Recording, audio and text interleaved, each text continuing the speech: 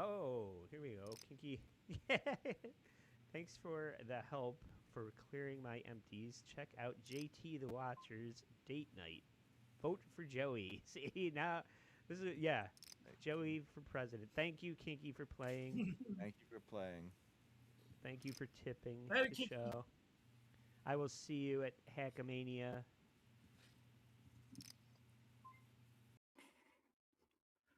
Hey, hello everybody, and welcome back again to Date Night with JT, episode 20, Cumia Country. We'll be picking up where we left off on our last episode 2 weeks ago, about a month after DabbleCon 2023, and post Pissgate with Kevin Dumpfuck. We'll be tackling the Puncher saga in March of 2023. But first, before we get started, please like and subscribe. Don't forget supertip.gg/JT. You can also follow me on X at JT the Watcher and email jtthewatcher@gmail.com. There are also memberships here at $1.99. And with that, you get anything that's like behind a paywall. Pretty much anything I do that's not the date night episodes. Like I know I did a walk and talk last week from New York City, which yeah, you can go check that out if you want. And also there is something else I added, which was a hold on a minute. It's a playlist of pretty much any video that I find on YouTube that we cover on here. I made a playlist that's publicly available. A little quick video on how to find it. You go to playlist, scroll down, and you see one that says like date night something or other. In there, you will find a list of like where you can actually see the any video we cover in its entirety. So if you're interested in more, you can go check that out. But I gotta give a quick shout out to the real ones, the watchers. These are the 3.99 tier, you know, the ones that help keep the lights on here at the Date Night Studios. So a quick shout out to Darth Nugs, Graham Wellington, Steph Renee, Michigan Tim, Trigger, Backdoor Benji, Kinky Loco, The Ghost of Mr. P, Tukey Sock Account, Hunter Duke, Flashy Vic, Diana Sklans 712, Captain Deadful, WSX 1776. Thank you all for being a watcher, and thank you all for your generous support here. And this one, real quick before we get into the show, came in from last week. Have a drink on me, 5226 from So Thorough Joe Burrow. Thank you, So Thorough Joe Burrow. That was from last week when I went to the Ronnie's show. Um, I think if you listen to Tukey Soup on Tuesday in the very beginning, I gave like my quick rundown opinion on it. I went there, I did like a little walk and talk like before I met I think Stevie Lou around like 4 or something. And like it was fun. I had a good time. I met some people that I've met many times before, some new faces I met. I thought the show was all right for a comedy show. I mean, had I not known like all the comedians that were there, and of course, I like 90% of the people in attendance I knew of, about half of which I probably already seen before. Um, I had a fun time and everything. I think I left maybe like just before it ended, so anything that happened afterwards, I kind of missed out on. But I did run into Tommy Jordan like as I'm walking out of the place and into my ride. So you go check that out. I mean, I don't know. People kind of covered that to death. That was my own personal opinion or thoughts on the matter. But sorry folks, bear with me here. Real quick before we keep going. Thank you, Backdoor Benji. You're the man, JT. JT World Order. Thank you, Backdoor Benji, for your generous super chat. Also, Top Gun 103 just became a member. Oh, thank you very much, Top Gun. Yes, there's a members tab you could check out. I know there's a lot of content that we did behind the paywall that's behind the paywall right now from Hackamania. You could go check that out. But thank you all for your generous support. And well, let's get on to the show, shall we? Uh we got a few things to cover tonight. I think I got like 4 videos or so. I edited them down and I timed it out. I'm hoping if you're on the East Coast, hoping maybe get done maybe a little after 9-ish. As far as a BeDabblin live show later tonight, that's still up in the air. I'm not sure, but definitely keep your eye out, or possibly tomorrow. There may be one. But enough about that. We gotta go back in time again. Where are we gonna kick it off tonight? We began on March 8th, 2023. As you all know, I'm like reading this, so just bear with me here. We begin on March 8th, 2023. As reports started coming in, as Chad was assaulted outside a bar in Tampa, Florida. I'm sure a lot of you probably remember this. Our first episode we're going to watch tonight is from El Horrible, as he goes live with a special emergency episode. Chad, the day before, or I guess what we're going to watch is from March 8th. I guess the assault happened on March 7th. And earlier that day, Chad was on MLC and he received a DM of a pic of his house. Chad later that night claims that two of Cumia's fans attacked him. Now, as we're going to find out tonight for the next few hours, the story is going to change a lot. As far as who assaulted who, what it happened, where it happened, why it happened. We're going to go through some videos. Obviously, we're going to cover El Horrible. I got one from the Ski Max Media guys. They did a like a sad chat episode. We're going to watch a little bit of that. And I also have a nice package put together from WATP, who they kind of he did more of a thorough investigation. Like I think like a week or so afterwards, when the smoke kind of settled. And then we're going to end it all tonight with the infamous Cardiff Electric episode where he interviewed said puncher. I'm sure many of you probably remember that as possibly the worst Cardiff Electric episode. We're going to leave that up to you to decide later tonight, but we will get to that in the end. So, enough of me rambling here and mumbling into a microphone that's probably clipping the audio. And I know if Peter Sky Parker's watching, he's probably losing his mind, and I apologize. But enough of me talking. This is from March 8th, 2023. You can watch it on BeDabblin Network on YouTube. It currently stands at 1,438 views. Like I said, this was post DabbleCon 1, and a lot of El Horrible's episodes after DabbleCon greatly increased. You're going to see. I don't know what happened. Like, obviously, well, we all know what happened, but OJ is definitely a major part of the show at this point. He kind of hopped on post DabbleCon. Kevin don't fucks no more. Cardiff Electric was still kind of doing his own thing on his channel, but slowly but surely he keeps popping up more and more on BeDabbler's show. But this was before he had the Saturday morning 10 a.m. time slot filled. And another reason why we're covering this Chad Puncher thing is because it does lead into, I guess you could call it the Tampa Accords, which kind of came from Chad being fired from MLC and then Chad sniping MLC like in April of 2023. And that all gave birth to the idea of Tukey. So, in order to get to Tukey, we have to go through this Chad arc. I mean, I know it's, well, some of it probably doesn't make any sense, but in the coming weeks, I think in maybe 2 or 3 weeks, we're gonna get into the birth or the debut of Tukey. So that should be something to look forward to. But I don't know if you I don't know what you call this series. I do.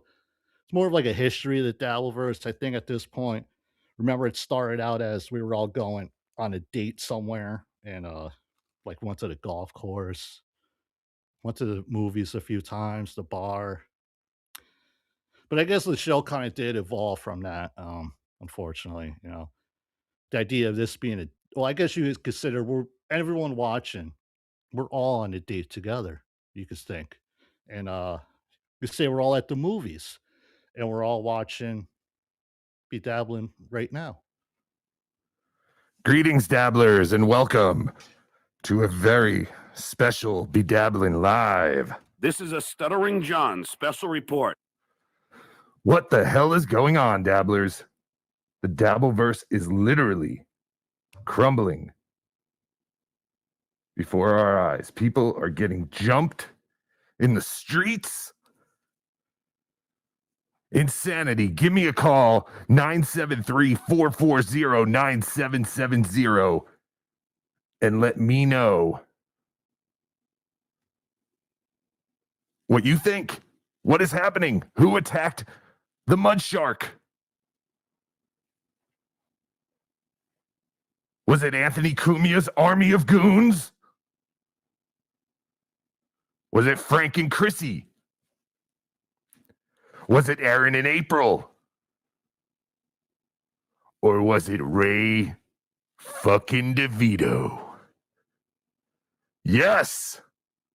Say my spies, but I have no idea. But there was some beef yesterday morning, which was Chad. Hello? 203, you're on the line. Can you hear me? Hey, it's Carlos Danger. Whoa! I can hear you.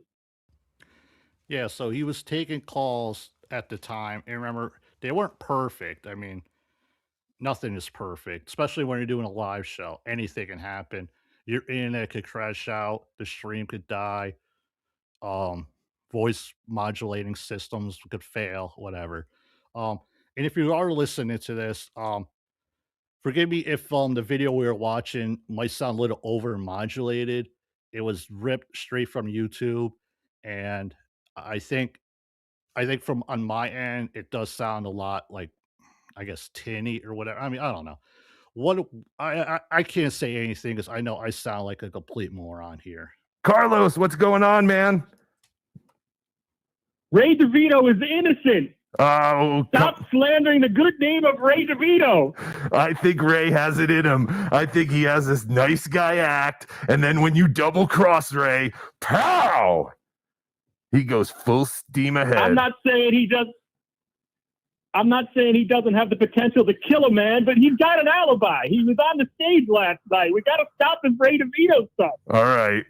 Apparently, allegedly, Ray DeVito was doing comedy yesterday, so he couldn't have possibly driven from Cleveland to Florida to beat up Chad Zumach. I heard that you are trying to get a police report.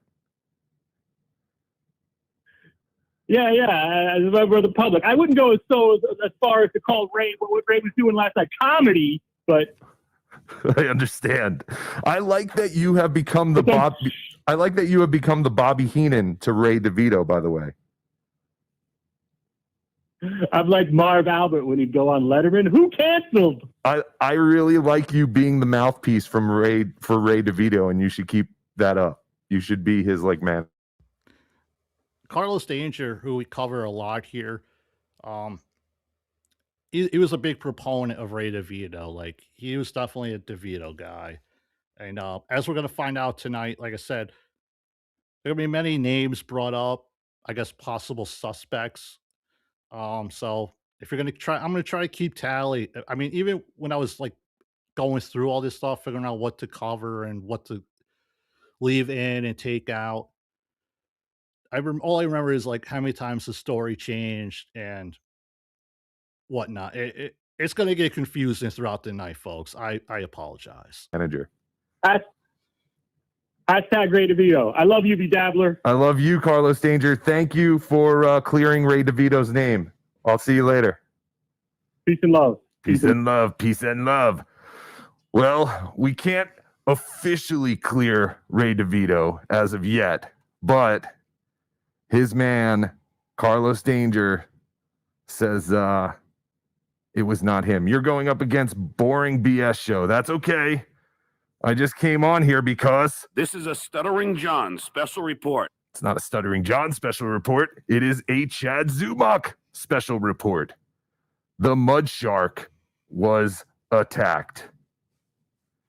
And it's not cool, guys. Not cool. We don't want people to actually get hurt in real life. Right? Husey Entertainment sounds to me like someone is on the Ray DeVito payroll. Couldn't agree more, Husey. Who attacked the mud shark?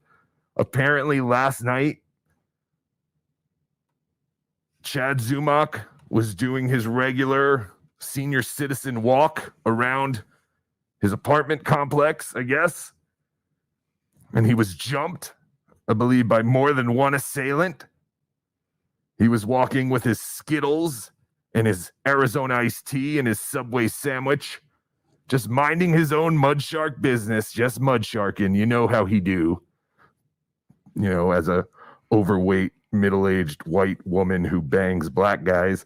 That's how mud sharks do, and he was out there. Who will be next? Phone Pat Dixon. If someone gives me Pat Dixon's number, we will call him and get his opinion on this. As an assailant himself, someone who dabbles in assailing, we should definitely... Of course, I think we all know Pat Dixon, Punch Gino, and everything like that. talk to Pat Dixon. But yeah, guys, don't be shy. Give me a call, 973-440-9770. Let's talk about the Chad Zumock incident. The biggest story to break in the Dabbleverse in quite some time. I don't think there's been a bigger story since Pissgate. So I know someone who's very happy right now that the heat is getting off them. He's referring to Kevin Dumbfuck, who will be in the next video we watch as part of the Ski Mask Collective. A little bit. All right. 570. You are on the line. Is this Bill Loney? Yes, sir. How are you? I'm terrific. How about yourself? I am tumescent. What is your take on everything that you woke up to? What? What word did you just use? I'm tumescent. Oh, all right. Mm-hmm. Everybody's been using big words lately, and I'm too stupid to know what the fuck they are. That's okay. Don't worry. Look it up later. Holy shit. Was that thumbnail thing on the screen the whole time? I don't know. I don't know if it was on your end, but oh my God. It's the joy of doing a live show. Anything can happen. Certainly. I'll get right on it. So what is your take on all this, my friend? I don't know. Like, he sits there and talks shit and talks shit and talks shit, and then he gets his ass whooped, and he seems like surprised. I don't know. That maybe I'm just a little old school. That's kind of what happens when you talk shit. Well, thanks for letting me know there, Kinky Loco. You know, what do we pay you for? Bro. Agreed. Yeah, I can't deny that Chad has kind of brought a lot of this onto himself with just the tax that he's been taking lately with steel toe and all that kind of stuff. Yeah, I mean, there are crazy people out there, Chad. All right, I'll tell you why. I'm using EV Mux as part of Rocco's, thing. He no longer uses StreamYard or whatever. So he's like, yeah, man, you could hop on and use my EV Mux thing.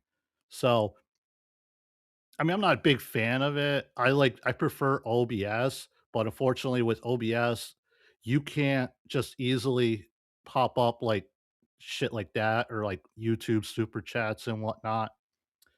So I use this EV Mux thing and not a big fan of it. And then I quickly looked over onto another monitor that's playing back what you guys are all seeing. I'm like, oh, fuck me.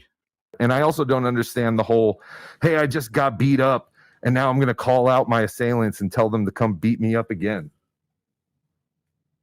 I mean, that's certainly not a setup at all.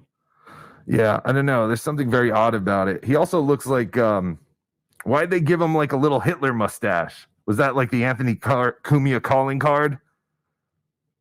I really haven't been able to watch because I'm driving. Sure. So, well, I'm gonna try and. I haven't been able to like see his face. I know. I mean, I glanced over at my phone real quick and I saw the big mushroom on the side of his head. Oh yeah, yeah. The guy on the phone is Bill Loney. Bill Loney. Back in the early days, he was a big fan, big help to BeDabbler. I'm sure a lot of you guys that have been around for a while definitely remember his name. He was a great dude. We miss him. No, his eye is definitely fucked up.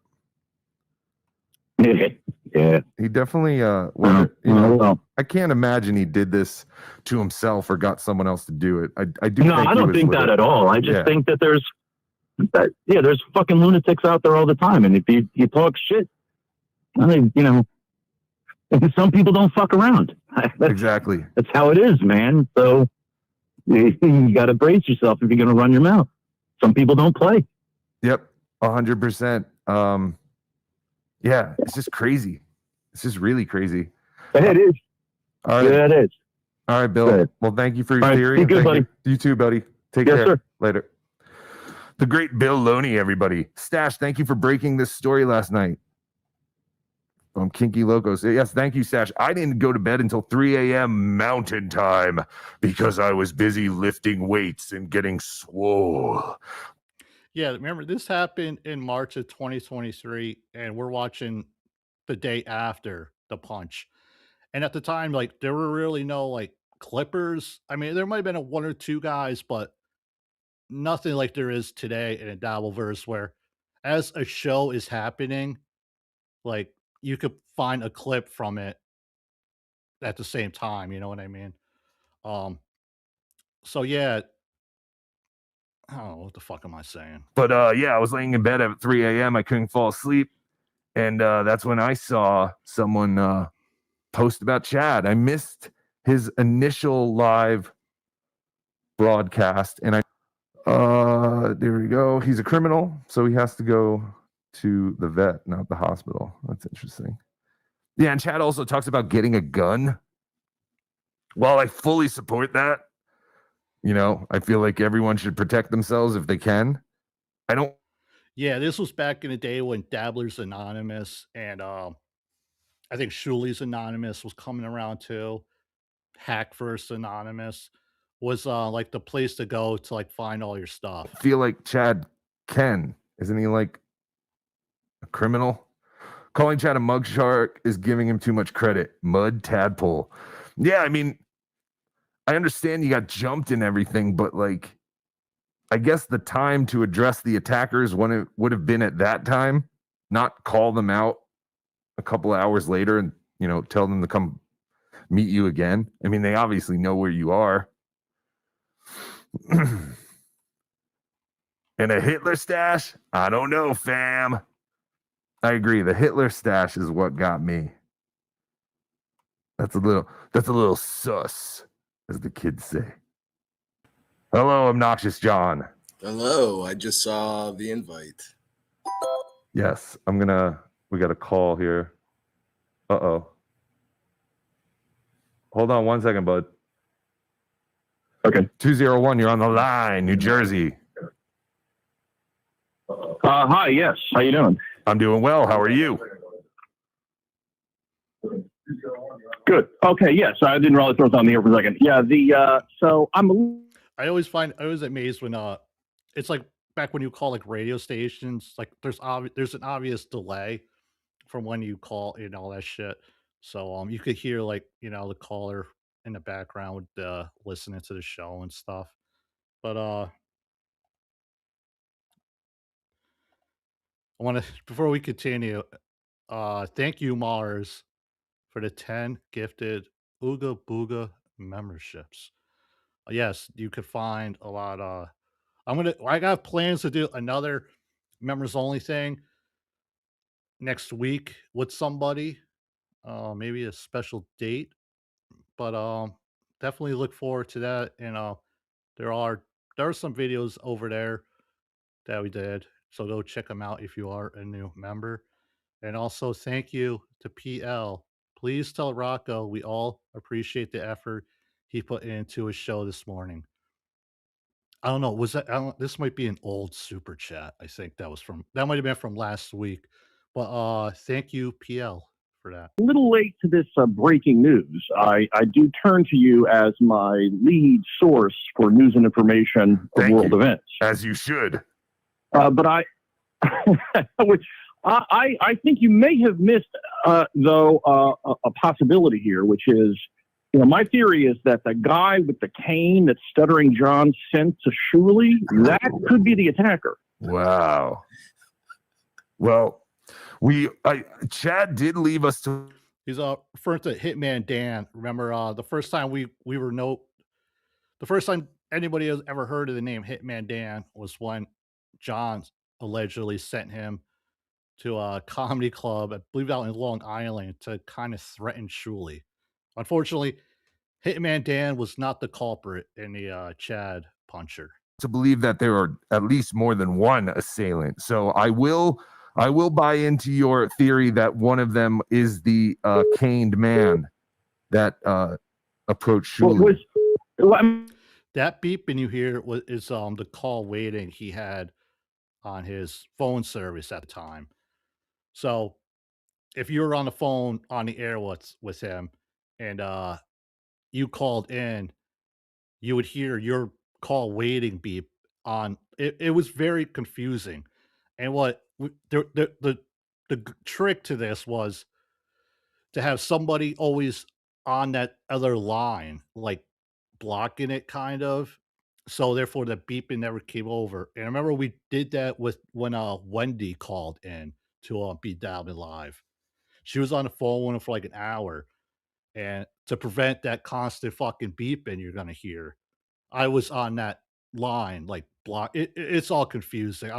Forgive me. I mean, I'm sorry. So where did this happen? Could there have been like a security camera, some sort of Zapruder film that we could look at? Where was it? Well, it was outside. So Chad does a walk, I guess, around his apartment complex on certain nights, and he live streams it. Now, unfortunately, the attackers didn't attack Chad outside of his apartment until 10 minutes after he ended the stream. So we have no actual video of the attack, which would have been tremendous. But yeah, we don't have that. Chad claims that the police are searching for surveillance cameras and going to go over footage. They are not. They do not give a shit. I see. Was he robbed? Did they say anything? Did they say, and this next punch is for blah, blah, blah? They said, all they said, according to Chad, was don't mess with Cumia. Yes, Chad did say that. He did say the assailant said, don't mess with Cumia. Now, the phrase, Cumia country, that came not from Chad. We're gonna try to find the origin of who came up with the Cumia country tagline. Really? Yes, like a Jussie Smollett situation. This is Cumia country. And I think we just found out right there. So you think we could take Opie off of the suspect list? Yes. Opie would have said, please continue to mess with Cumia. Yes, I do not think Opie has any involvement in this. Okay. So do you believe that these are really people protecting the dignity of Anthony Cumia, who decided to, risk imprisonment for assault? Well, are you buying that? I can only go by Chad's word, and I have to support the Mud Shark. If that's what he says happened, I have to go with that. I don't have the other side of the coin. Now, do I think that Cumia ordered the hit? I do not. I don't think that Cumia has any involvement on this, really. If this is legit, it's one or two crazy people who just really don't like Chad, would be my guess. Wow. I mean, I there are fake attacks. Yeah, I guess you brought up the one with the the Jussie Smollett one. Yeah, right. There have been fake attacks used as publicity stunts for years. I remember I'm dating myself, but back in New York, the guy who Curtis Sliwa, head of the Guardian Angels, later admitted that he faked a complete attack on himself for publicity. Oh, there was an old talk show host, Morton Downey, who faked that he was jumped in an airport bathroom and a swastika was carved on his forehead. It was all made up. Absolutely. So there's a long history of fake attacks for publicity. Tawana Brawley. Chad really got So you're dating yourself as well. I appreciate that. Well, I'm 16, but I do a lot of research. Yes, OJ, what do you want to say? I'm sorry. I was just saying, I don't think it is a fake attack. I think he really did get his ass kicked. Now, what the circumstances are, that's, I guess, for me, what's up for debate. Was he running his mouth to somebody on the street and they just decided to kick his ass? Or was it, Chad had me not liking him so much that I myself wanted to punch him? So there are some wacky people out there that could have just went and did this. You're going to hear a lot of different theories tonight.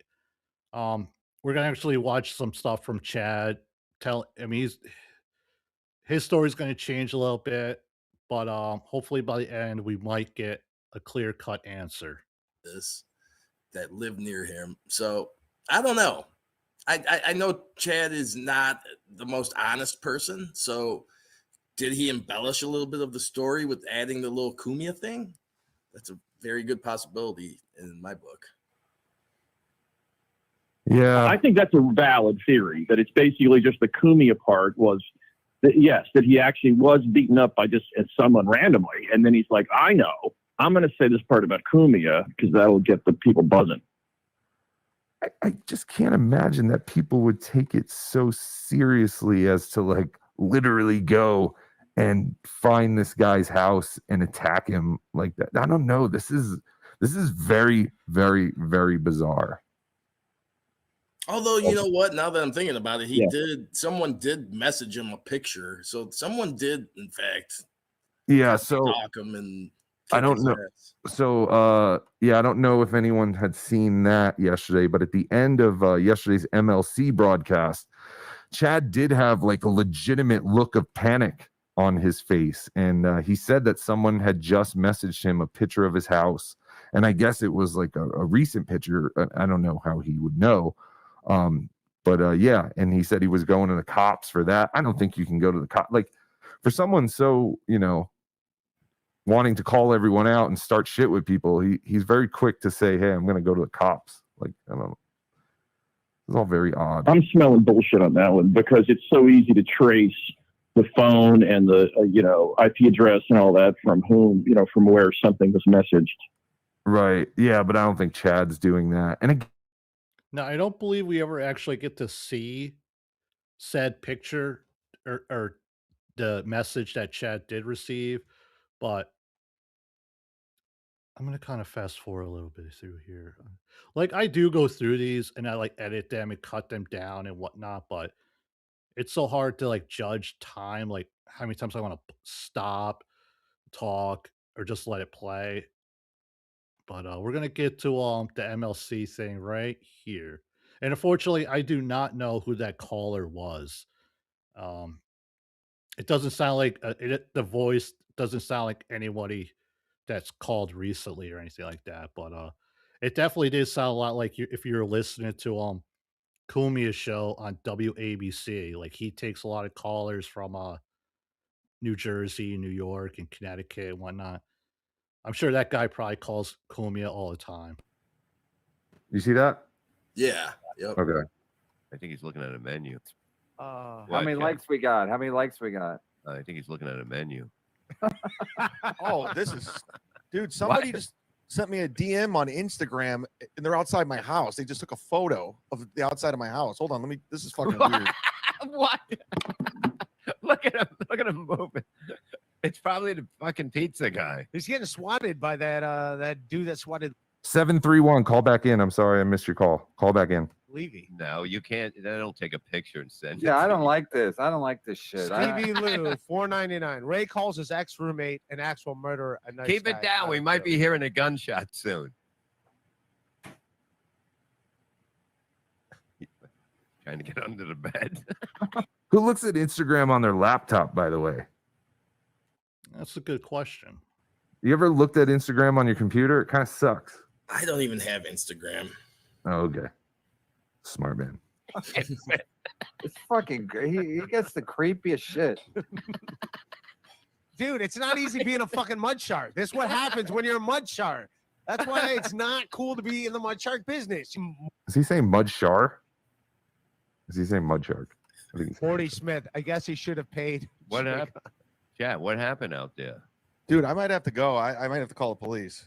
Why? Chad, what does the picture look like? Because you could just You could just take a screenshot off of Google Earth and make it look like you're outside somebody's house. It's literally my car's in it, everything. It's fucking your weird. car's in it? Yeah. Oh, it's so like it's like it's a yeah, it's not like current it's not like a satellite thing at all. Did you open the door? Yeah, I looked at I looked all around. There's Well, what did they DM? What did they say in the DM? Yeah, that's important. We're outside your house. Don't fuck around. And it was a photo, literally a photo, and it's coming. The Instagram account is, it's like that's the only thing they have. Dude, I gotta call the police. This is so it looked like he got a message from somebody that probably just created their Instagram account, and he's saying that he received the only thing that they had was just a picture from outside his apartment or whatever. I gotta go. Can you call the police on the air? Yeah, call him on the air. No, this isn't like I can't. Let me This just. isn't address this is real life shit. This is real All life. right, all right. I'm not freaked out. I gotta go. All right. And that's how MLC basically ended yesterday. And then later, he was attacked. Do you think it was the same people, OJ? It had to have been. That's too much of a coincidence. I think so too. I think that the two situations are related, if I had to guess, based on knowing nothing. And there's gonna be, I mean, if there's a real investigation in this, there's gonna be, I'm sure, some video footage from people's houses. Unfortunately, there wasn't. Like, I don't think anybody ever seen any like security cam footage or anything like that. But in about a minute or so, while these guys are live, Chad is going to go live, and they're going to kind of cut to that. There will be no investigation of this. The cops don't give a shit. So that was that. Do we also have? Can you find a video of the Ray DeVito getting mad? Oh, I think it's on Son of Billy Wagner. Yeah, Everyone follow at Son of Billy Wagner. I follow him. So he's got the picture from Carlos Danger. Oh, here we go. Yep. All right. So Exhibit A, which will prove without a shadow of a doubt that Ray DeVito has some hostility towards the mud shark. I'm just killing time. Are you okay? Yeah, no. I would send a clip. Chad, you said I'm trying to be you. Yeah. Oh my God. Look at the rage in Ray DeVito's eyes there. You see that? He It's like- tried so hard to it's be red. a good guy. Like, even when he talks shit, he's trying to do it in a nice way. I wish he would Yes. stop doing Trying that to so be you. much. I wish we would get this Ray. Right. Yeah. This was Ray DeVito Unleashed. I officially became a Ray DeVito fan yesterday afternoon when he stood up for himself like this. But yes, Ray DeVito does seem like a very legitimate, nice guy. I know we're all playing around here, but he also is a very highly suspected individual of the mud shark attack. Yeah, so far you can rule out Hitman Dan, and you can rule out Ray DeVito being a culprit. But a nice guy too.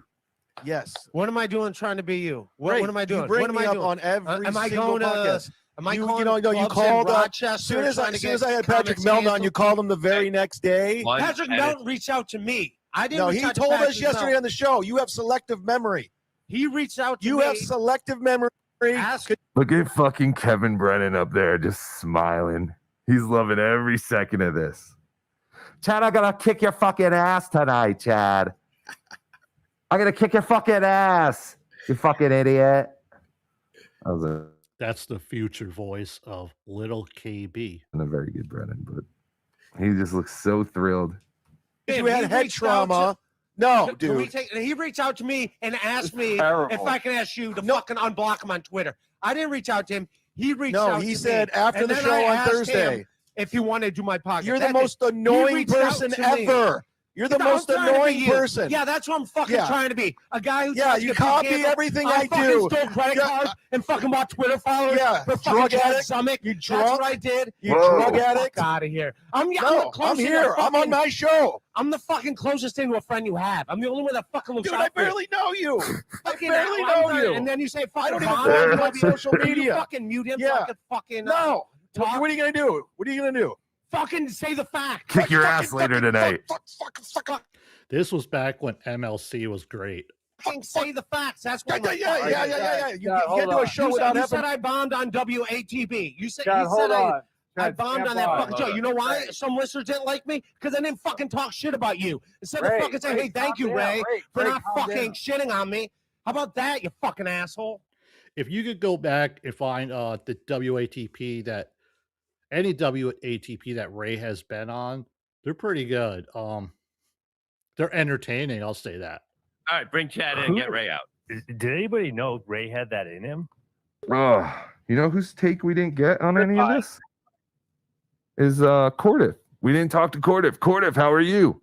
Oh, hello. It's very nice to see you guys here. This is tremendous.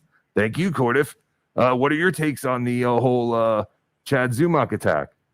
Oh, that is tremendously bad. I agree with Cardiff. Yes, that's his name, right? I'm the one. Cardiff. For years, he's been fucking up Cardiff's names, calling him Cardiff, calling him Carmix. Sounds like he took some steroids this morning. Oh, yes. Oh, OJ, it's so good to see you. Good to see Or you. hear you. Oh, yes. Yes, I have a little bit of a frog in my throat, but it's much easier to do the bit this way because it's harder to change my voice back and forth. Yes, it is much more efficient to do it this way. Yes, it's tremendous. So, who are you suspecting beat up our beloved mud shark? Oh, well, isn't it obvious? It was April Immolalate. What? It was April from the Steel show. No, I don't. Thank you, Dr. Omega, for the puppets for Hackamania. Thank you. I don't think so. Do you think Steel Toe had anything to do with this, OJ? I really don't, but it's kind of funny that you accidentally call it the Steel Show. Steel Show. I think you called it. I called it Steel Show? Yes. Oh, sorry. I don't know. I have a lot of different personalities going on in my brain, and I totally fucked that up. But yeah, no, I don't think that Aaron and April had anything to do with this quota. How dare you blame them? So. No, I do not. I'm going to play a thing real quick because I just have to run upstairs. Sure. Cool boy. I'm just gonna play this real quick, and I'll be right back. We are tots, those oppressed by taters and spuds. We are reaching out because we feel that you are possibly being oppressed by a power-hungry potato. We are always looking to defend those who are being harassed by potatoes. There's no pressure to join our super elite club.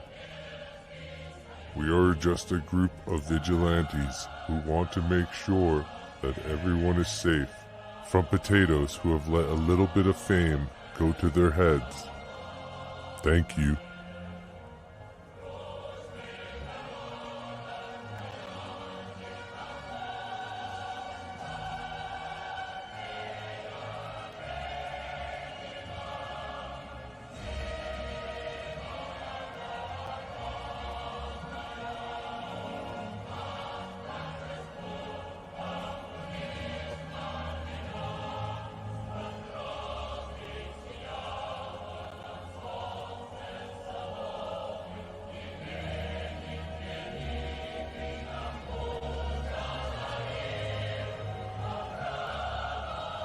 think the TOTS was a precursor to the TWO. And I know there's a lot of I guess you can say useless shit that I leave in. And a lot of this stuff that I leave in and that we watch, some of it's just kind of for my own personal enjoyment. Like I still get a kick out of just watching it. But I hope all of you here enjoy it too. So now this is it's labeled Chad Zumach gets beaten up by Aaron from Steel Toes Comedy Henchman. It's funny. Yeah, even like at the time, people thought, what's the guy's name? Cheeto, the guy who owns Stonies, I believe. People thought he had something to do with it. I mean, the list of possible suspects is pretty long. His comedy henchman. All right, here we go. This is what you got to do. You got to take it to this fucking level.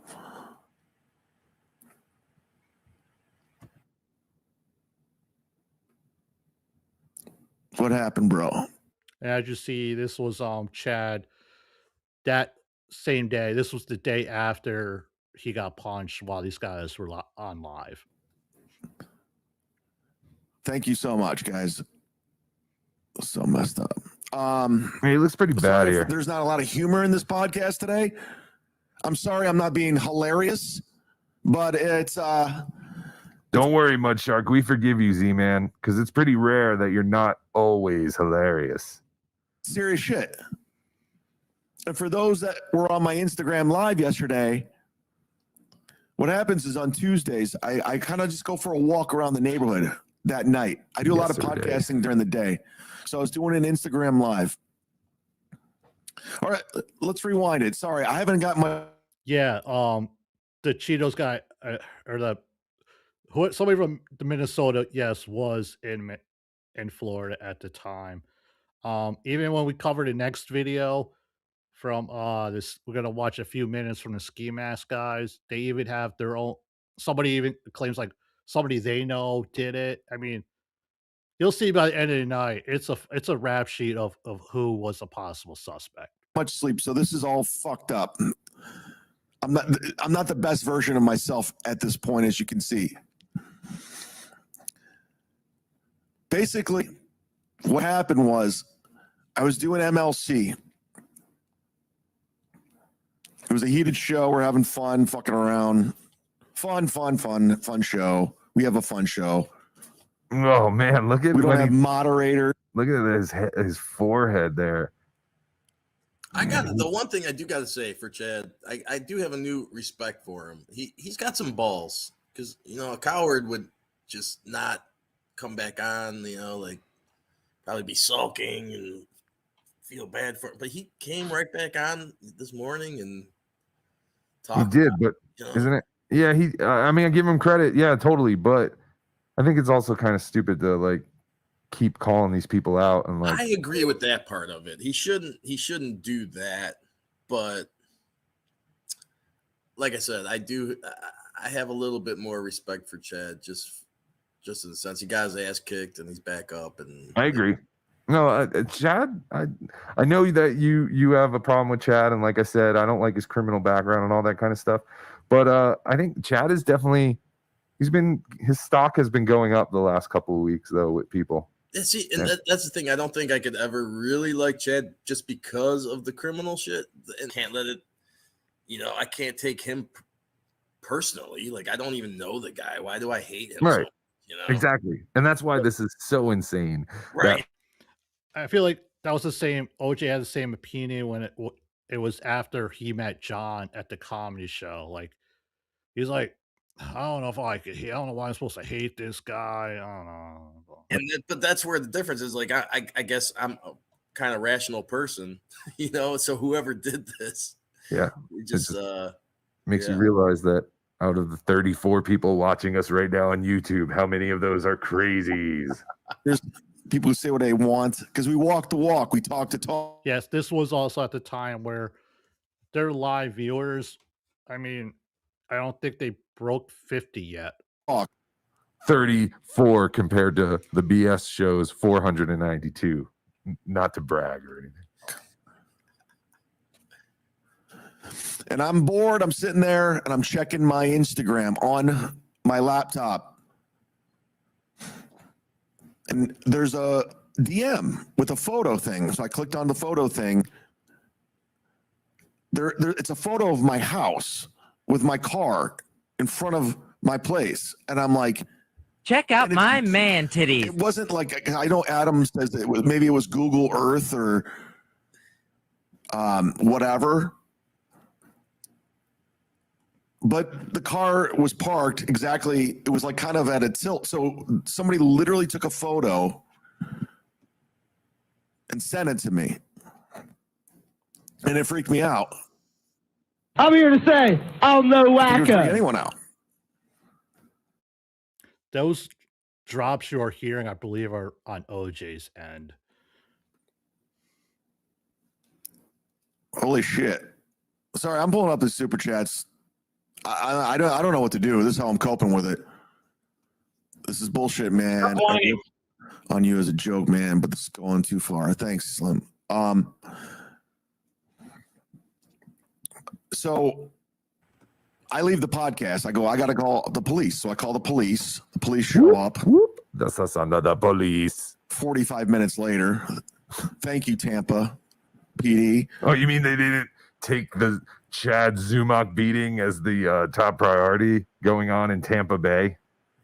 Like, what did he expect? Like, why are people so what the hell do you expect the cops to do? Like, now again, he doesn't show us this message or this DM picture that he got. be there instantly, like the second you shut the phone off? Like, I don't understand people's hatred towards cops sometimes. Ooh.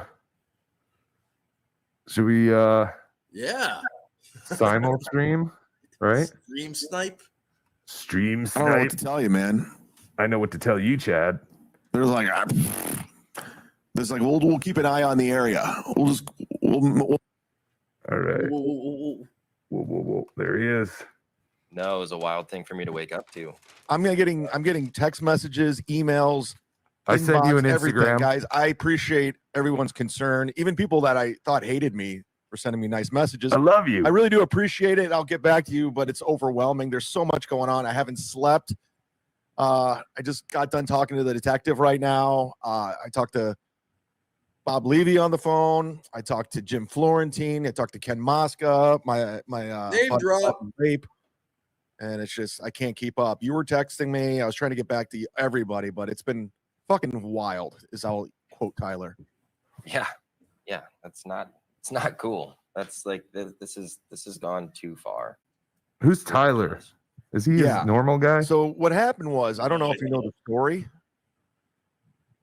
Vaguely. I mean, you were walking and got jumped, right? Well, what happened more of was a story is there? Earlier that day on Kevin's podcast, towards the end of the podcast, we were sitting there doing the show, and I more or less just, you're sitting there and, Kevin's going on and on about Compound Media or whatever, the Gino or whoever.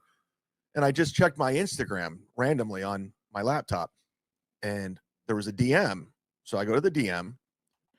I was asking myself the same thing when I watched this. I have no clue who this Tyler guy is. It's a photo of my place and my car. Like it was like a clear as day photo. I just want to and talk. it was like just, that so day we could, because of how my transform it car into was content. parked, and there was a talk little bucket bit. right outside the door. So they took it that day and DM'd me, and they said, "We're outside your house. Don't fuck around." So I go. Hey, OJ, can you keep putting our chat up? Yeah, definitely. Can you hear me? I gotta Yes, go. Hold on. So I went and looked out the peak hole.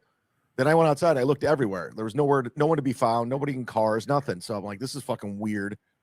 So I go back on the podcast. I'm like, yeah, I'm gonna have to call the police because the people are outside my house. This is weird. Insane. And it's been not. I mean, there's like another piece of shit who called when I was working in the Bahamas. Called the hotel and the club to get me deported and kicked out. Well, and I mean, if you do a little bit of digging, you know who that is. Yeah, and then you got people swatting people, Bob Levy and everybody else, and then Pat Dixon punching Gino. People, this is out of hand. This is like some Biggie Tupac shit. I was gonna say this is now like a rap war, which is pathetic. I hear you. And I have my theories. I also talked to a lawyer. There's theories. The cop said, we're going to find out who this is. We're going to find out. No, they did not. It's going to happen. Because you can't do anything like this without cameras. Or like there's cameras everywhere nowadays. That's what they said. They're going to check doorbell cameras and all that. Yeah. So what happens? What happened was it was Tuesday evening. Every Tuesday, pretty much 95% of the Tuesdays, I go live on Instagram. I do a thing called Tuesday Takes. I've been doing it since the lockdowns. Everything has to be alliteration. People will actually watch it, which is weird, but I'm like, and plus whatever. Yeah. I get my steps in. I go for a walk, and living in South Tampa, in the middle of March is beautiful. Hello, police. It's gorgeous. There's someone walking past my house. Yes, listen I'm to very podcasts, frightened. do all that stuff. And I'm doing this Instagram live. I take the same route every time. Every time I take the same route. So if you know the area, you know where I'm at. They already know my address.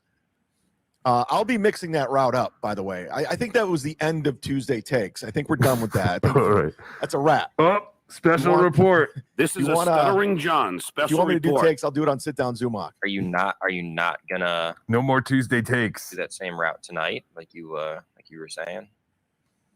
After talking to a few people. Thank you, Cardiff Electric.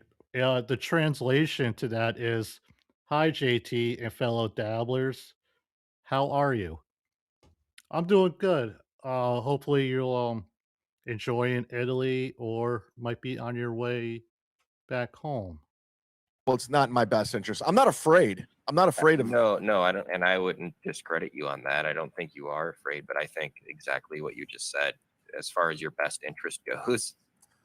Yeah, I mean, there's so much involved with this right now that it's like, I mean, it's getting serious. It's getting real serious, and there's some speculation. I have my speculation. Definitely and got I just serious. want to first and foremost say this: I do not think Anthony Cumia was behind it. Duh. Even though, I don't think anyone like that would be behind it.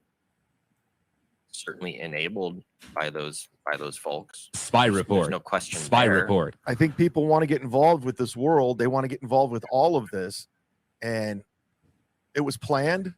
They knew where I was going to be. I did the Instagram live, so people in the Instagram live, they saw me doing it. 10 minutes later, I'm in a dark spot where I always walk. Two dudes roll up on me and just start pounding me. So that's his story right now, that he was just doing his walk, and then out of nowhere, two guys roll up and pound on him. That's his story at this moment. Punch me in the face. They're kicking me. And at that time, I thought I was dead. Like, I thought I didn't fight back because I just said, just kill me. That was the first thing I thought. Hey, buddy, suck my D-Hawk! Have you ever been jumped? No, not like that, man. No, this is another level here. This is insane. To be jumped, I mean, it's a sucker punch. That's not cool. Yeah, so I really didn't get a clear cut like what they look like. I was just kind of like, in that moment, all I thought I was gonna die. That's all I thought. I'm dead. And they pounded on me for about a minute, and then they just took off running. And I just laid there for 5 minutes going, what the fuck? Yeah. Like, and they didn't take my wallet. They didn't take anything. I literally got jumped. And if you know where I live, my landlord, I talked to him today. I'm in the safest neighborhood. I'm like 2 blocks over from the richest area of Tampa, like $1 million homes. I mean, it's a beautiful neighborhood. And when they were hitting me, they yelled, "Don't fuck with Cumia." There's 7 dicks in So, my ass, it and was there's targeted. always room It for was, 8. They knew who I was. They knew what they were doing. And I have a theory on who it could be. Sure. I've heard this. There's a show in Minnesota who Never heard loves of run their mouths. They run their mouths. So here's the Cheeto accusation.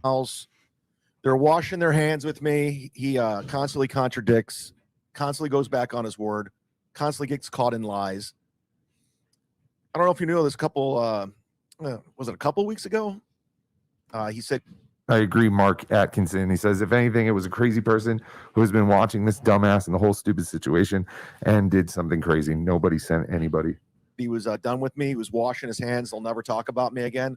So what does he do today? Talk about me as usual. Of course. But in a way that like was so low, so fucking low.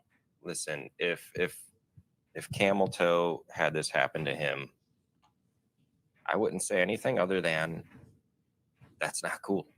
You know what I mean? Like, I hear you. That's not what he did. So I think if you remember correctly, I mean, we have the text, we have the video clips of him warning Bob Levy there's going to be major blowback. That sounded like a threat to me. You don't want to be a part of this. You don't know what's coming. You go on Shuli's podcast and say it. You go on your podcast and you wouldn't want to be me. And this happens. Doesn't look good. Let's hope you covered your trail, Aaron. Let's hope you didn't leave a paper trail. Venmos. Because I know for a fact in this world, you're friends with Mersh, who's down here in Orlando. A lot of these guys are fans of yours and your network and your Red Bars and everybody. So I don't think it would take a lot of work to convince somebody to do this. I don't think it would take. No. There's so many people that are just so eager to be a part of something, right? Yeah, even if it's jumping a guy. Right. Well, even if it's to be on one of these shit podcasts. Because you think about it, this guy doesn't like me. You know, he says he's out of this business. And, you know, he says a lot of shit, but he's full of shit because he constantly contradicts himself. So I was thinking conspiracy, and I talked to a couple people. They said, don't fuck with Cumia. Now, if he did this, like, isn't that the ultimate misdirection? So now I'm thinking, Cumia is behind this. And I start going after him, and I quit talking about Steel Toe, and he can go back to playing grifter and begging for money, and that he can, you know, live with his wife, and I won't bring up his ex-wife. So he's saying that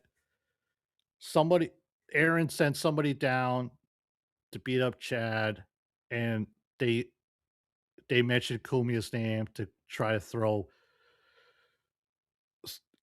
get off the trail of it being from Aaron and whatnot. Again, this story is going to change a couple more times as we keep going. Life anymore. So it's almost like they were throwing me off the trail. You know what I'm saying? Yeah, and I will say, like, this is a theory that it could be from him, right? Like start with that, right? Like, it's a theory. Who knows whether or not it was? Do I think that he has the brain capacity to do something this We are malicious? Not listening in on Zumok, Sit Down Zumok Live, where Chad is continuing to talk about the assault if he was perpetrated on him last night. Hey, we got your back by the Cumia cucks. And he does nothing in return as far as Yeah. saying, like, hey, don't do that. He probably would not say, hey, don't do that. 100%. Yeah, I don't think this was orchestrated by him, but I think some mentally unstable listeners of this who are way too invested in what we're doing probably says, listen, we know what he does on Tuesdays. We know where he's going to be. We can take care of this. You know, man, I pray to God. Whoever the counterpart is there was like, basically what Chad is saying that it's because he always takes the same route every day walking. He was time and place predictable. So, you know, for like, you know, security reasons, you know, people should always try to take like different routes from time to time. You know, you don't want your enemy knowing where you're going to be and when, especially if you do it more than like 2 days in a row. You definitely got to switch it up a little bit, you know, stay safe out there, people. no, clearly he didn't fucking fall. And Steel Toe is just so into like, oh, he was drunk and fell on his face. Yeah. I've been drunk and fell many of times, but I've never fell on my fucking face. Your hands are going to protect you every time. Yeah, that's not true. You'll break your wrist. This guy says right here. He would have had way more scratches on his face if he had just fallen. All it would take Didn't he have a thing on his wrist like about a month ago or so? is for a fan to message him and say, hey, I'm in Florida near Chad. Bullshit. My friend and I can go tune him up for some cash. So for an opportunity to win your lottery. yeah. Oh, I know. Yeah. If you could put us, we'll beat the shit out of him. If you put me in your illegal lottery. No, again, I'm just gonna say. Yes, bad with 2 Ds. It's okay to say you're not a fan of Chad or Steel Toe. That's okay. Mastermind this whole thing, but there's plausible reasoning on. Yes, on Arcona. We now have 9/11, January 6th, and Kumi's March already being a 7th. cunt about it. He should. I mean, I hope. He's just I guess talking shit about me. Godfather 2, Michael Corleone. Look at that eye. Hello. So thanks for everybody that reached out. I'm gonna get back to everybody. I do appreciate it. I just wanted, everyone's talking about it right now, so I'm like, I'll go live. I'll talk about what happened to me. Oh, are you watching us, Chad? And their theories. Chad, with your This is what I sincere know. jealousy, was watching BeDabbler Andy and had to go on. $4.99. Never forget that Keith the Cop is the nephew of Roy DeMille. I don't know who that is. Oh, damn it. I feel like I'm not that invested in the O&A world to even know that. I want to write to Chad Yeah. about Ray DeVito being a suspect. It hurts though. But I don't want to pay him $2. It's not the first time I've been punched before. I've been punched numerous times. In fact, here's one of them. Ooh. This was in I think that's worthy of 2006. $2. By the way, which is worse, this or this? So you've evened it out, though. One on each eye. Trying to pause it for you guys to get like a good look at it. Hi. Oh fuck. Yeah, I mean, I'm not saying he didn't get hit in the eye. He obviously did. And he'll even go back on his story coming up. He's gonna end up. You'll hear he call into Melton later, and kind of change the story again a little bit. But you know, I know it's hard to try to keep track of this story, but yeah, so far he's saying, according to him, he was on his walk and talk, and two dudes just rolled up and were like, "Hey, this is for Cumia." Boom, one hit, down goes Chad. That's the story as of right now. Obviously, he's throwing out, you know, maybe it was somebody from Steel Toe sent somebody down or whatever. That's kind of what he's leaning towards blaming. Or is that same eye? If you are just tuning in, we are checking in on Chad Zumach live. He is discussing the attack You gotta keep your he experienced last night hand up there. at the hands of the Cumia Cooks. Before I couldn't. Oh, you can start seeing now, huh? A little bit. I've been icing it like all day. Of It course. hurts so bad. If you've listened to this podcast for a while, I'll tell you the story on this one. This one's great. I was in you know, I'm no stranger to fights. But this one was crazy because it was in 2007. I was in Missouri, Columbia, Missouri, playing this club. What was the club's name? I forgot the name of the club. But I was featuring for Ben Glebe, comedian Ben It's Glebe. called Carl's Foot. Shout out to Lil Mirror, $10. Red Bar is going to have a field day with this. Well, have fun with it, Red Bar. Yeah, don't know how, but please. And The chat that is up on the screen right now from this was on BeDabbler's end from Fearless. Ski Mask had a guy on who flew to Tampa to jump Chad for insulting his sister, but Chad begged for forgiveness. Now we're going to hear about that in that guy on our next clip that we're going to watch very soon. This clip is about why am I calling it a clip? It's like practically an entire fucking show. It has about a few more minutes on it. it was a rowdy crowd. What was the name of that club? Columbia, Missouri. It was like a college town. And they I don't know. He does kind of ramble on a little bit about this story. I don't want to turn down the gig because it's in Sarasota, but it's McCurdy's Comedy Club. If you guys are, there's a cheap plug. Always plug. And created this club. Thank you. Whoa. Thank you, sir. I really appreciate that. I don't even know what to say. You are an incredible man. This Thank is you. the world you created, and this is where it's headed. And Jeez. what's it going to take for Somebody's someone to get doing shot? well. Someone have to die in you, comedy and David. podcasting for Seriously, this to thank you. stop. Man, that's all I'm saying right there. Again, supertip.gg/JT. You could put like pictures and AI stuff. There's voices. There's no moderation on my end. I mean, I don't give a fuck. So Cumia, if you want to make your jokes, or you could come on your show and go, you know what, this has to stop. This is ridiculous. Right. This is insane. I hear ya. I'm not happy at all about this, and you know, It's nice to know that like as the time progressed that like the drops they use got a little bit better. it sucks. This isn't fun. I have so much shit to do, and I literally have to ice my eye all day, and I can't see out of this because I'm going blind. So I can't read anything. I can't watch anything. I just got to sit there in the silence. It sucks. Right. Yeah. I mean, like, but also, like, what else are you supposed to do? Like, this is going to be an ongoing thing for who knows how many weeks, and then once they find the two guys that did this, then what? Then there's a whole court thing involved now, right? Like, yeah. And I mean, I would not want to be those two dudes or whoever's behind. I'm telling you right now, if you're watching this, it's not going to be pretty. They're going to find you. It's going to happen. Unfortunately, I don't think the two people that did it ever came to justice, or justice was never served in this case. I don't believe, but I think we're going to wrap it up on this clip here. Or why do I keep calling it a clip? I think it's just like muscle memory that you always call these package. How about that? Well, no, I don't want to use package. That's kind of sounds too much like another show uses that term. But I don't know. I don't give a fuck. Call it whatever you want. But yeah,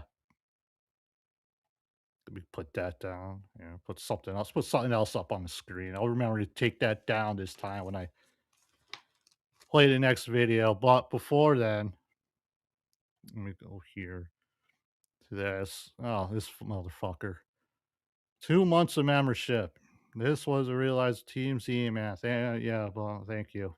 Thank you. There we go. All right. Enough of that. Get that off the screen. Sorry about that. Sorry about that, folks. So our next video we're gonna watch is from Ski Mask Media. Yes.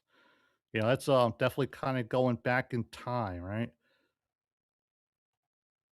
I'm sorry for I'm doing a couple things here at once, folks. Bear with me. There we go. Take that all. Okay, there you go. You should see it now. All right. We got Ski Mask, Stevie Lou, Husey even joins them for this episode, Granny, and of course Kevin Dumbfuck. The guy, dude lasted a while. I'll tell you that. This was from March 9th, 2023. This is only about like 20 minutes or so. This is like I said, Sad Chad episode 20.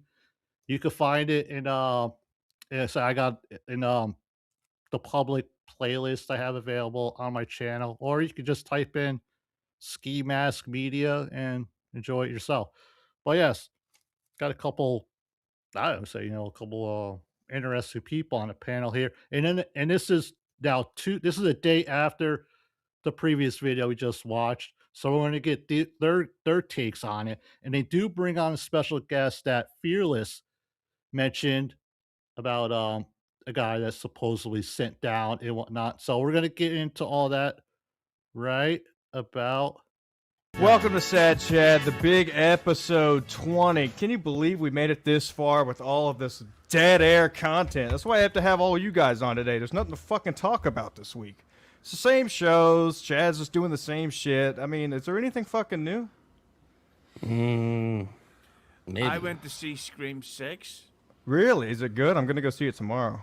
It actually is pretty good. Shockingly. Yeah? It's not too corny? I didn't say that. Okay. Well, I like corny. I like corny. We're here with Husey from the Husey podcast, of course, #1 in Ireland. We only know that because the amount of fucking ads you have to go through to listen to his show.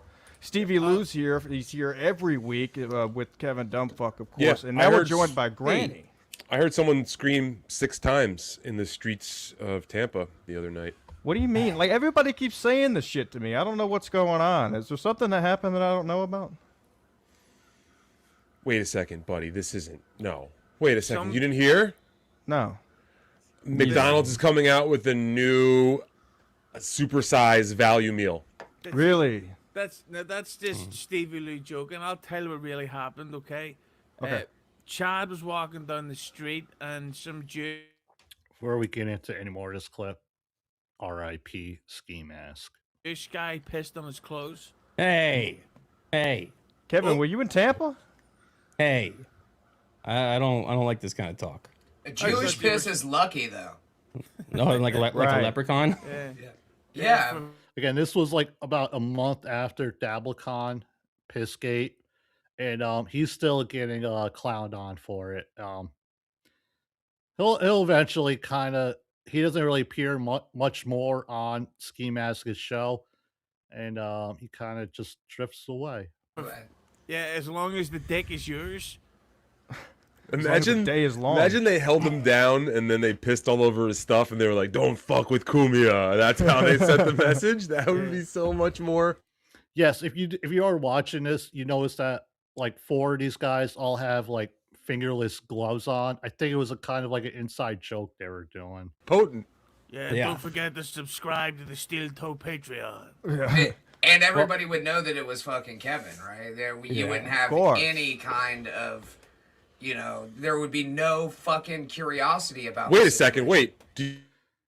I know what Stevie Lou's about to say, but let's not forget Granny is from Central Florida as well, or Florida State. I'm not sure exactly whereabouts. I just assume in my head it's from like Central Florida area. You guys see Granny's hand? Oh my God! Wow. Why's your hand all? What's wrong with your hand? People have been saying that this guy Granny down there, he was the one who did this. That's and a first now for me. look, he's got his hands are all wrapped up like he's got bandaged hands. It was I'm a house painter, so this was a work related injury. How do you mess up your hand painting? And you notice like Stevie Lou, his hand also. Obviously, they all kind of like did this little bit like before they went live. And unless you got like a wrist curve that's not working out correctly. I fell off of a ladder and I caught myself directly on the knuckles, and it scraped him up extremely bad. So the last 2 days I've had to have him wrapped up.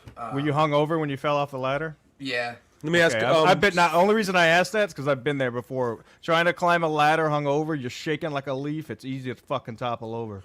Let me ask the man here.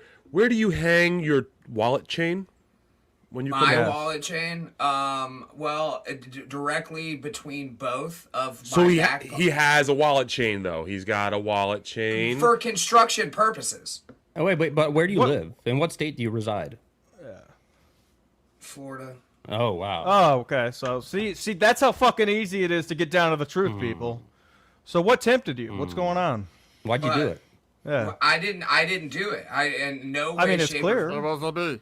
I've I mean, never it's clear. assaulted a man. Wait, hold on. Did you guys hear? That was Shaggy. I've never assaulted a man over internet drama. Can I say that?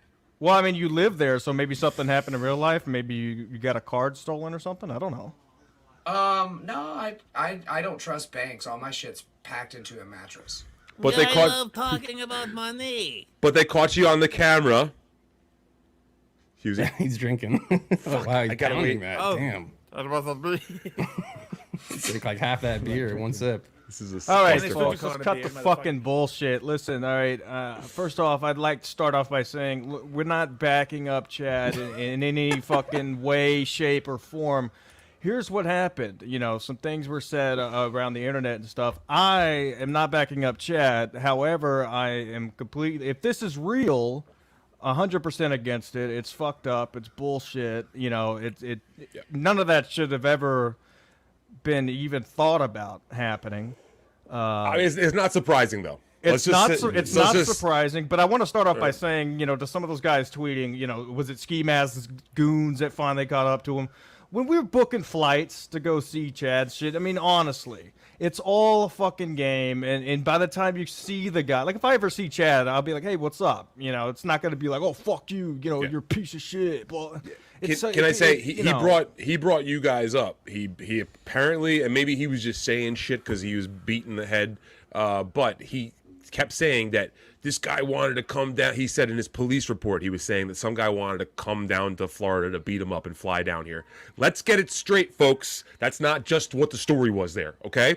He was insisting that that guy's sister was being the R word by Ski Mask, okay? And that guy, Chuck, told him to cut it out, and he wouldn't stop saying, like he thought it was a joke, that Ski Mask was raping his sister. Right, so he said, cut it out or I'm going to fly down there and kick your ass. And he wouldn't cut it out. And all so he of went to that was fly down said- there. that okay, was all that's not said somebody. in, That's not somebody DMs. fucking coming after you. That's someone escalating because you won't keep people's fucking family out of your fucking mouth. So Right, and it's not like it was said over the air or anything. There was DMs from Chad, saying these things to him in private. So it was all private. I may have documented the fact that flights were booked. Yeah, and then he said on he the said show. that he said it again. This is all going off that one episode the other day that in the police report, I got a guy flying down from Florida to beat me up, like he's acting like a little scared baby, defenseless bitch for no reason there. Right. And then there's other guys that are trying to get me deported from the Bahamas. It's so and again, silly. That was okay, response to him trying to go after, get personal information, try to get your girlfriend fired from her job. That's all it was. So and I said, like- don't fuck with the people. Again, there's a lot of there's a lot to digest there. Who Stevie was talking about, the heat between Chad and Ski Mask. It had to do with Chad's gig in Bahamas, and then them referencing one of their friends who Chad was saying that he did something to, whatever. That person, Chuck, he ends up coming on the show, and we're gonna check that out in just a minute. But I just want to real quick here. Thank you, Zombie247, for your £2 or whatever that is. Thank you. Love you. Love the show. Oh, well, I love you too. And this also came in. Let me get it. Does it play? There. Oh, good Lord. There it is. Forgive me, folks. Pose Channel 666 has a picture of Chad icing the other eye. Unfortunately, back. Well, again, thank you, Pose Channel 666. Again, AI is never perfect, folks, but I thank you for your super tip image, and I think we all know what you're trying to get at there. Thank you. And unfortunately, Il pomodorino volante ha rubato il calzino del nonno. More. Oggi il cielo è fatto di mozzarella e sogni fritti. Whatever you say, boss.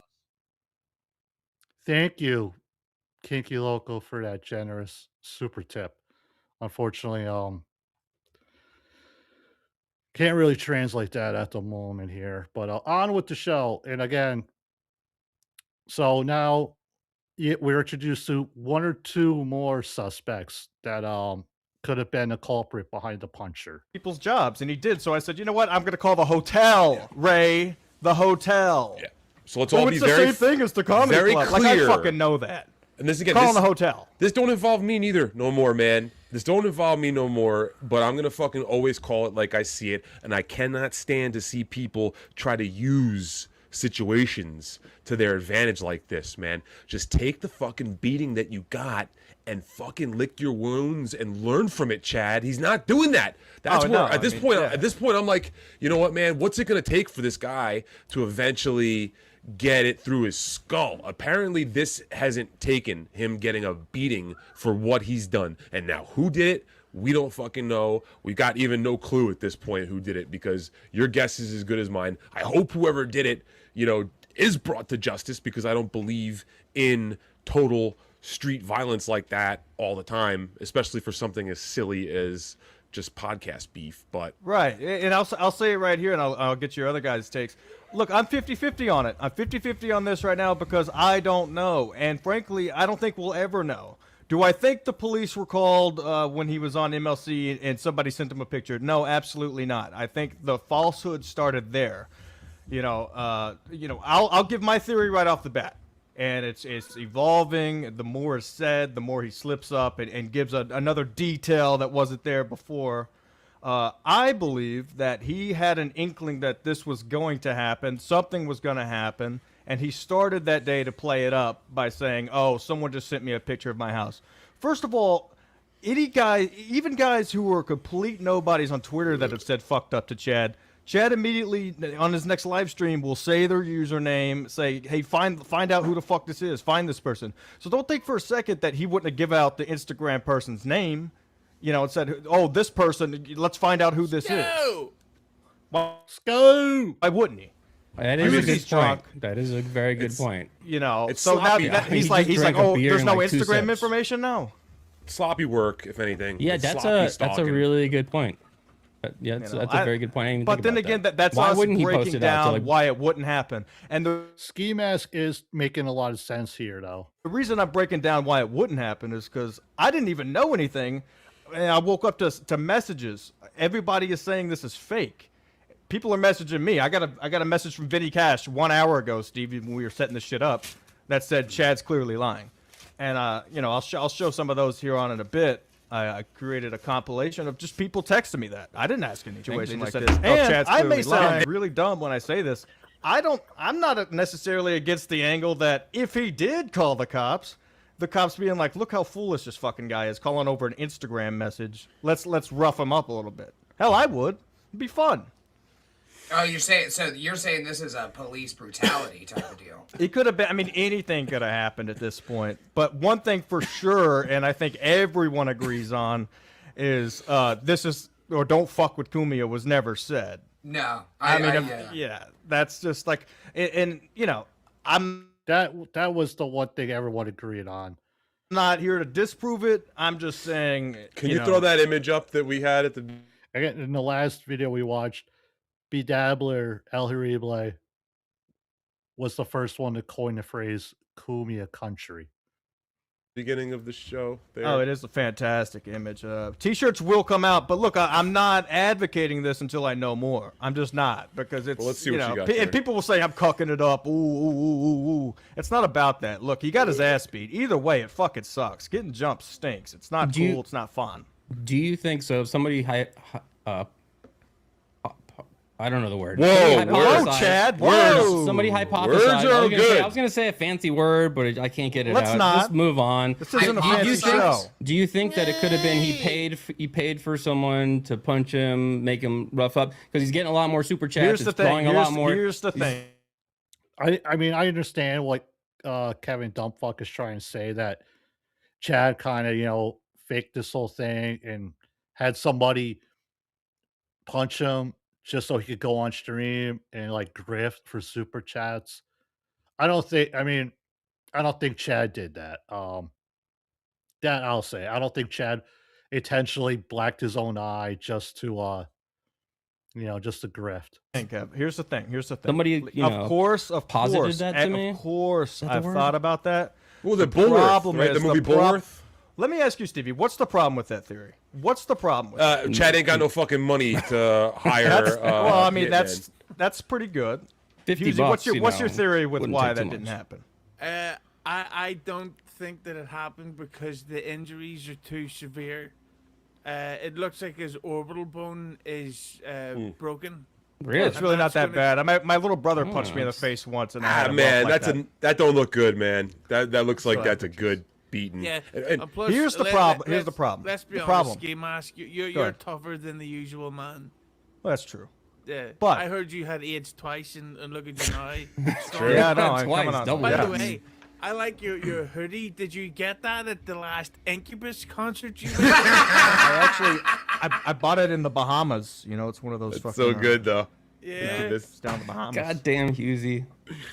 The problem with that theory is simply Chad isn't smart enough to come up with a conceited plan like that. Hey, let me pay some guys to beat me up for viewers. It's just not a thing. So, you know, we can all. So what do you think that. happened? What's your theory? He already said it. He thinks it was the cops that beat him. No. I was throwing that out there. I didn't think that was real. My theory is, you know, dating back to when he thought somebody was at his house. He didn't give out the Instagram information. He knew something was going to happen. There was a text involved. Something happened, and he was alerted to, hey, it might be happening soon.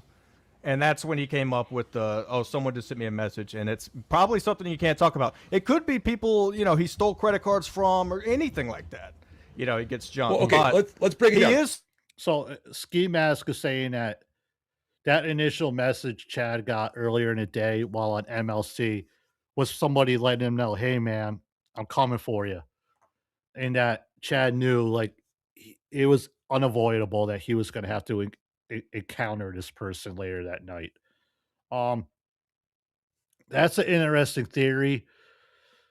In order for that to be true, Chad had to have done something like outrageous to somebody in order for them to like go after him this hard.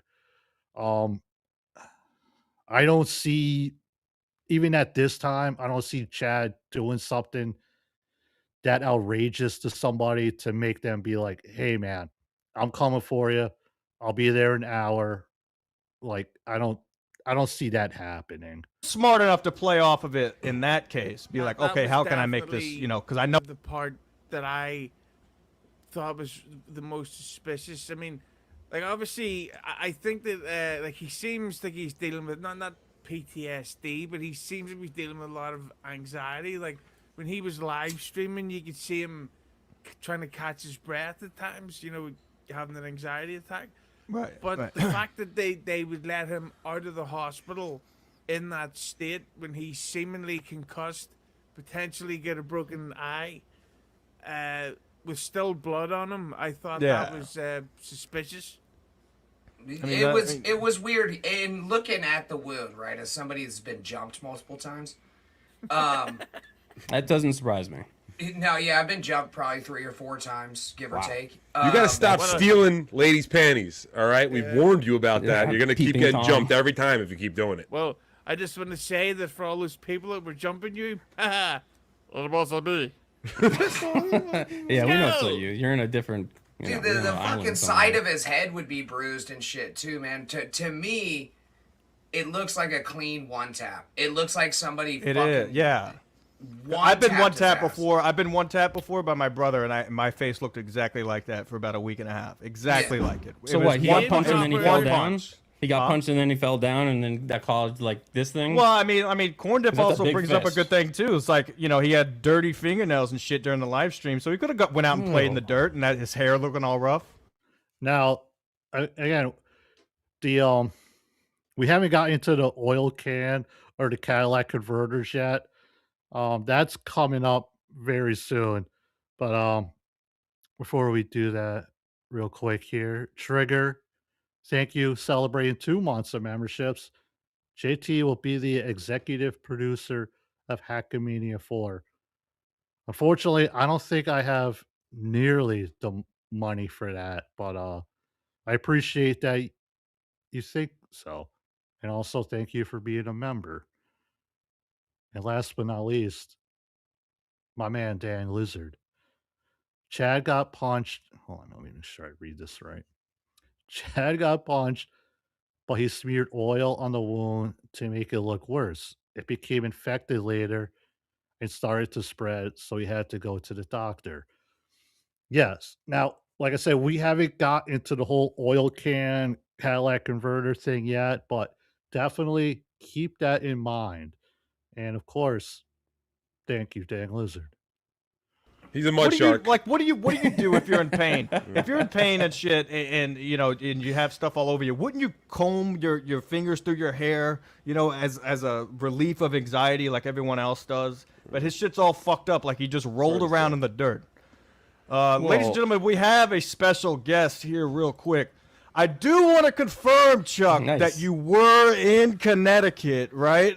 Remember, this was the guy that they were mentioning earlier a few minutes ago we heard. Whenever this all went down, right? Mead can confirm. Can we see your hands? Can we see your fist? I just flew in from Florida, and I gotta say, my arms are tired. Now, doing bit. what's it worth? I don't get it. I don't get I it. took the plane, but the haymakers, they do a measure on your deltoids. Your fists look pretty clean. It doesn't look like you punched anybody. I'm good. Yeah, I you're wasn't good. there. You look like a guy that would take a plane. No, he was yeah, about not to. the train. He did. This is the guy we were talking about earlier, Granny, that actually booked the flight. We were talking a little bit earlier, Chuck. You know, when you booked that flight, it wasn't because of things that were said online. They were direct messages and things that were taken behind the scenes. Yeah, and to be clear, it wasn't dumb bullshit that was said on podcasts. It was shit directed towards my family. Talk shit about me all you want. It was shit directed towards my family. And to be clear as well, if I was to do what I wanted to do, it would be a fair one. It's let's square up and bang out. You win, cool. I win, better for me. It's kind of sad. Again, anybody that's just joining us, we're watching the Chad Puncher saga, which occurred in March of 2023. I just looking at you, sorry to interrupt, but I think you'd win. Yeah, take it easy, Kevin. I'm just trying to Chuck. Look at Chad. Chuck, enough, Kevin. Chuck, as you know, long buddy of yours, big fan and everything. It's really sad to hear right now that you've been dragged back into this now, because apparently he's bringing up the fact that you once said you were going to fly down there. He's trying to point that as why he is susceptible to random attacks, because he's trying to make that seem like it was a random attack. Can you please, just for once and all, reaffirm that what we all know is that the reason why you were going down there to fuck him up potentially is because he was saying, go ahead. That's Chuck Manigione. I know I probably fucked that up. Yeah, I mean, like I said, I don't care if you talk shit about me, but he talks shit about my family. And I went down there to square up and have a fair one. That's right. it. You were gonna meet up with him and be like, "Hey, I wasn't fucking around," because you told him. You're like, "I'm gonna book." No, him. I called him on the phone and we Right. had a conversation, and then we squashed it because he apologized. So that's one of the reasons why. Remember, Ray thought it was squashed too. That's a throwback. Don't have beef with him. Right. He apologized because I think he fucking realized, oh, this dude's actually coming down, because I actually posted my fucking flight log there. And I wanted to meet up with him and just have a fucking fair one. Exactly. I Chuck. would never jump. If he did get jumped, I think that's an awful fucking thing. You could die. I don't think that's. I don't support that shit.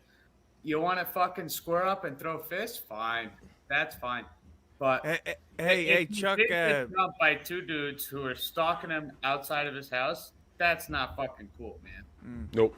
Hey, Chuck. If you're such a tough guy, you think you could take me, tough guy? I'm not a tough guy. Hughesy's wasted. Not at all. Hughesy's instigating. I would rather not fight than fight. Yeah. Yeah, that's what I thought, gorgeous. You want to go out with me sometime? I think Hughesy's still upset as the way Chuck was holding his microphone the other day. Is that right? Yeah, I saw your comments. Yeah, but by the way, Chuck, Connect headsets much? Roasted.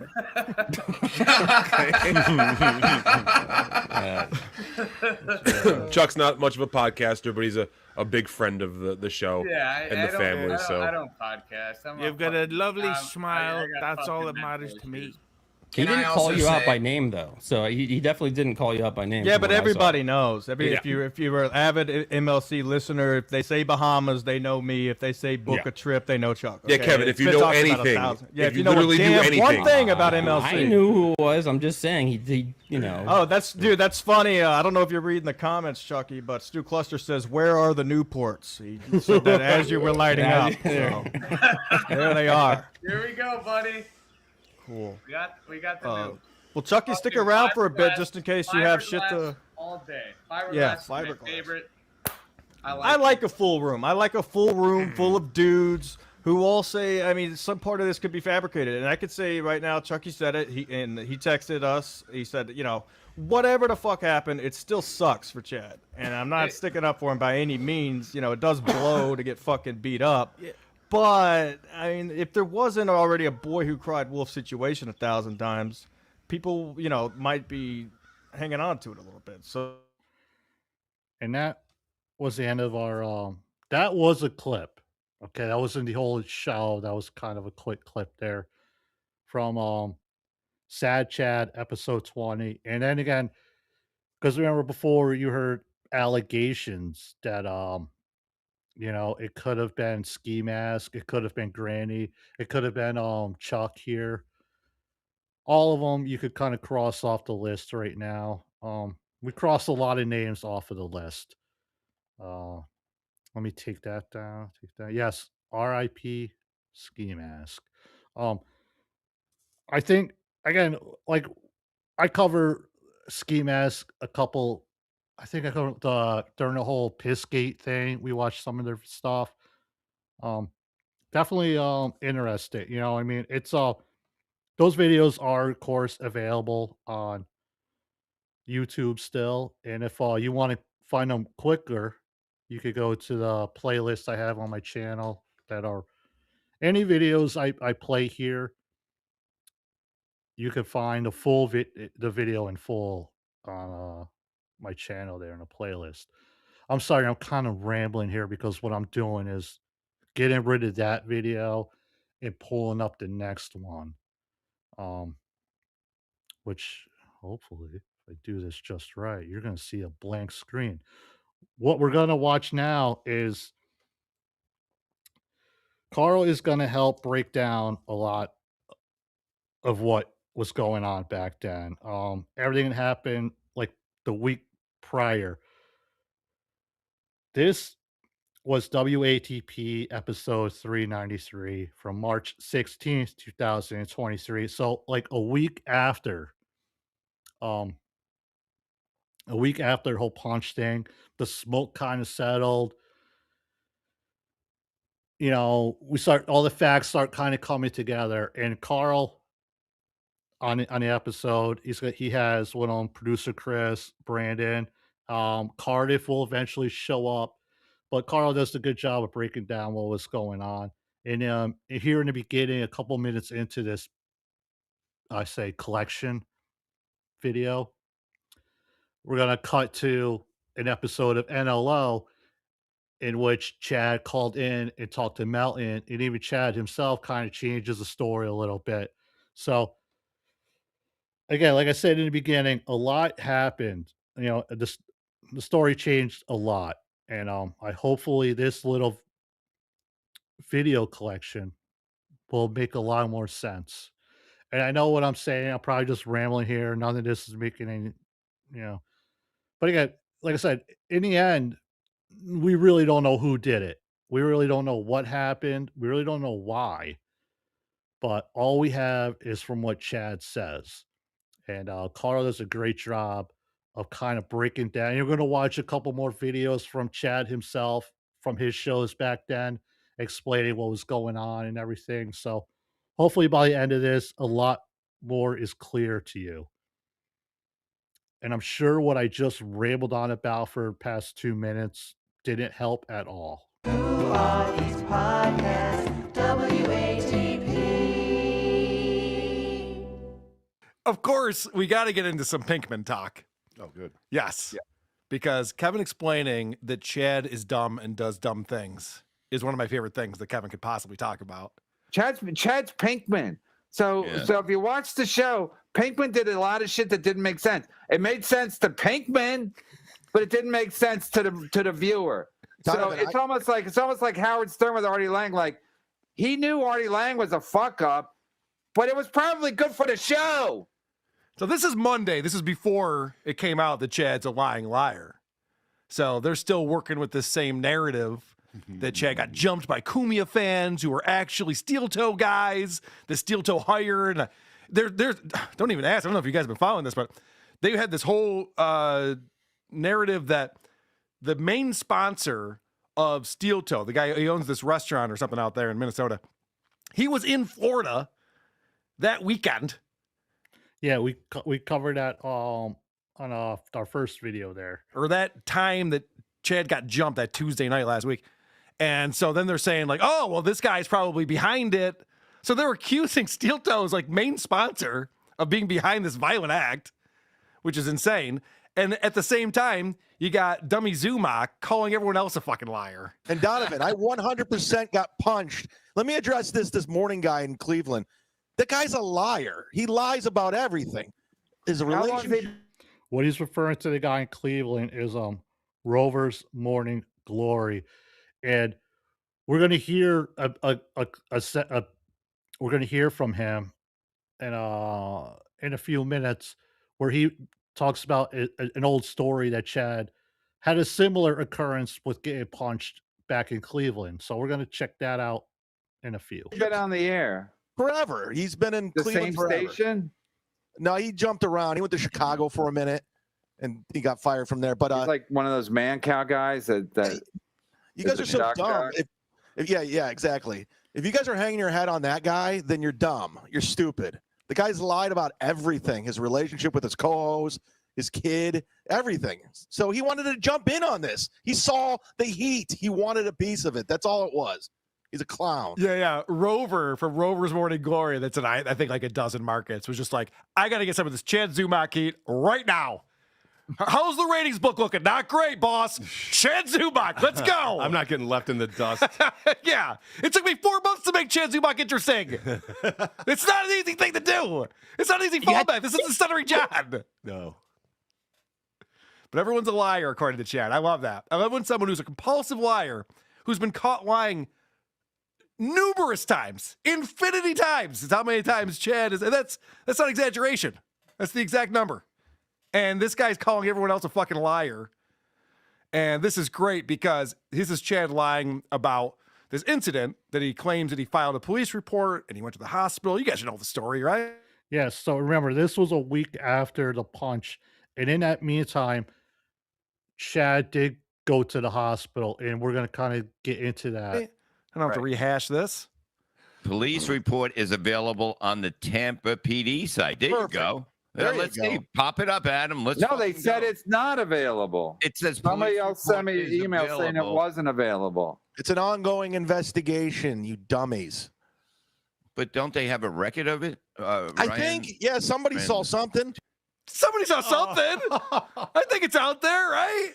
Yeah, all those people at the hospital. What does an ongoing investigation have to do with anything?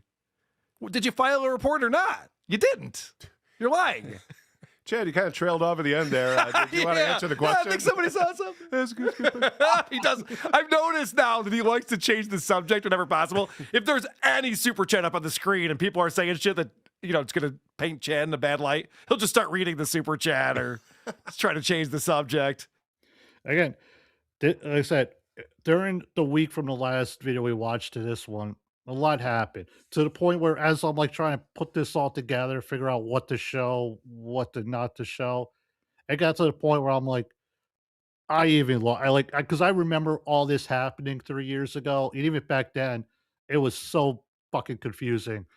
What's real, what's fake, evidence, this, that. To the point where as I'm like putting all this together for the show, I'm like, fuck it. I'm just gonna thank God there is like a 3-video playlist on WATP's channel called like the Chad Saga or Puncher or whatever like that. Because I don't know why I'm talking. Carl here does a great job putting it together. Hey, Bob, you look old. Just say whatever the fuck he could say to get people off of him. He's not sly about it. He's not good at it. This was a fun super chat that came in from a guy named Sad Zumock. Sad Zumock. The problem with being stupid is that I'm too dumb to realize what a moron I am. I've said it for years. I've said it for years, not about Chad, but like dumb people, they're too dumb to realize they're dumb. So it's a problem. Like smart people are aware that like they're smart, but there's other people that are smarter, and so they know where they fit in. Dumb people are just too dumb to realize. And there's actually like a science. I forget what it's called, but I brought up another time. And there's actually like it has like a name, the Dunning-Kruger effect, name attached to it, where dumb people are so dumb they don't know they're dumb. Yes, the Dunning-Kruger effect. And this explains Chad perfectly. Because Chad makes up these stories that are so over the top and stupid. And you go, well, why would you think anyone would believe that? Especially when you can look up, is there a police report? Yeah. Did the hospital give you a bracelet? Were you offered $10,000? Right. These things are just so fucking obvious. And these dumb people think like, I'd be fooled by this. Maybe I can fool others. You can't. You're dumb. You're too dumb. He doesn't learn. He doesn't learn from it. So there's this guy, Patrick Melton, and he hosts a show called Nobody Likes Onions. I guess it's been around since 2005. I had never heard of this before. This was at a time where Patrick and Carl didn't really look, they obviously knew of each other, but they weren't really introduced to each other quite yet. But they're going to go ahead and skip to. But he was on Mizzilo's company last week. I guess he's buddies with Chad. They lived in Tampa together for a little while. I believe they spent time together when they were in Oklahoma. I could be wrong on that, but what we're going to cut to is an NLO clip from 2 days prior, March 14th, 2023. And we're going to listen to Chad calling in. He decided to take it upon himself. Remember, this is Chad's friend. God, I'd hate to have enemies if I was Chad. His friend decided to hire a PI to look into all of these claims that Chad made. He's referring to Melton. Melton did hire somebody to figure all this shit out, because just like the rest of us, we couldn't figure out left from right what the fuck was going on. In Tampa, who's going around, that he knows police officers there. He's asking police officers about reports. They were checking out Chad's house and the neighborhood and seeing if they could find any evidence. They had a behavioralist analyzing Chad's body language to try to figure out if he was lying or not. Nobody's ever cared this much about Chad. It's insane. But Chad made up this crazy fucking story of getting jumped and almost killed. The video we're gonna watch in a second here. Forgive me, I forgot. Like, I thought I was gonna jump to that NLO clip a minute ago, but Melton ended up. What he did was it was almost like a 6-hour show, kind of going through all of this. Unfortunately, we've already been on for almost 2 hours. We got this clip, then we got the point. I mean, there's only so much I could cover, but definitely if you're interested in all this, there's a lot of content out there still available to watch. He thought he was going to die. Like, he went a little over the top with it. So everyone's like, well, I got to look into this. This sounds like horse shit. Yeah. You know, and Rover's calling him out and everyone's calling him out. So then this guy, Patrick Melton, does a 6-hour long live stream on Monday night. And he breaks down for 45 minutes all the reasons why he's sure Chad is lying. And he really gives a very good assessment with all the information that he's found and he's gathered. And like I said, Chad's friends with this guy. So Chad, who actually did go to the hospital Monday of this week because he was having headaches and stuff. So he's in the hospital listening to all of this going, shit, I'm getting exposed, and decides he better call in. Did you hear any of this yet, Brandon? Real quick before we get to that, thank you, BJ Epros. BJE Pros. English is like not, I don't know if English is even my first language. Thank you for becoming a member. Greatly appreciate that. And check out some of the members only stuff. And also be on the lookout for another members only video next week coming your way. And also, an executive producer of Date Night with JT, Tickle Me Tukey. Thank you, OJ. Oh, hey, JT. I must have missed. I didn't know that said. Take that down. Thank you, Tickle Me Tukey. I didn't know that said OJ. Hello? Hello? Hello. Is this Chad? How's it going? Oh boy. We got Chad Zumach, everybody. Are we? Are you gonna clip it like Aaron does, so you can have page clicks? What do you mean? Oh no, I haven't been clipping this week. I've been too busy doing long stuff. So we'd hey, love. So Chad, we'd love to know. We'd love to know the answers. Come clean. It was really good. You got everybody. I gotta be. I got. So Chad's gonna kind of he is gonna kind of come clean about a little bit. So the story. Did I almost just say story? The story is going to change again. I'm gonna be honest with you, and you can have your guys do the research because they'll find it. Obviously, I just left the hospital right now. I went to the hospital. Yeah, I My know. head's been hurting really bad. Today you said you were going to go to the hospital and get a bracelet. No, legit. You could go have your guy look it up. I'll give you the location. I don't care. I don't actually care. You know this, right? Yeah. No, but I felt like I needed to get it looked at because it was hurting and it feels weird and it's a whole thing. Okay, but you didn't go. But you didn't go before. No. We got him. Confirmed. It was the perfect storm, and if I tell you the real story, it'll make sense to you. Yeah, save it for MLC. Save it for your shit. You'll get blown up if you tell the real deal. Well, you don't want the exclusive? If you want to give it, by all means, I'd love to have it. But I know that this is a big clout chase. Okay, this is what I'll say on your show, and tomorrow on our show, I'll tell the whole story. Yeah, all right. All right, so what we're about to get is another version of the story from Chad himself. Remember, here's the truth. I did get punched. Yeah, I believe that. There's no one's doubting that he did get punched. Yes, there was an altercation. It did involve Cumia in the sense the guy said I suck on Cumia when I go on, and that's okay. That's a new fact he's telling us. when I got mouthy. Right. Is this at a bar?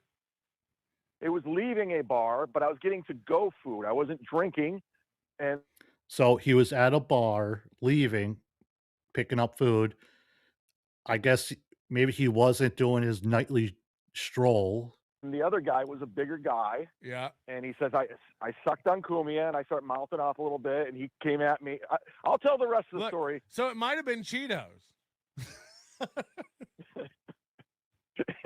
There could have been a chance. I love if we get to put this back on Cheetos. That look, I'll admit it wasn't in an alley, but it did happen in a bar, and he did look like Cheetos. And I also say this, Patrick, I did get a DM outside your house where I embellished it because I was performing on the show. Yeah. There was a photo of my car in an apartment, which there wasn't. But I get messages like that all the time. Right. Yeah, because, I had people outside your house. I don't want to sound stalkery, but we did a really thorough investigation. You had people outside my house? Oh, yeah, buddy. Jesus. Down at the old PCA, if you know what I'm saying. So I saw a perfect way to tie all this together. I thought it would be hilarious. And that's what it was. This is because I got that message earlier, and I overplayed it for the show. I really wasn't scared. I just thought it would be a good way to tune in tomorrow. What happened? That's what my behavior has picked up on. She said there was overacting. Yeah. Sorry, I haven't been in acting school in a long time. In Groundlings? Yeah, Second City. No, so I thought about it that night, and these two are talking like old friends on the phone here. Amazing. I got my hands dirty because there was an oil can by, and I'll tell that tomorrow. And went back and I started icing my eye, and I just kind of fell asleep. And I woke up, and it wasn't like that when I got home. It blew up like that when I was sleeping. Yeah, you rubbed oil in it. Yeah. So.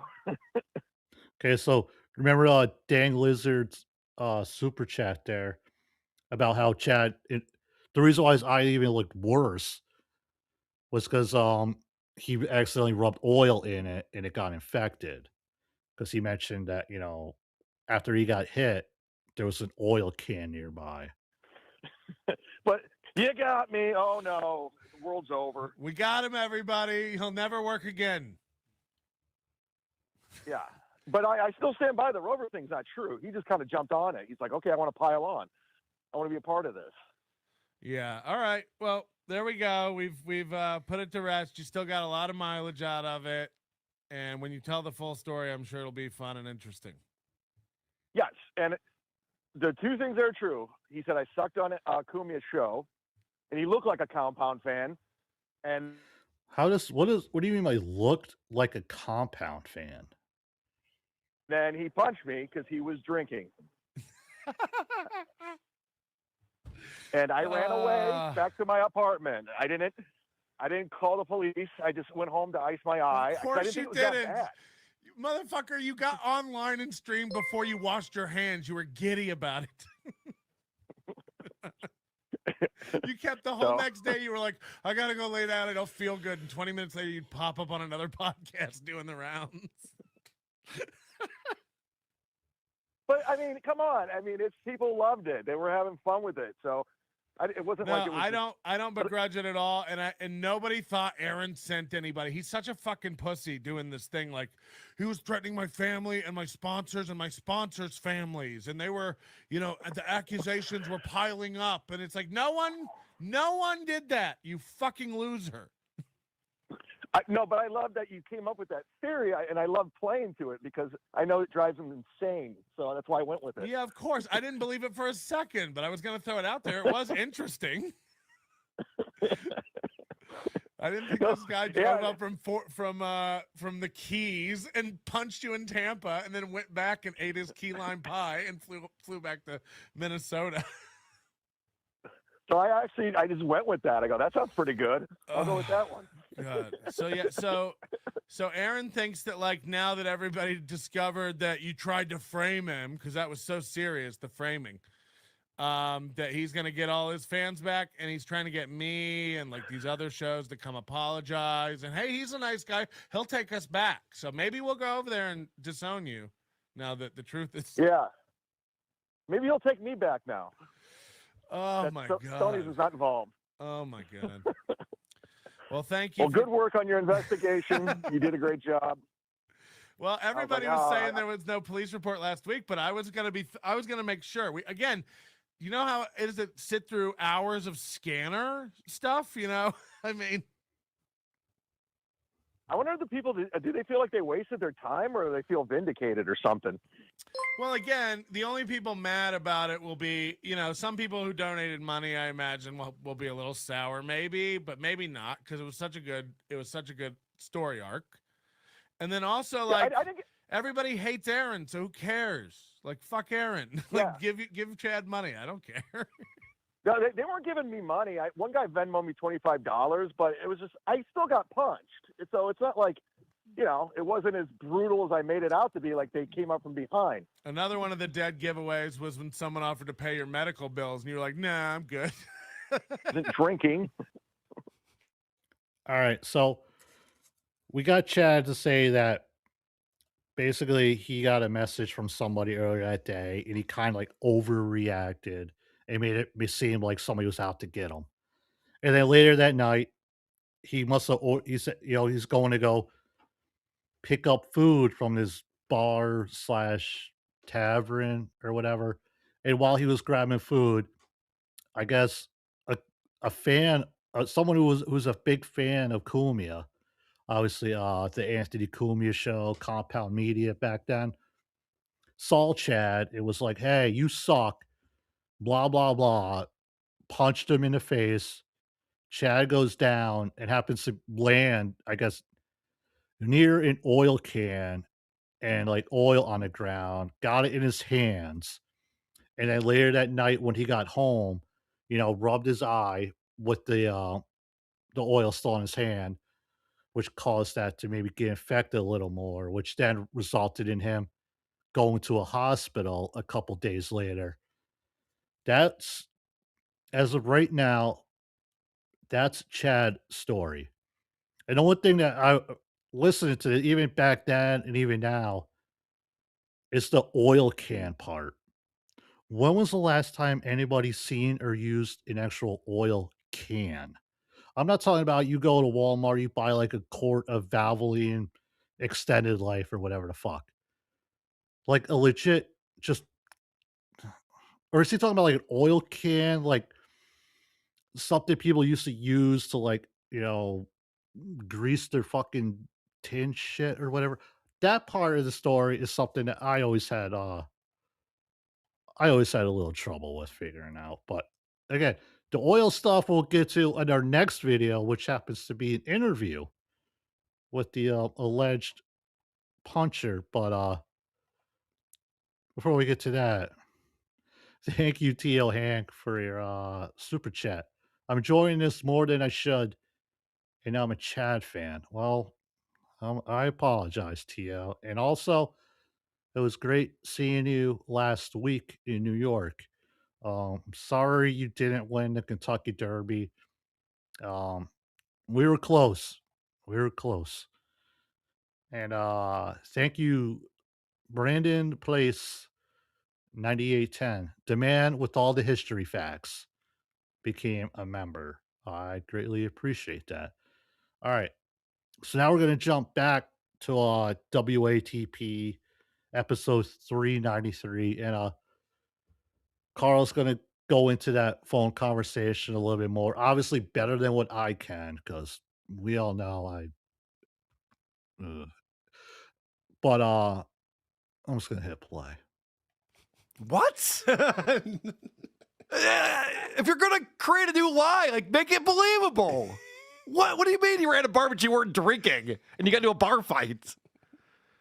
So according to Chad, let's think about this logic, because he did this live stream to Instagram, walking around his neighborhood like he always does. It's 11:30 at night, and then says next thing you know he gets jumped and these guys beat him up. Now the news story is, okay, I was at a bar, but I wasn't drinking. I was just ordering food to go at 11:30 at night on a Tuesday. Okay, he's just ordering food to go, and a guy comes up to me and goes, "Hey, you're not very funny on Anthony Cumia's show. I'm going to tune you up now." Which is what always happens to comedians. I had a bad appearance. I got beat up really hard the next day. Fuck. So Chad says, "I'm sorry you feel that way.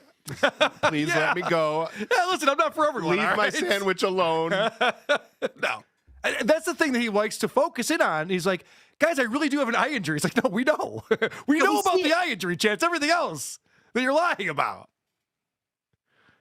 All right, so then he goes on NLO, confesses that he was lying, and Rover's all over this.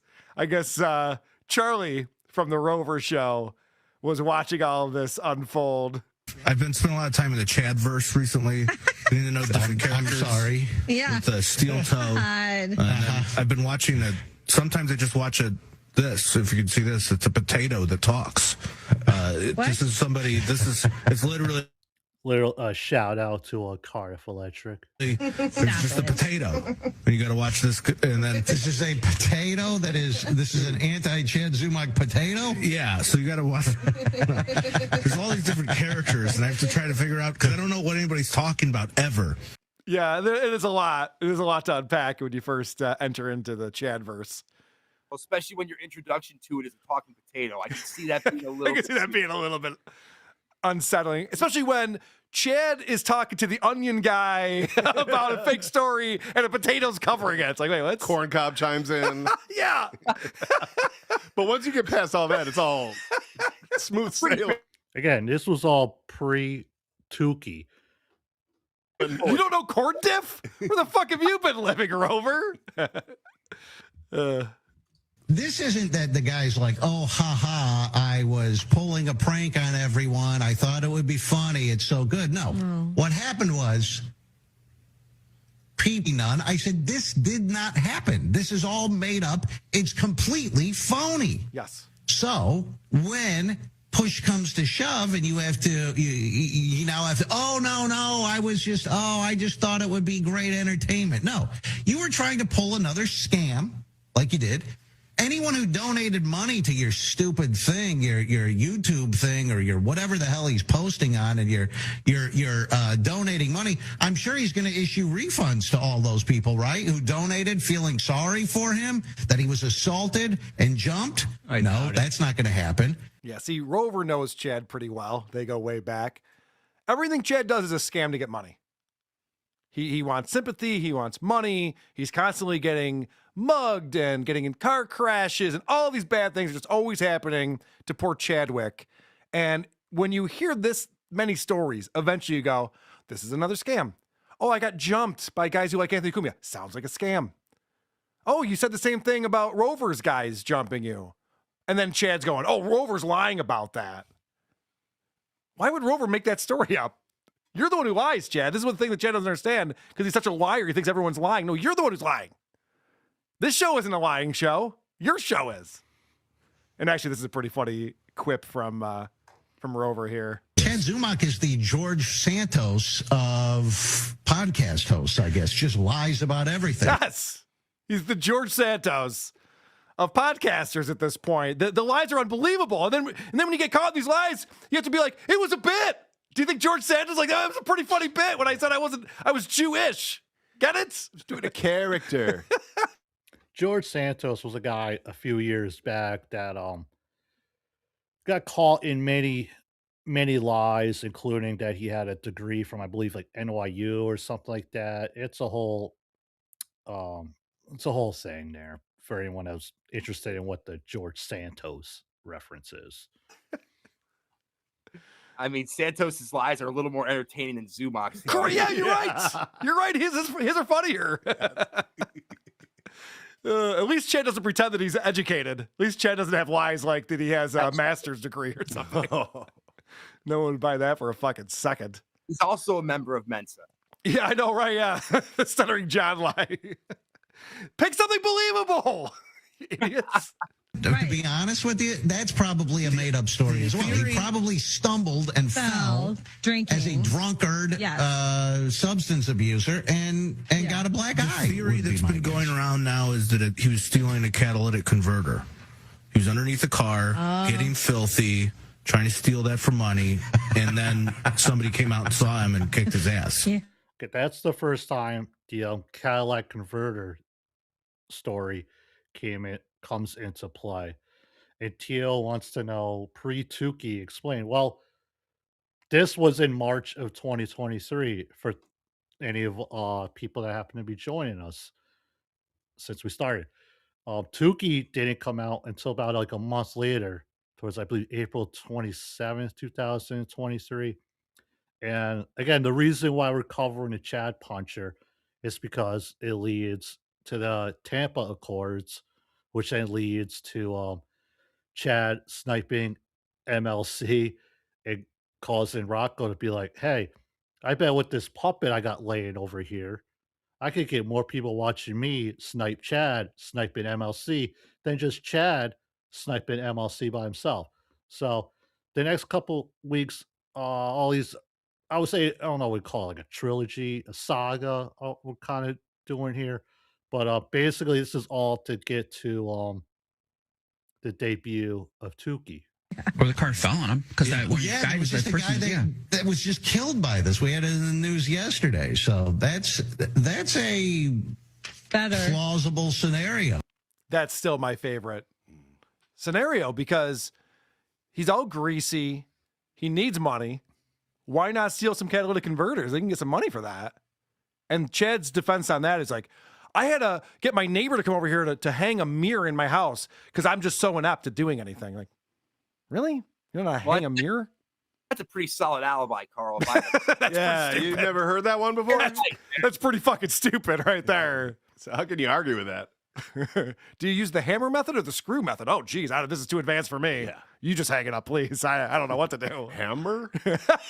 What the fuck? He's such a fucking liar. So this is kind of funny because if you recall in that original video, Chad was being tough guy Chad. The news story is that a guy punched him and he ran away. But the first story was, and I'm going to take that same walk tonight because you're not going to stop me. Right. Yeah. But if you watch that original thing, That was not trying to be funny. He was, No, he was dead serious. Yeah. I thought for a second, I go, this happened. I walk the walk. Yeah, walk the walk. Okay. We do end up watching part 2, but King of all devs, Tukey was originally supposed to be super woke. Never trust the world. Yes. Before the phrase hacka hacka, there was woka woka. Again, we're going to cover all of this in a few weeks when we finally get to introduce Tukey to the world. Hey. That's pretty funny. When he's like, yeah, I walk the walk. No, you don't. You lie the lie. You're lying, sir. You can't even joke the joke. Monday night, Chad goes on NLO, confesses he made the whole thing up, makes up a new story, tells that story, says he's going to tell more of that story on MLC the next day. As soon as he comes up with it. Yep, he's just going to write it down, and then he'll be able to tell us all about it. And then Rover comes out, and they make fun of him. And so then Chad has to do an emergency live stream. Cardiff is in the middle of this, so I should bring him in on this since he's all over it. Cardiff, congratulations on being featured on the Anthony Cumia show this week, my friend. Thank you. I've Look at never you. gotten so many emails from more racist people than I have over the last 2 days. Yes. Well, that has nothing to do with Anthony, obviously. No, yeah. They don't like russet potatoes. Let's hold off on that. Okay, so this is coming in from Chad's live stream. So now he's got his story straight, and he's going to explain to us that he wasn't lying. It's not a lie. He was exaggerating. So this was a Chad show after he got out of the hospital, and I had the phone conversation with Melton. There's a difference between exaggerating a story than lying. Because there's a lot of liars out there. A lot of self-righteous assholes right now pretending they're taking the high road. You got the douchebag in Minnesota who lies consistently every day. Not you, all Cardiff. day. Oh, okay. Good. So this guy is unbelievable. He goes on a show the night before, confesses to making up this outrageous lie, and then immediately starts calling other people out for lying. Not good timing, Chad. You want to call people a liar, give it a week. Let some time pass. And I wanted to advise Chad, if you don't want people to think it's pro wrestling, perhaps don't wear your Roddy Piper t-shirt. That's a good point too, yes. This is real life. This isn't pro wrestling. And then as soon as he's caught, he's like, this is pro wrestling, guys. This is what I do. Hey, it's pretty great, right? You got to work. We got to shoot. We got it all. You got it all figured out. You see the sunglasses and the hat backwards, Carl. He's not lying. He's keeping it real. Dude, I would believe Grandmaster Zumach. I would believe Eliza Blue over Chad Zumach at this point. This guy is the biggest liar on the internet right now. And so he's upset that Rover called him out for lying. Then some douchebag terrestrial radio guy in Cleveland comes out and jumps in from out of nowhere for no reason. And you feel like you're vindicated. Another liar. A guy who built his whole show on lies. Kitten in a balloon? Pretended to put a kitten in a balloon, have it float away. You know, that's a radio bet. He's not understanding the difference between lying and radio bets at all. And it's funny that he goes, and Rover decided to jump on this for no reason at all. No, there's a very good reason why he did. It's because he saw the video of you claiming that you got jumped by guys who liked another radio show and went, hey, I remember when Chad did that 8 years ago, and claimed he got jumped by guys who were fans of Rover. And then Yeah, that was always interesting. He basically Rover was like, hey, I heard he did the same thing on my show a few years back. I believe since this, there was another thing that came up involving Chad that he'd done before on a previous radio bit years ago. But that's something completely different than what we're watching. And if you are looking at the screen and you're wondering why Chad's glasses look kind of weird, it's because he's got his sunglasses over his regular glasses. For what reason? I mean, so I think so he can see what he's reading at the same time, cover his eyes. But those glasses he does wear indoors aren't regular outdoor sunglasses. I think there's something do with the lighting and whatnot to help him. I mean, I'm not sure. Then accused me of hiring them, of hiring goats. That's why he talked about it, Chad. Are you implying there's a connection? Yes, I think that's why. I don't think it was just like no reason at all. I don't think Rover was sitting around going, how do I get more people talking about Rover's Morning Glory? Oh, I know. Let's make up shit about Chad Zumach. Let's pretend he's not a good guy and see if anyone buys it. So fucking stupid. it worked. Oh, now, Wait, next part he's gonna get into is Shuli becomes gets his name dragged into this as another possible suspect, maybe. I don't know. now Chad's going to explain that he was actually lying for all of us. Oh. This wasn't self-serving. The Jesus method. This wasn't self-serving at all. So none of you Johnny come latelys, passing judgment, pointing fingers. After I've entertained you all, I brought you quality entertainment. I brought you the drama you want. He's something else. Are passing judgment on the Z-Man. You're on the wrong side of history yet again. And I will continue When the books are written. to win. You'll continue to win. What? Comedians, when you go see a stand-up comic, do you think those jokes are 100% factual? Do you think Bert Kreischer's machine is on the up and up? He's Carl, comparing. I believe the title. Go ahead. Sorry, I believe the title of this episode was "Winning." Yeah. Mudshark wins again. He's trying to spin this into some victory for him. It's insane. Yeah. He should have his tail between his legs and apologizing to everyone. And instead he's going, "You're welcome that I did that." And I just want to explain something to Chad. I don't know if he's this dumb or if he thinks people watching him are this dumb. Maybe they are. But when a comic comes up with a comedic premise, it ends with something funny. Yeah. That's why they do that. Bert Kreischer's The Machine, say about it what you want. He got a movie made out of it, and he's a pretty successful comic from that specific story because it's entertaining and funny. Chad makes up a story that is not entertaining or funny or interesting in any way. It's just a made-up story that's self-serving. You know what frightens me is how comfortable he seems with this. Yes. He's been in this situation so many times, it's just second nature to him. Yeah. It's as if what producer Chris is referring to is that Chad is used to lying. But guys, you're upset with me. I did that so that you guys would all have fun with my lies. Yeah. Well, no, you didn't, first of all. But this is his first time doing it with social media. Again, I think, like I said, we're already a week into the whole Chad punching thing. And I remember everybody, like, the day everyone found out about it, everyone knew, like, okay, something's up. The story's not making sense.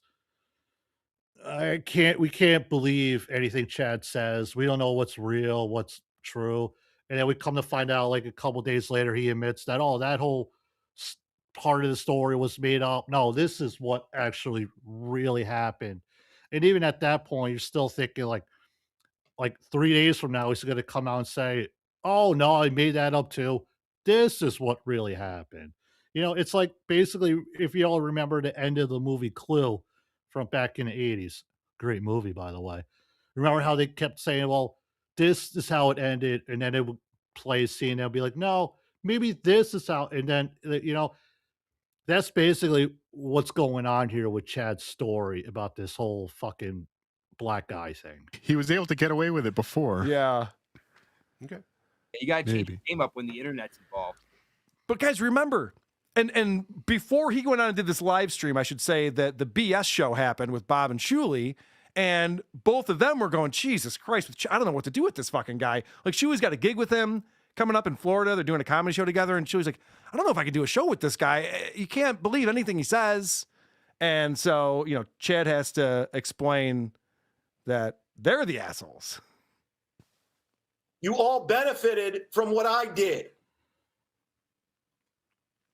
How I twisted a story around. Twisted a story. You're full of shit, Shuli and Bob Levy. Full of shit. Trying to raise your, I would never do that to the audience. I would never do that. I don't know how I can recover from that. Get the fuck out of here, you two dolts. Bullshitters. I was on that episode too. Cardiff, how is it that Chad is now accusing Shuli and Bob of being the bullshitters? And he's saying that they would do the same thing that he did? That's where he's completely misguided on this. making up a story like this about violence and pinning it on another podcast you don't like and his sponsor is shit that nobody does. Only Chad does this. That's why it's such a big deal. I think he's implying that they were all in on it together. Oh, is that what he was implying? Yeah, vaguely. Is this another narrative? Because he makes it clear that he didn't tell a single soul, not even Florentine, did he tell the truth. At the time, the word narrative was thrown around it was like the word of the month. Too. Oh, his sponsor. Yeah, he didn't tell anyone the truth, which is proof that he was hoping just to get away with it. It wasn't a bit. It was never meant to be a bit. No. He was just hoping to get away with a lie. Oh, he's embarrassed about the truth. When you watch his first emergency video, yeah, there's no getting around that anymore. Correct. Yeah. All right, so this is a longer clip, but now he's going to explain the new story. Okay, this is more detailed than what he told the Nobody Likes Onions guy. Here we go. So what we're about to listen to I guess we could count this as the third version of the story. Okay, if you're keeping track at home. Shit story number 2 from Chadwick. I'm at the bar. Well, I say third because remember we have his initial story. Then we had the story of him, what he said to Melton. And now again, he's going to come back and say the story for the third time. Whether or not it's the same as before, we're going to find out. There's only a couple people in the bar and a bigger, drunker guy. Drunker. He wasn't drinking. Already, he was drunker. I thought he wasn't drinking there, but okay. And so he was bullied. He's like looking over at me, and I'm just drinking and hanging out, having a beer. Now he is drinking. Okay. And all of a sudden, he comes walking over. Story. And I go, hey. He's like, you a comedian? And I'm like, yeah, I am. He's like, say something funny. And that's like the worst thing you could say to a comedian. Like, okay, this he did not tell to Melton. So now we're on. So then it's definitely the third story from Chad himself. Say something funny. It's, like, it's the worst. Yeah. And I'm like, he's got nothing for that. Clock. Hey, you're a comedian, tell me a joke. Ah, shit. It's not prepared for this conversation. And I thought he went into the bar to just pick up some food and walk out. Now he's all of a sudden sitting down, he's having drinks and shit. Oh, yeah. So the story changed to his friend Nikki, who's recently divorced, texted him while he was on his walk. Hey, you want to meet me for a drink? And it was at the bar down the street from his house. So he's like, sure. So then he met up with Nikki, and then they're sitting there minding their own business. This guy comes over and does you a comedian? Tell me a joke, funny man. Which has never happened in the history of the world. Everything with this guy is a fucking shitty movie script. Yeah. Sorry, dude. You see why it was so hard? Like there were parts of this WATP collection here that I did kind of edit out, but then there was so much that I couldn't because again, every minute like a new thing came up or something that was like I can't leave that out. It has to be played. So forgive me if this WATP clip does seem to go a little bit long. Is the food truck still around at this point, or is the food truck already gone? He hasn't introduced the food truck yet. Oh, okay. So we're pre-food truck. Yes, we're pre-food truck at this point. I'm not working. It's not happening. I'm not doing a joke right now. It's not going to work. Even when he is working, you're not going to. He's like, oh, come on, man. Do something. I'll buy you a drink. I was like, I don't want a drink. I'm good. I'm just catching up with a friend. I'll take the cash. We're cool. And he's just hanging out. He's like, come on, be funny. Be funny. If you're funny, you're going to be funny. I'm like, no, it's cool. It's a lot of and details. Right there, I realized he's not going away anytime soon. So I'm like, I'm going to the bathroom to get away. And I gave Nikki like a look like, I got to get the fuck out of here. Go take a piss. If I was telling this story, I would include details like the look that I gave to the person. This is way too detailed. This is a lie. I'm back. He's back at his table. So we're hanging out. She says, you know, I'm going to get going. I'm like, cool. Okay. And all of a sudden, she leaves. I close out the tab. And I said, I got to get some food to go. There's like a little food truck inside the patio of the bar. All right.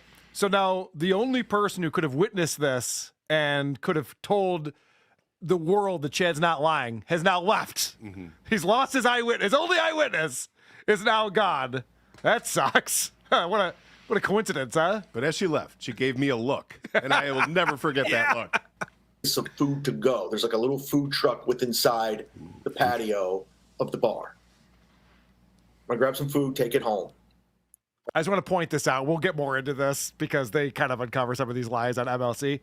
But Tuesday night, we know the time has to be after midnight at this point because he's going for his walk at 11:30. Brought that up multiple times. So it's Tuesday night. The bar is dead, and he's going to grab food to go. Okay. The kitchen staff hasn't left. They haven't cleaned up and left. Well, it's a food truck. They're just waiting. I don't know. I heard food truck. He left the bar to go to a food truck. Well, the food truck was in the bar, he said. It was outside the bar. But inside the bar area, like there's like a patio area. Yeah. Yeah, it was near, I guess it was parked beside the patio. Yeah. Paint me a picture, somebody. Yeah, food trucks are very often open in the suburbs at 12:30 in the morning on a Tuesday because that's when a rush might come through. You never know. Yeah, that part of the story does sound a little sus. Order the food, and they said it's going to be like 10 minutes. So I said, okay, they're in the bar. I'm going to go outside, like right out in front of the side of the bar, and just like check text messages, just wait. So I don't run into the guy. I don't talk to the guy. You know, he was annoying. He's annoying. I'm like, I'm already annoyed by this guy. I don't want to talk to this guy.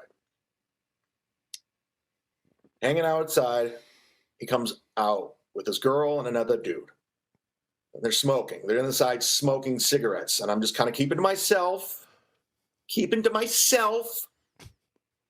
And he's like, that's the comedian right there. He points to his buddy or his girl. He's like, that's the comedian. I'm like, hey, what's up? They're like, yeah, man. I told him to say something funny. You're not saying anything funny. Something like along the lines of that. I was like, I'm not working, guy. And I'm getting annoyed. So the whole Cumia fan, Cumia country thing, I guess, was made up. So, okay. So we're all following this third story here, okay? This conversation again. Imagine that. He's having the same conversation with this guy again. Now outside the bar. That happened inside the bar. All right. So now we're going to find out why this guy knows who Chad even is, because the vast, vast majority of people in the world have no idea who Chad is. But why does this guy know him? Yeah. He goes, I didn't think you were funny. You're never funny on Cumia. So I go, here. Okay, so that's where the first mention of Cumia comes into play in this story. Here we go. That's what it is. That's how he knows me. I didn't know what he knew. I wasn't funny on Cumia. And I go, yeah, I haven't been in studio in a long time. He's like, yeah, but when you call in, you're not funny. And I'm like, I don't know what to tell you. I'm not a big Cumia fan. I don't know what to say. And then he says, well, be funny now. Prove it to me. I'm like, I'm not proving any. I'm getting like annoyed. I was like, just leave me alone, dude. I'm just getting my food. I'm going to leave. This never happened. You shouldn't have to remember the truth. This back and forth, this goes on forever. Yeah, but I don't think you're funny. No, I know. I don't want to be funny. Yeah, but be funny. No, I don't want to be funny. You're not funny. This would not happen like this. It doesn't make any fucking sense. And now he's going to explain the altercation that went down. I go, you heard what I said. And he pushes me. And as he pushes me,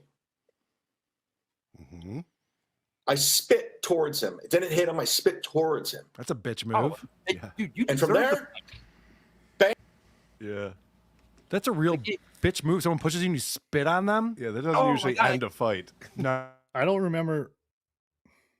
I can't recall ever actually somebody like getting aggressive towards me, and then the only thing I could think of is Hak Tua. You know, it's not really what comes to mind. You know, you're throwing some elbow, you're throwing some fist at that point. You don't Hak Tua. You know what I'm saying? No. You're lucky you just got a fucking black guy if that's all you did. Yeah. But wait, there might be a second spitter. It might be. Grass, you know, I'm not aware of. It didn't hit him. I spit towards him. And from there, bam. Boom. Bam. To the right eye.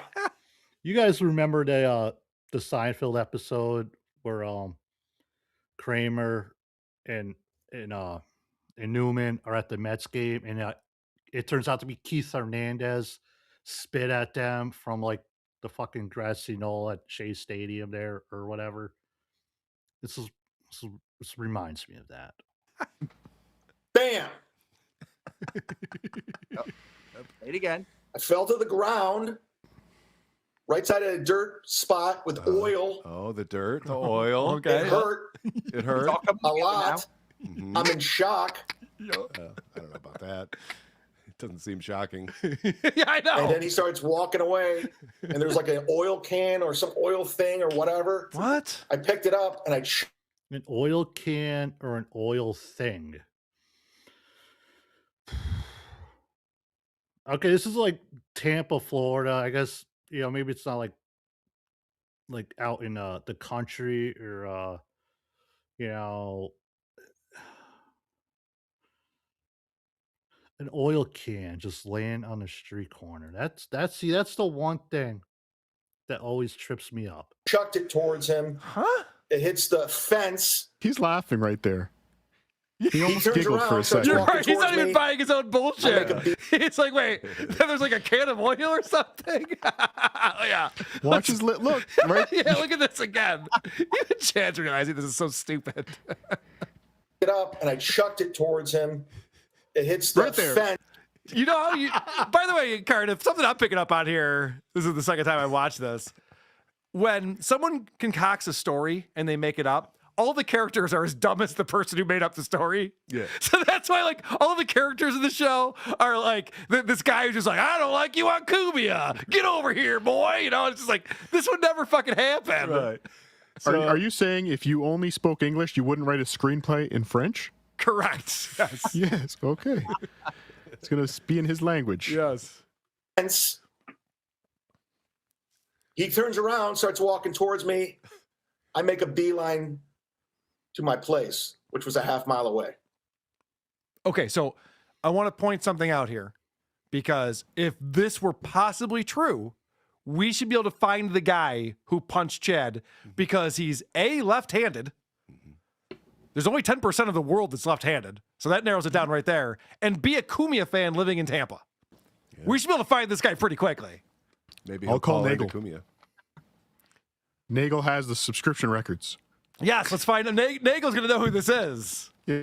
That's a good idea, though, Cardiff just said. Like I said, at the time, Compound Media was subscription based. A lot of their shit was all behind a paywall. So to go in and find, okay, who's from Tampa, Florida area, and then out of those people, be like, all right, which one of these guys are left-handed, and then boom, you could narrow it down to maybe like 2 people, if at the most, right there. If this all really happened, and he wanted to, take this into legal action. Yes. We'll get the IP address. Get right to the bottom of it. Someone called Anthony's show yesterday claiming to be the guy who punched Chad. I think that was a joke, all right? Now, you notice, you just heard what Carl says. Somebody called Anthony claiming to be the puncher. Now, just keep your eyes on the potato on the bottom of the screen there. And remember, after we watch this, we're going to watch the interview with the puncher. I didn't hear that, but I just heard about it. He'll be on my show this weekend. Okay, cool. I mean, I put it out on Twitter. I'll pay a couple $100 if someone who actually punched Chad Zumock wants to call into the show. I will give you a couple $100 to call in. I'd love to talk Tons of people claiming responsibility. Yeah, I'm fine. If you've punched Chad at any time in your life, call into the show. We want to talk to you. And the board is lighting up. All right. So now this is where Chad thinks up a lie after he gets back home. So you just heard the story. The guy pushes Chad. Chad spits at him. Haktulas at him. Which is a weird thing to do if someone pushes you. Mm-hmm. So then the guy punches Chad. Chad goes down into a pile of oil and dirt. And there's a can there that has oil in it. And he chucks it at the guy, misses him by a mile. And the guy comes back at him. Mm-hmm. And then he goes running. Mm-hmm. Goes back home. And he thinks up a lie. And he thinks it up quick. So according to Chad, he got hit, fell down, threw something at the guy. The guy then came back at him. And then Chad goes running away. I wouldn't run away. I'd be like, fuck you, man. You stand your ground, right? Man up. But when you know, hawk Tua at somebody like that, I mean, running away, I can easily see him doing that then. I have more oil on me than what was in that video, and I wash my hands, and my eye's killing me, so I get some ice, and I'm turn that icing my into a eye. I'm joke. laying in bed, and I ice for about 20 minutes. I go look in the mirror, and my eye like went from it went to like blown up. It just blew up after the ice. I was like, holy shit, this is fucking weird. I still had some oil on me, and I still had. I was like, and then when I was laying, when I was laying down Hey, we checking got the a picture of that. when I was icing, I checked the DM and I saw the DM again about where I iced out your house, and I said, oh, that's when I came up with the idea. I go, I'll tie this in my punch, and then I got jumped by Cumia. People saying don't fuck with Cumia. It's part of my brand. It's called Cumia's Cucks. Did we ever find out what happened to the food? No. Yeah, he never picked it up. He claims that he just ran off. He paid for it, he says, which we could, check his credit card statement and see if he bought food at the patio on Tuesday. You mean you can check Brandon's credit card statement and find out if he bought it? credit card. No, he claims it was his own credit card that he used to buy it. And you'll notice in that story, that version of it, the first time when he was talking to Patrick Melton, he said he fell asleep. And when he woke up, his eye had swollen up. I noticed that. And this time, he was just laying there icing it and then noticed it had swollen up. For exactly 20 minutes. For 20 minutes. Right. So the first time he went home and went to sleep, which is not that believable anyway, after getting hit, you're not just like, Another day, another assault. You got to take a nap right now. All right. So let's get into more lying here. Well, before we do that, TL, what database tells you someone's right or left-handed? Well, like I said, all right, you find the subscription list from Compound Media, who lives around the Tampa area, and you take a look at that, and then you're like, all right, now I got a list. So so it's what, a white male. You could kind of like figure, you know what I mean? You could eliminate anybody, 65 and up, or maybe 20 and younger, if whatever. So then you got like, your group right there. And then now you got the names. You could go maybe check each guy and be like, all right, is this guy, there's no actual database, what I'm saying? But I imagine people have social medias out there. And if you got somebody's full name, you might be able to figure out, through pictures or whatnot, maybe if they're right or left-handed. I mean, anything's possible, TL. Trust me. You can find you can find anything about anybody out there online, whether or not somebody's right or left-handed. I think you could. If you tried hard enough, like nothing's impossible. It's just a matter of how hard you want to do it. You know what I mean? How much effort you want to put into it. Anything's possible, TL. Okay. So back to the story. The third story so far. I talk about on NMLC what happened. I told that side of the story. But just remember, I did get punched. That's a fact. He did say I sucked on Cumia. I doubt That's it. a fact. I doubt it. That's so I exaggerated the story. You're a liar. You're a liar. You know something that you're not telling us, you slimy scumbag liar. When Chad says that's a fact, that's when I know for sure that he's lying. Yeah. I did get punched. That's a fact, guys. That one's true. I doubt it. I doubt any of this is true. And I know I said earlier, I think one of his friends or he had someone punch him in the face. But the way that he keeps saying, guys, I got punched. I definitely got punched. Makes me think he's like even more retarded than that. And he just like snapped a rubber band over his eye or something. And that's where the injury came some from. domestic accident. Yeah. I don't think Chad went as far as to injure himself. That I'll give Chad. That I'll say. I don't think Chad did it to himself. I believe somebody did hit Chad. As far as how or why or who, I don't think we'll ever find out. Unfortunately, there's only two people that know: the puncher and the one who got punched. Well, he says he's There's bad. a bicycling injury theory going around too. Yeah, that could very well be the case. But yeah, because that was an interesting theory. Because if the chain fell off his bike, You ever have a chain fall off your bike? Jesus, it's so greasy and gross. You have to try to get it back on. Your hands are going to be covered. You touch your face. Now you got grease on your face. So that's definitely a possibility. I really like the idea of the catalytic converter because he's saying he can't even hang a mirror. Okay, so you're inept. Maybe you were trying to steal a catalytic converter and fell on your face.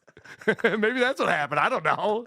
Sounds really possible too. The only thing I know for sure is that he didn't get punched because he keeps saying I did get punched. Yeah. So I know that's a lie. That's the only one. So now, as he's telling this hilarious bit that he put together, you're probably wondering, like, well, what was the end game? What were you going to do with this hilarious bit that you were lying about? I said to myself, let's see how long we can go with this for. Because it's hilarious to me. It's funny. And then everyone's just in an uproar about it. And that's when Rover decides to jump in from out of nowhere because I'm paying no attention to what he does. Sounds like it. Yeah. And then my end game when I was doing it, I was like, let's just see how long it can go on for. And you're right, Shuli, I had no intentions on saying anything. Shuli, you fence sitter, kind of like Gavin McGinnis said he got raided by the FBI until he got busted by Owen Benjamin. Are you friends with him? Is Shuli friends with Gavin? I'm not sure if he is. I don't think so. No. Yeah, I'm not really affiliated in any single way. And also, Gavin McGinnis did that as a bit to end, like, before he went on vacation. And he didn't say he got busted by the FBI. He just played it out like they had come to his house. Whatever. I don't have to explain Gavin McGinnis' bit. What was that noise? What just happened? The end game was that there was no end game. He was just gonna see what happens with it. He wanted to see how long he keep the lie going because it's funny. That noise was Cardiff, I think, hitting a bell or something. So hilarious how long he can lie about something. It's so funny. What a great bit. In that same sentence, he also says that he never once wanted to talk about it. Right. Yes, he just wanted to get away with a lie. Because it's a funny bit. All you gotta say is, oh, I got punched in the face. And that could have been the end of it. He's the only one that's making this worse for himself. You think? He's a dumb guy. I think that's how we started this segment. Chad's a real dumb guy. Chad's a fucking idiot. How do we not have that on the board? We got the Pinkman one, but you know, right. every other week. Fair enough. So now this is before Misery Loves Company, which starts at 4 o'clock. And Chad's not sure if he's going to be on Misery Loves Company or not, but he doesn't care. I will talk more at 4 p.m. if I'm even invited on the show. Who knows? I don't even know. I don't care. Yeah. Okay. We'll see if he cares. That's another lie. Because we're going to find out that he doesn't get invited, that he does care. He's pretty upset about it. I could never trust someone that sold their upper lip for drugs. You know? It's just something about that. Good point. All right. Here's more about his lies. I never filed a police report. Mm-hmm. Go on. I didn't realize Patrick Melton knew people in the Tampa Police Department. Fucking douche. Yeah. Yeah. You got caught lying. End of story. It wasn't a bit. This isn't a work. I know you think you're a heel, and now you're pretending like, yeah, I was doing this to be a heel. You weren't. Yeah, but I didn't know people would find out. Yeah, that's the only problem with this plan, Chad, is that when you lie about a whole bunch of weird shit. Especially, you rushed to the internet to get our attention with it. So, yeah, he didn't think it through. We're listening. Didn't think it all the way through, did he?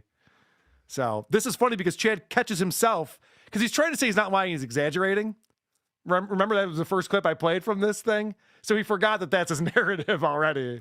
I could have continued lying. I could have kept lying about it. I could have, or exaggerating. Whoa. Because I did get punched. Whoops. Yep. Whoopsie. I could have kept that up, but I didn't want to. I was like, I'll come clean. That's fine. So come clean. I really did. How long can I keep it going? It's funny to me. This is funny. No, it's not. Because it's entertainment. I'm on the meanest show on the internet, Misery Loves Company. It's all drama. Yeah, they're all. There really is no. I mean, if you got assaulted and punched by somebody out in public, like what Chad is saying, that alone in itself is okay, a story that you can tell on like MLC and your own show and whatnot. But to exaggerate, I guess is the word he used, exaggerate other things such as, the Cumia country and he spit on them and the oil can. Like, there was no need for that. I mean, there's no need to add extra shit to it, just tell the story of how you got punched and that's it. And you would still get the same reaction from people regardless. But the fact that it changed now, I guess we consider this the third time. And even we just saw about a minute ago, he slipped and said that, he was lying. No, I mean, exaggerating this. Again, it's so hard to, that's why, forgive me that this clip is already at like the 45-minute mark here. But again, I couldn't cut any of this out because so much changes every like 5 minutes, even less than that. It's the whole Chad Puncher thing is insane. Mean to you. Well, that's true. Yeah, good point. To you, it's a mean show. To Kevin Brennan, it's fun. He's having a blast. So Chad goes, "Oh, are you kidding me? I would have kept lying." You are still lying. Obviously, you're still lying. He's talking. All right. So this is the end of this broadcast where he explains that he got the W on this one. I don't know how he comes to this conclusion. But I got the W. Again. Chad wins. Mudshark forever. Okay. Chad wins somehow. I'm not sure how that works out because I think he's the laughing stock of the internet right now, and a lot of people don't want to be associated with him anymore. So, fast forward to Misery Loves Company. This is the Tuesday episode. Everyone's tuning in. The biggest audience they've ever had to see what's going to happen. Are they going to confront Chad? Will Chad even be on the show? What's going to happen? So it starts off. There's no Chad. It's just Kevin, Bob, and our boy Ray DeVito, friend of the show. Ray DeVito, friend of the show. Reverend Bob Levy and Kevin Brennan. Chad's on a publicity tour for his, listen, somebody sent me a text about it, and I already thought it. It's like the most Pinkman thing Chad could have done was say, "Oh, I was lying the whole time," to another show. Not here, to another show. And Melton, if that's his real name, Melton said, "Oh, this would be great. You can spill the goods on MLC." And Chad's like, "No, I'll give it to you now. I'll give it to you now." So that probably hurt Kevin more than anything. The fact that Chad would not save it for MLC, but say it on Melton's show. And again, we all know that today, Melton and Kevin obviously have their little back and forth thing going on. So I can understand Kevin being a little upset with Chad as far as why you wouldn't come on my show and say it, because we were MLC. Obviously, it had a bigger audience than Chad's show at the time. This was at a period of MLC where I think people say it was a lot better than what MLC is today. So it would be. It's like if something happened to me, like, why would I go on my channel and talk about it? Instead, hey, I'll wait till like Tukey Soup or Cardiff show to talk about it, because obviously there's a lot more people are going to see it then than are here. So I could understand why Kevin will be a little upset. I mean, it's so classic Pinkman that I was like, I've been calling him. The reason he isn't running my super chats, the reason he can't text me, is people are like, "Oh, Chad's like, I can run your super chats." You can't. You can't do anything. You're Pinkman. You're a piece of shit. Did Kevin Brennan just discover Breaking Bad? Is that what's going on here? I don't know, but I love it. He could call him Pinkman for 3 hours straight, and I wouldn't turn it off. It's amazing. I'm not arguing that. Yeah, I know. It's just really funny. But yes, he's calling him Jesse Pinkman from Breaking Bad, in case anyone's confused about that. And he thinks that this Pinkman's a real Pinkman, as we know. And so Kevin, now listen, I don't know Kevin at all. He seems like he's genuinely upset about Chad ruining the credibility of the show here. I can't let Chad run anything. He's a fucking idiot. He's like literally, he's doing a compound cucks. He's the biggest cuck of all. He has no credibility. He has no credibility now. He's shitting on compound cocks and Uncle Rico and fucking Steel Toe, and they're all like, "You clowned yourself, clown." Now he has no credibility. Even the news story.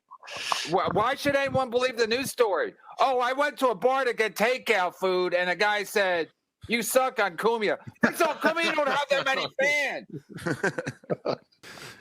Chad acts like there's Cumia fans all over the place, and he keeps running into them. There's like 3 in the whole country. And 2 of them are on my show right now, so it's not a likely story. All right, so yes, Chad clowned himself.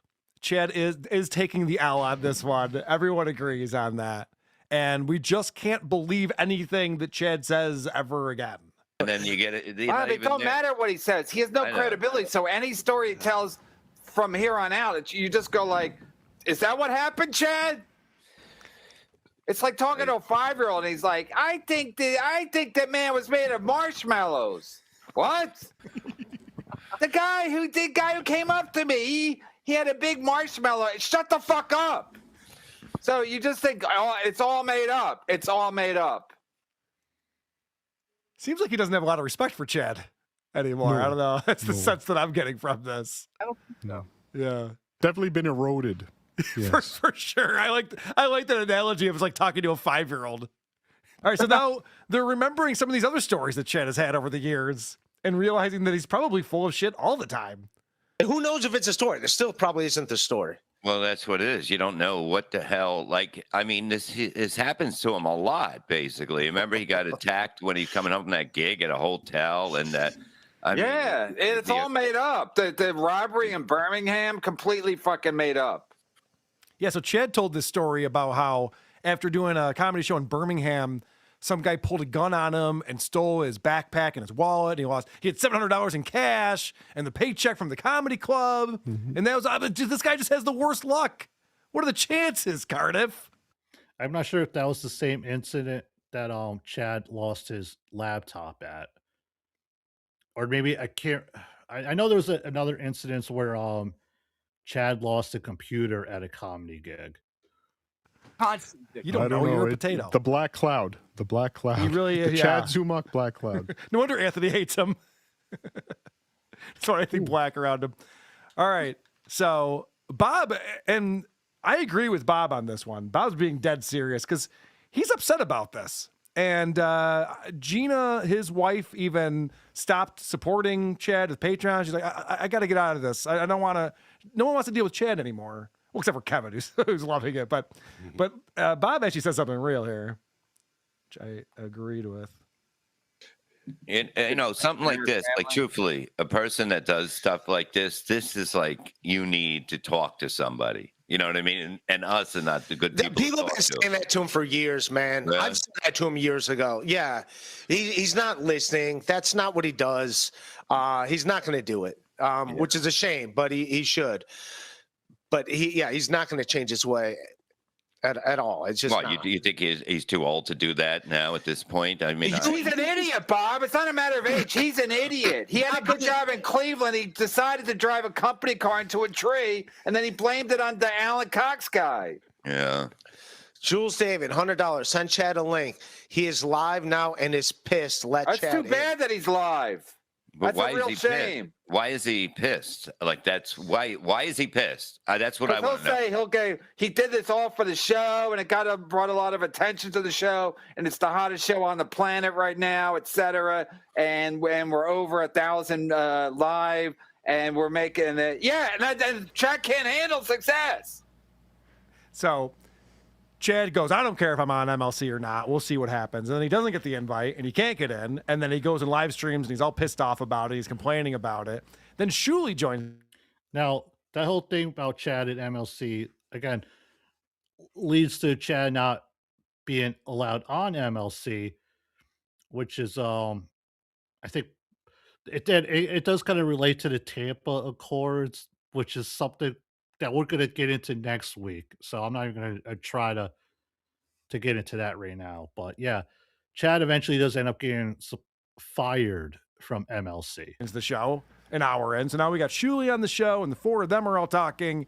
And 40 minutes after that, so now we're an hour and 40 minutes in, they finally let Chad join the show. This is Chad's arrival.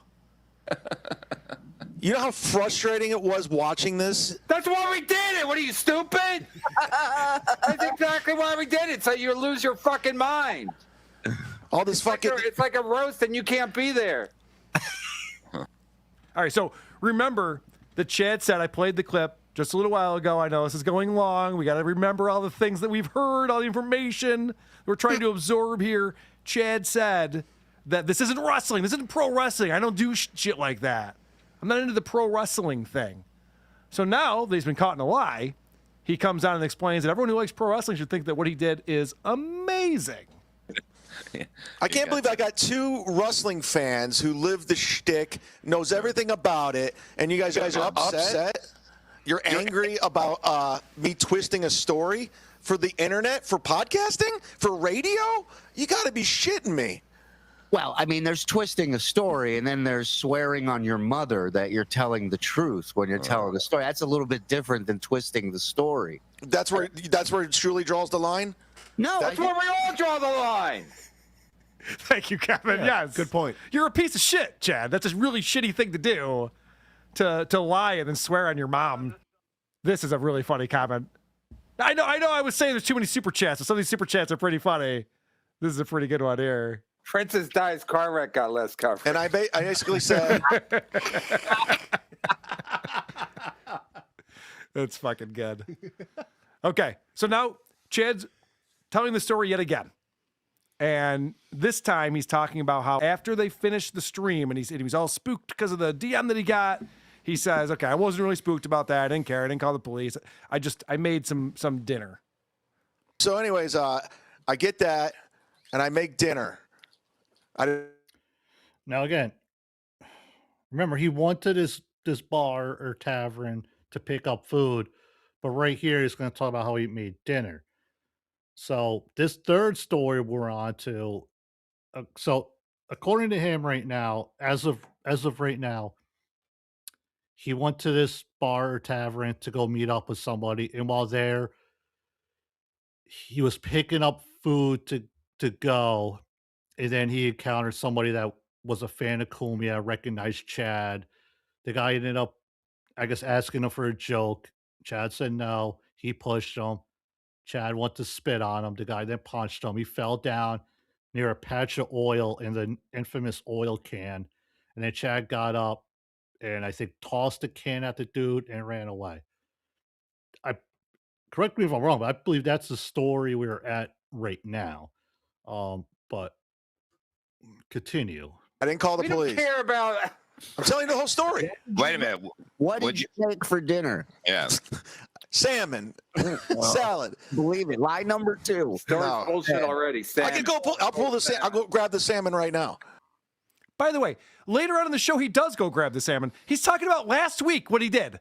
The Tuesday of last week, he went and made salmon and ate a salad after the show, and he's going, I'll prove it. I have salmon in my fridge now. Like, what does that prove? He really is an idiot. He's so stupid. And literally, who's making salmon at like 1 o'clock in the morning? Well, he's claiming that he had dinner right after they got done doing Misery Loves Company, which would be like 6 p.m.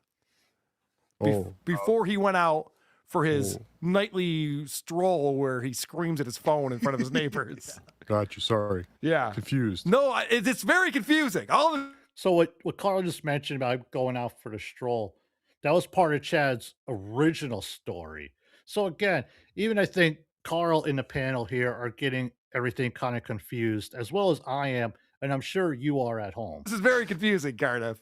I'm trying to understand this. So now, yeah. So now he's out for his walk. He's yelling into his phone, and that's when his friend shoots him the text.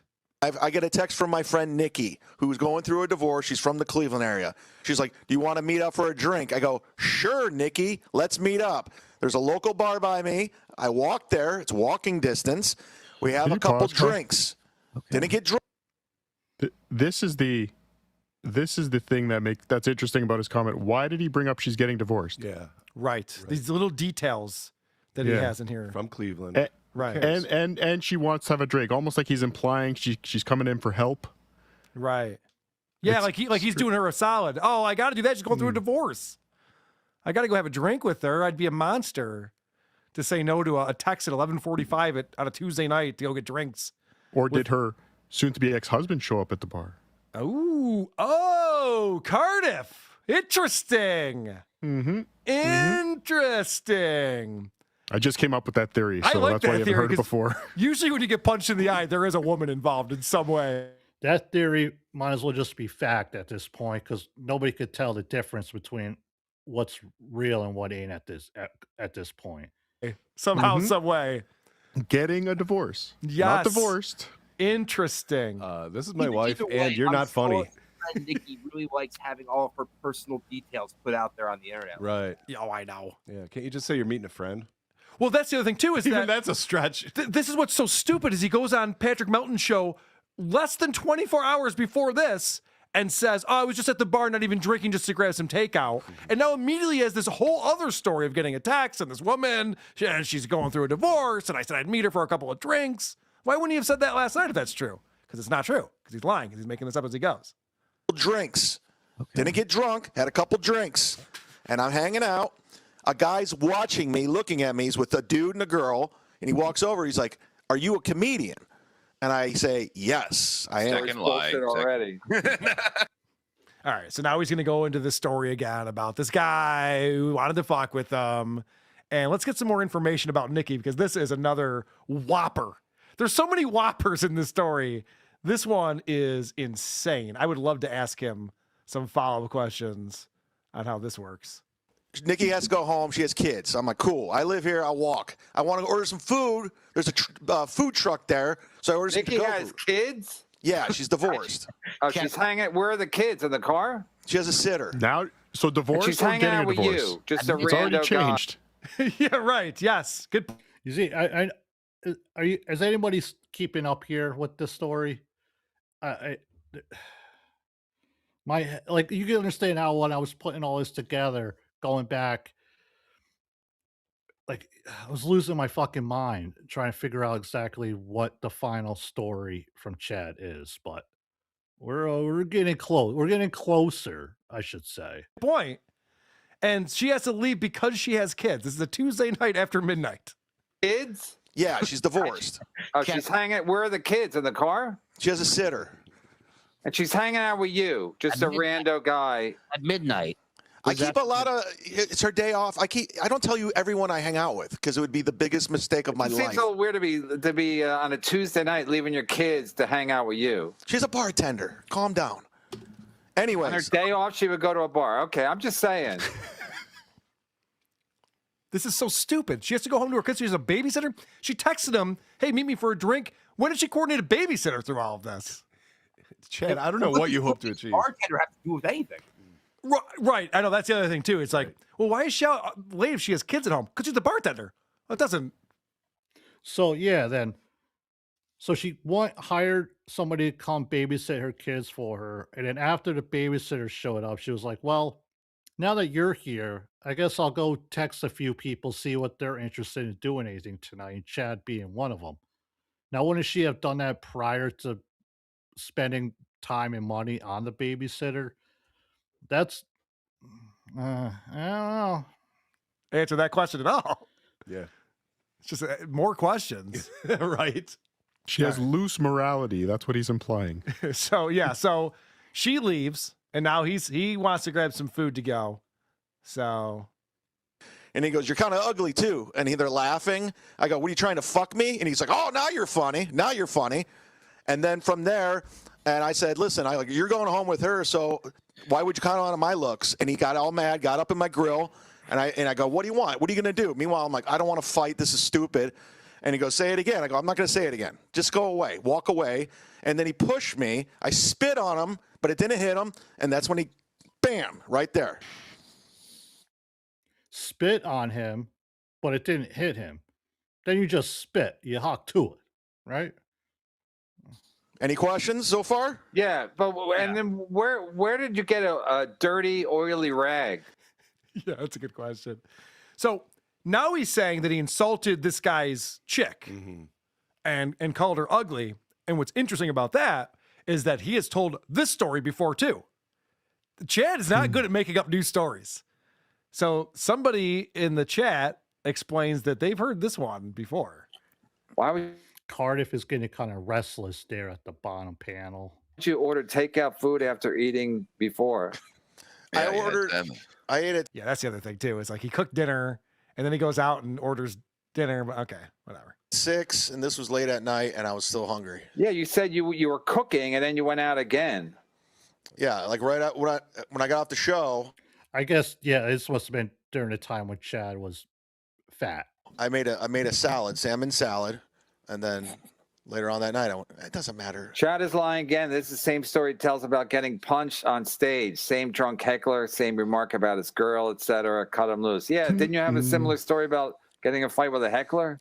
In Missouri with Ben Glebe, told the story a million times. The answer is yes. I said, "Why would you draw your attention? Why would you draw attention to yourself with a girl that looks like that?" And I showed you the photo. It happened, but everybody knows. Get Ben Glebe So you on got the line. punched already with this line, and you used it again. It seems to be working. You think you'll retire a line that fucking gets you beat I didn't think up? it would happen twice in 20 years. You didn't think insulting a guy's girl was going to get you punched? Really? Okay. I thought that was a Missouri thing. Yeah. Yeah, we're in Tampa. You can call chicks ugly in Tampa, right? They love that sort of thing. Not so much. If this was true, if any of this was true, all he'd have to do to avoid any of this happening was just be funny. Just say something. Just say something funny, and the whole thing could have been avoided. But you couldn't do it, could you, Chad? So, of course, the big question here, because this story's dumber than the first story, and the first story was pretty dumb. So the big question is, why were you covered in fucking oil? That's what I want to get down to. Like, regardless of who said what to who spit on who, I want to know about this fucking oil can. Why were you so greasy in that video? There was oil on the ground, like somebody was changing something, a motorcycle, as whatever. And your eye hit the ground? So remember, this is like outside of a bar, restaurant, whatever. You know what you could picture it, okay? What does somebody is that where people normally like change their oil? No, this guy punched you in the eye, and you fell and came up with a Hitler mustache, a perfect Hitler mustache. Because well, of course, surely we'll mention that. We'll get to that. Okay. So I'm on oily floor. I get up, and there's like an oil can thing. I take the oil can thing. See, the whole time was he talking about like an oil filter, right? Or is he talking about like the funnel? What is that? What he was referring to this whole time? And just not know what the fuck it was? A funnel, like okay, it's either that or to just have an oil filter laying around on the road is very fucking rare, especially like on a commercial property. That would entail somebody, like I said, doing an oil change, I guess, on their lunch break. Can thing, and I chuck it at him. Hits the fence. He comes walking towards me, and I start making. I just go. Okay, if it was the funnel, those things are usually either plastic or I guess you could find like aluminum ones. But to be able to throw it with enough force for it to even go like, fuck, I don't know, hard enough to like bounce off of a fence nearby. Therefore, I'm thinking, okay, if this story's true, then okay, I'm going to cross off funnel. So then I'm left with, I'm going to cross off oil, an actual legit oil can, because at the time this was 2023 in Tampa, Florida. I don't see many people fucking, okay, we know. Then that leaves a possible oil filter, which again, oil filters just don't fall off your car. They're manual. You have to manually take it off the engine. And I'm crossing that off because again, no one changes their oil on their fucking lunch break. In Tampa, remember, Tampa, Florida. This isn't Tampa, Montana, where Billy Joe and Randy Ray are, swapping engines mid, between the second and third shift at the fucking factory. Okay. Again, remember Tampa, Florida, right? There's a bar, club, restaurant. Nobody's doing fucking oil changes outside. So you could cross that off too. Therefore, everything he's saying about this oil thing's a fucking lie. Home. I didn't even pick up the food. I bounced. I'm out. And while I'm going home, I'm wiping my nose because I have oil on my hand. I have more oil everywhere. I wash and I start icing. And as I'm icing for about 20 minutes, I go in the mirror, it's swollen shut. And that's when I decided to do the video. He also said, I'm just remembering this now, that he never looked in the mirror. He didn't know how bad his eye looked before he did that video. Oh, yeah. And now he's looking in the mirror constantly in every single one of these stories. But he's also fell in a pile of oil, and then he's touching his nose. The idea of falling in oil on on city property, I could easily see. We all seen like parking spots where there's like the fucking big ass fucking patch of oil that some a 1989 Civic was leaking the night prior. So that I can understand. But then again, like I said, the whole throwing oil or something at somebody, bullshit. Oh my, did I lose us there? No, I didn't. I'm bringing it back. Yeah. And now he's looking in the mirror constantly in every single one of these stories. But he's also fell in a pile of oil. Wow, I hit the right on the right mark. Forgive me there. I kind of lost the times. Okay, we're back. You know what? Let's just take a quick second here. Okay, let's take a sec. Thank you, Colin Manning, for gifting the membership. Greatly appreciate that, buddy. And remember, next week, I'm going to do a members only thing. Should I say who? I was going to, all right, between you and me, don't tell nobody else this. I was going to have Emily come on with me, and we were going to like watch Carl going over Opie. Because, Carl loves Emily. I love Emily. You all love Emily. So we're going to try to get her on. Or she might, what does boss say? All right, here's another fun fact for you few people listening. There's no BeDabblin live tonight. You could possibly tomorrow, and Emily might hop on there too. So it's gonna be an Emily week, I should say. Don't tell Carl, he might get upset. Also, did I just hit that too? Oh no, it's a different one. Oh, Colin Madden celebrating a month membership. I thought oil filter exactly. Like again, I think I just went over my whole oil thing rant. The bottom line, there was no oil. There was no oil can or whatever the fuck. So we could forget that. All right, let's. We're gonna have to wrap this one up in like another 10 minutes.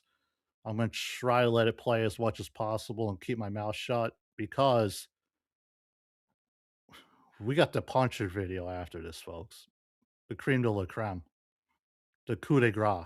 That he's touching his nose or something like that. That he did wash up.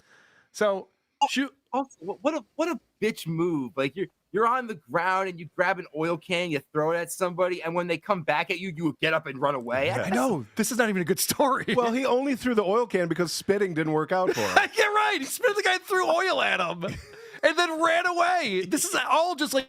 Remember, Chad, a grown man hawked Tua at another grown man. Bitch behavior. I know. This is the story he wants to run with. This is for Cumia as he throws the can. Yeah. All right. So now, Shuli, I'm glad that Shuli was there to point out that this is more than just an embellishment on the original story. But why'd you change the story from when you got jumped initially to a takeout? Neither one seems very believable. Well, this was the original story, but I embellished it for the air because I already said there are people outside my house. I have a podcast called Cumia's Cucks, so it all made sense, and it wasn't like so far. I got punched, so I'm like. Embellishing is one thing. You made up a completely different story. You didn't embellish. You didn't take. I just went from one guy to two guys. You said I went. There was no friend meeting for a drink. There was no bar. You went out around the corner for your power walking at 11:30 at night, and then two guys jumped you and yelled "Cumia country" and ran off. Yeah, this is a completely different. So Shuli just mentioned Cumia country there, but remember, El Harible said it first. Sorry, Chad. You can't just say you were embellishing on the original because now you're calling this guy's girlfriend ugly, and then he's pushing you, and then you're spitting at him. Very different than just getting jumped randomly in your neighborhood. And he's still trying to be like the victim. And I know. That's long gone, man. Long gone. Holy shit! I just wanted to punch it up a little bit. No, you made up a completely false story and tried to sell it to everybody. He's also playing that. The other three guys are asking legit questions that we all want to know. Sure. And he's like, "Why are you bothering me with these?" I know you can't be bothered.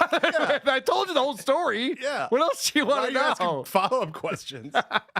I thought I was doing a good thing for the podcast. Like, I'll tell a crazy story. And then the internet was like, oh, we got to investigate this situation. And here we are.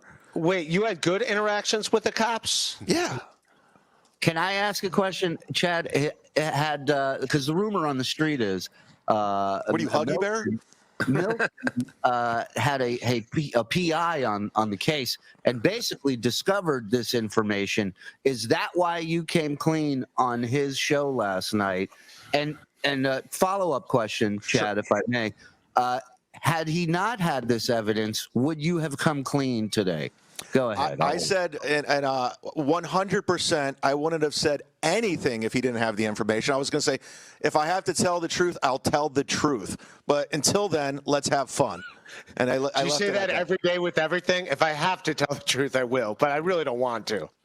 How is this fun? What is it? Why does he keep saying fun? What's fun about this? It's not funny. It's not hilarious. You're just lying. You got caught. It should be embarrassing. But It's embarrassing. It's not for him. It's an L. You took an L on this one, Chad. Everyone thought you were lying, and they were all right. Oh, I'm getting heat. Yeah, I know. He acts like it's good for his brand. His narrative. Guys, this is my brand. You know, I lie about shit, and then I call Carl a dork. It's my brand. It's great. It definitely does sound like Chad's brand. TL Hank, you want the ML? No.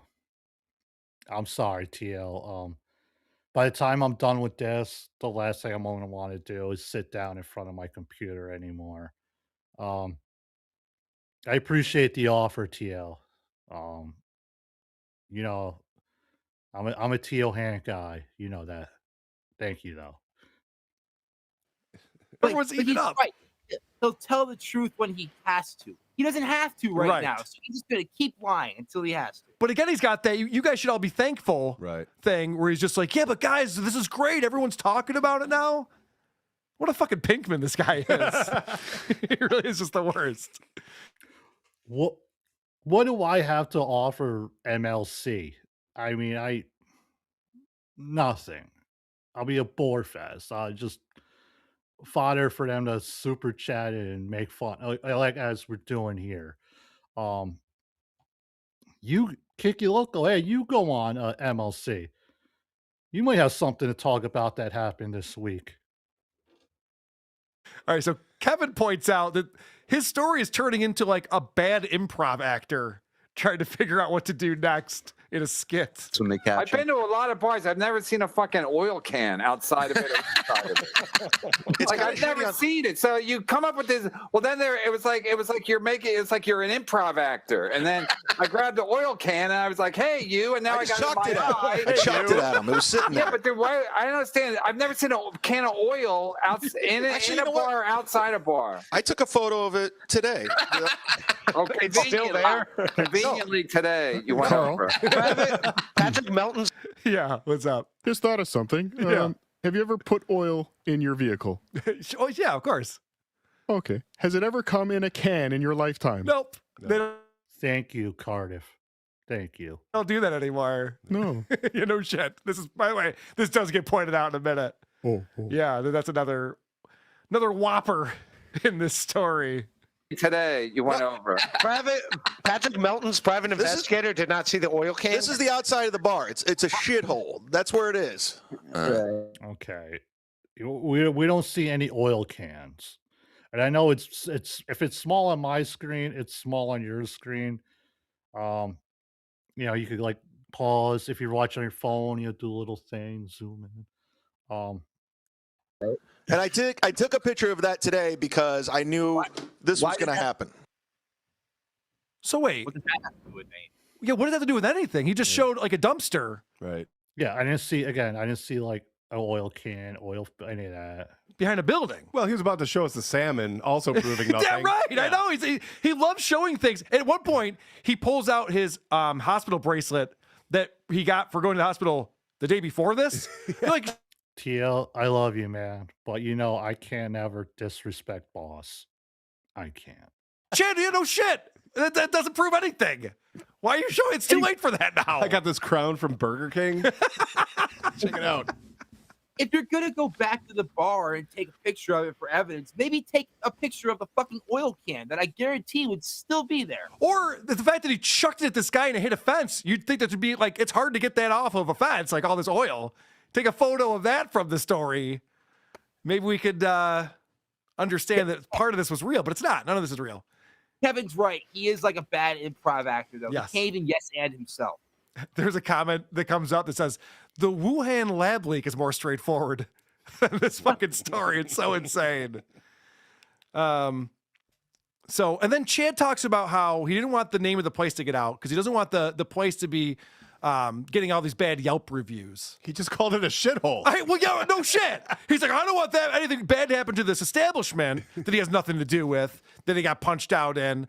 But again, at the same time, I keep pointing this out, the biggest sponsor on Steel Toe, he wanted to let everyone in the world know that he was behind his attack. It's like, well, he didn't care about that guy's business, but you care about this business for some reason.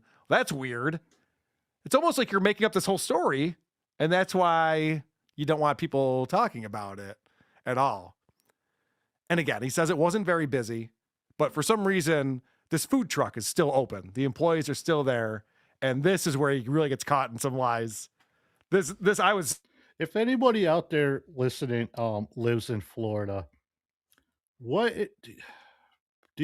last call in the state of Florida? I haven't been to Florida in about 6 years or so. I can't even remember, but I know like in New York, like it's like 4 a.m.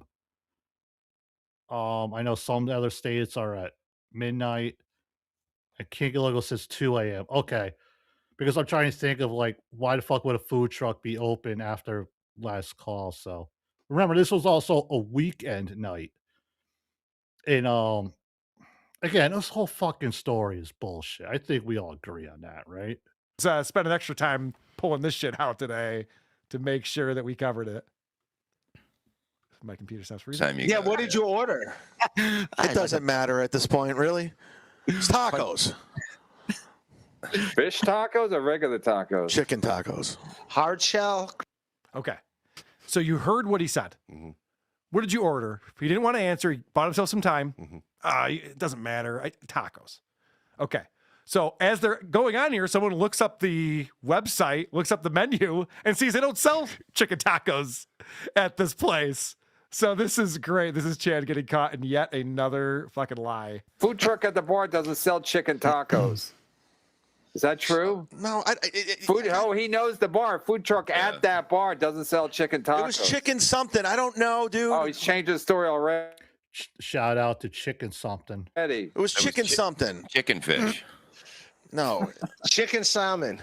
Yeah. Everyone's going to they're going to all like, oh, yeah. All right, whatever. That was Ryan Sharman. Good job, Ryan, on figuring that out. The reason why Ryan Sharman ban my existence. Played it the way that I just played that. What happened? Sorry, that's for Ryan Sharman. I always give him a bell on my stream. Okay, thanks, Ryan. But the reason why I played it in the order that I just did is because his first answer was tacos. And then, what kind of tacos? Chicken. And then they go, they don't have chicken tacos. Oh, chicken something. That's how you know it's a lie. Yeah. Obviously. You don't confuse tacos with many other menu items. No, exactly. I mean, chicken French. Something like that. Okay, if you say so.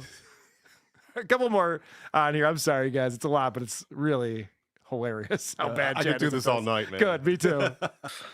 And everybody that jumped ship on me, you're not welcome back. Bye. Yeah, they are. What are you going to do? Cancel your Patreon? Who are you talking No, there's to? people like saying, oh, we're leaving. Bye. I'm like, bye. You guys weren't fans. Get the fuck out. Don't let me all the new people that you got on your Patreon? Just people in general are like, oh, I used to look up to you and all this bullshit. No one ever said that. They used to look up to you. That midget comic? I don't believe in nothing no more. You can Story's bullshit. Goodbye. We're looking up to you. Bye. Bye. Looking up to him. That's hilarious. But also just this idea, and we played Patrick Michael talking like this before, this tough guy thing where it's like, I don't even want your money or your support. It's like, Chad, apologize to the people for lying to them.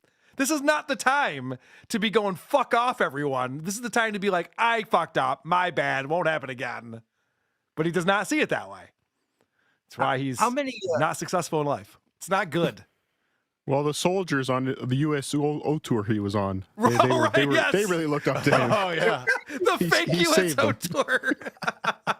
Yeah, at a certain point, I didn't pull the clip, but Rover just goes through the list of things that Chad has lied about, and they're all scams. He brings that one up again. Again, there's I think we all know the list on Chad's stories. See if I pulled up the right one.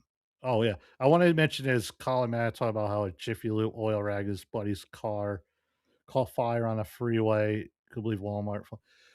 I once had an oil change at I had an actual Toyota dealership, and I had this like weird noise on the drive home. And I get home, pop the hood. The dude left like this like plastic like thing he made to like catch the oil as he was pouring in. Like they left it clipped like on my engine, and it was like bouncing off the serpentine belt. I'm like, so I quickly drove back to the Toyota dealership, and I like showed like I handed it. I was like, oh hey, whoever did my truck might want their little thingy back. And the guy looked at it. It was like I walked up to the counter with it, and the guy saw me with it in my hand, and he immediately just said, "Oh," like as if this happened many times before. He was like, "Hold on 1 second." He got somebody else because he must have known like what to do in this scenario. But yeah, I mean, it's if you're able to like do your own oil changes at home or your driveway, or like at your favorite restaurant in Tampa, I recommend that. But again, Tio does remind us all that it wasn't like an actual food truck. It was part of the establishment itself. As like part of their decor. They had like a Volkswagen van set up with like food. So it wasn't like just some random that that part I do remember. For that when I just looked at your chat, it definitely rang a bell to me. All right, folks. I think we're all caught up here. Let me check supertip.gg/JT real quick. Okay, our next video. Let me pull that down. We have a little decor there. Is our last video. If I could, god damn it, make sure I hit the right buttons. This one is it's from, well, you can't find it anymore, unfortunately. It was from Cardiff's old YouTube channel. And maybe, someday we'll get to that story on date night here. But this is the one you all been waiting for tonight. And I greatly appreciate you all hanging out tonight. I think I had like record breaking live viewers just by myself, which is a pretty amazing. And there's many shows out there y'all could be watching, but you all chose to be here, and I greatly appreciate that. And that means a lot to me. Thank you. This here is the infamous Chad Puncher video that Cardiff did, where he interviewed the alleged culprit. Now, no spoilers in the chat if you have seen this before. Please,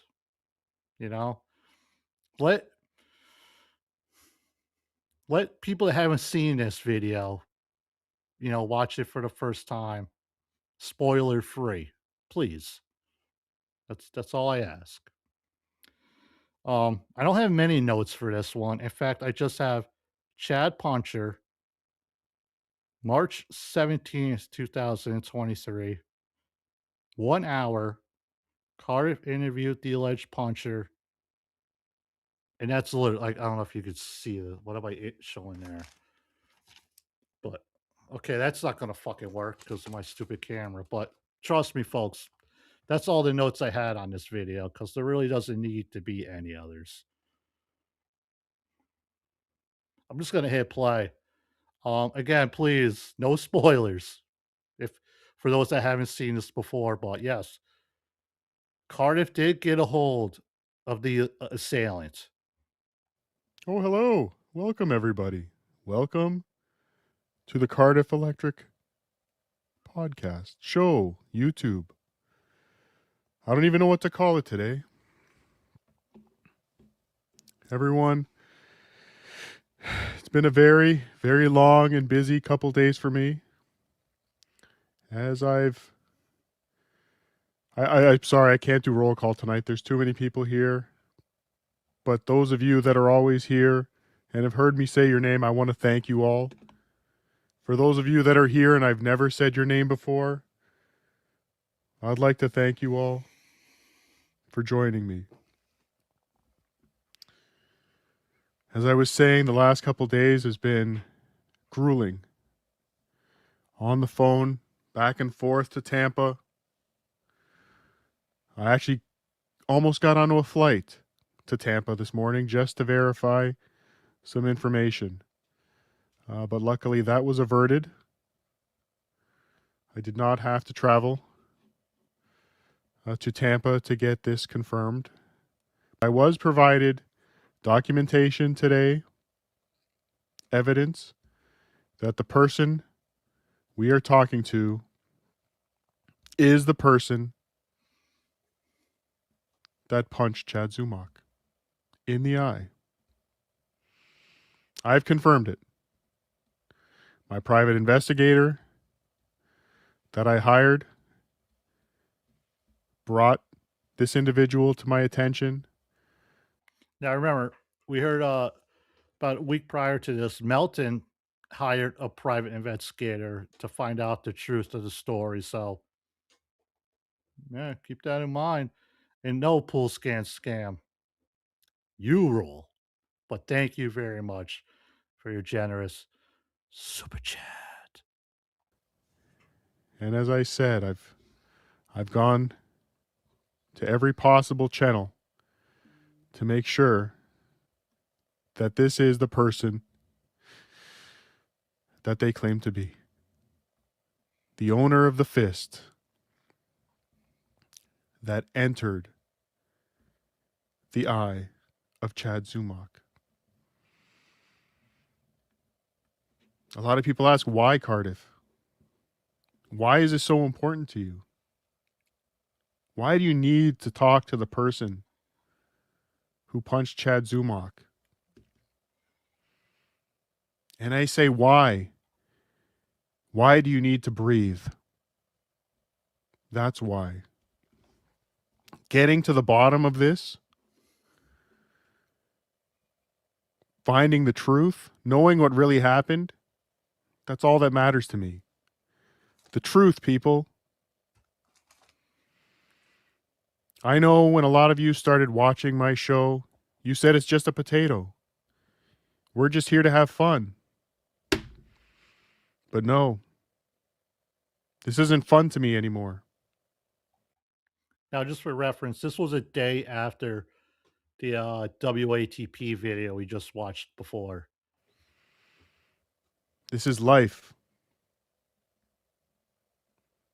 This is podcasters being punched in the street, pointing the finger at other podcasters for having them punched in the street. This is bigger than all of us. This is bigger than all of us. I might just be a potato, a simple Minnesotan potato. But I know I'm the only one that can get to the bottom of this. We're not going to get answers from Chad Zumock. Maybe we will. I've sent him the link tonight. If he wants to come on the show, I'll have him on, even though he blocked me. I don't know how many of you are aware of that. He blocked me. As Isaac Walmart's saying, this was a huge show when it happened. I remember this was the talk of the town in the Dabbleverse. Because remember, John was gone. This was a month after DabbleCon. It was kind of like, you could say, oh, things kind of took a little dip in the Dabbleverse. And then the whole puncher fiasco happened. And Cardiff came out with, hey, come up my show tonight, live 8 p.m. I got the puncher. And everybody was like, holy shit. If anybody could get this puncher, it's Cardiff. And we all tuned in. This was a big deal. Now, some people say, Cardiff, if Chad Zumach didn't block you, would you be here tonight revealing what you're about to reveal? And the answer is no, I wouldn't be here. I'm very petty. I built this an entire empire around getting blocked by Stuttering John. No spoilers, please. No, I had to delete something. Sorry, folks. Can you imagine what I will do with a blocking by the Z-Man? I'm one person. You're better off not blocking. I think that's for sure. So no, if Chad didn't block me, we would not be here right now. So I guess really, at the end of the day, we need to thank Chad for bringing us all here together.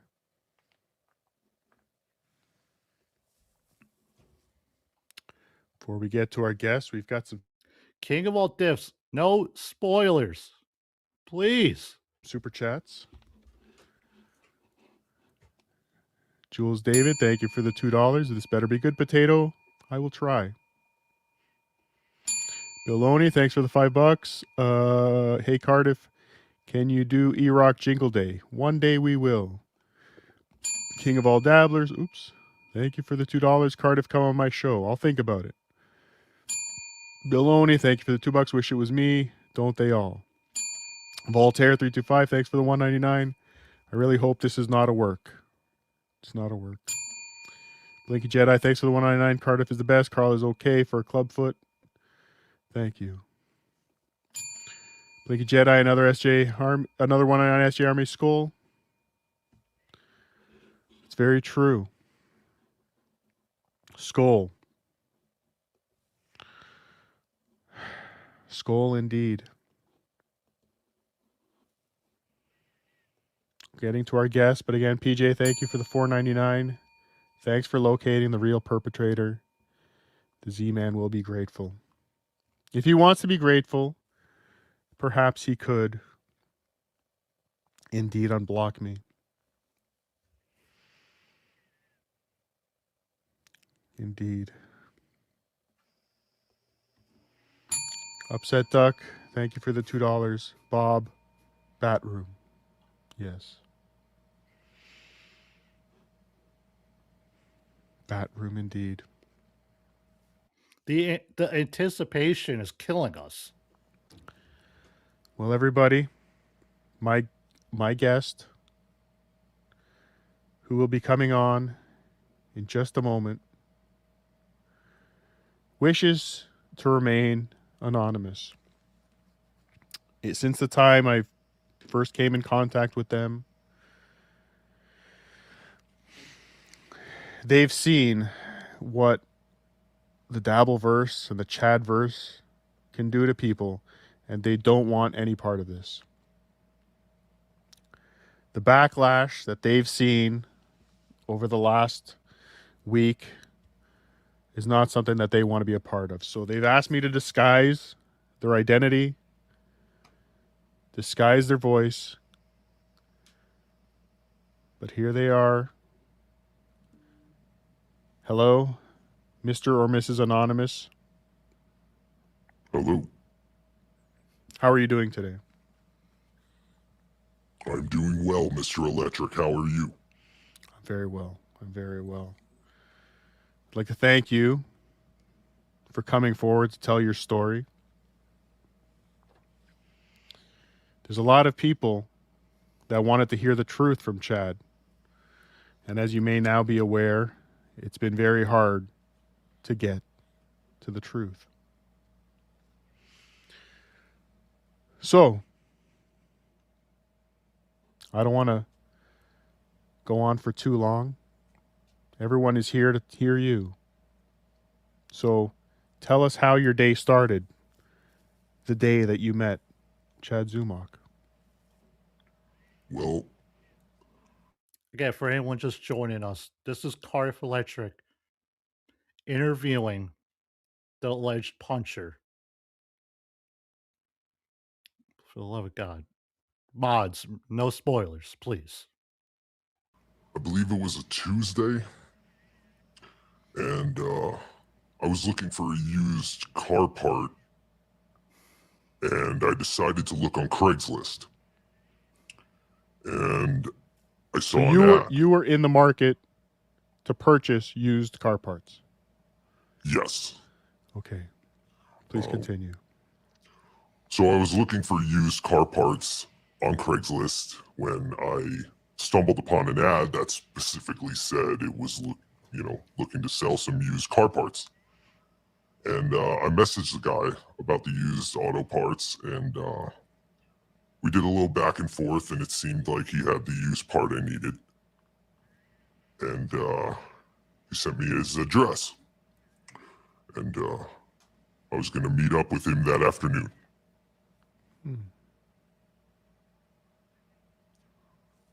I went to his apartment. He gave you his address. Yes.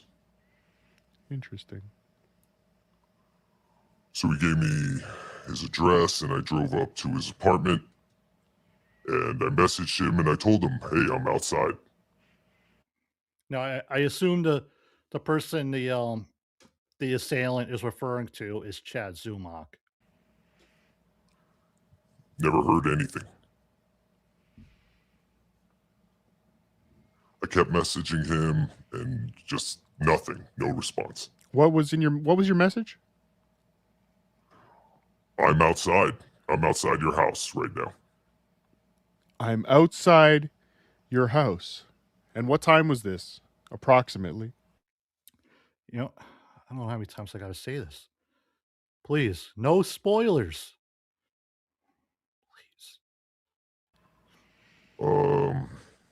Probably around like 6, would say maybe 6:15, somewhere in that area. So I hope everyone heard that. This would have been almost exactly at the time that Chad Zumach was on Misery Loves Company and left the show saying he got a DM that somebody was outside. He did, in fact, get a message that I'm outside your house. But it would appear from the story we're hearing that you were invited to Chad Zumach's house to purchase used auto parts. Yes. That's an accurate summation. That is very accurate, sir. Okay. I was looking for used auto parts, and he claimed to have them, but he was not answering. And like you said, I had no idea that he does a podcast or anything like that at the time. So I went home. I just figured I wouldn't get my used auto part. So he dragged you all the way out there for used auto parts. Yes. And nothing. Nothing.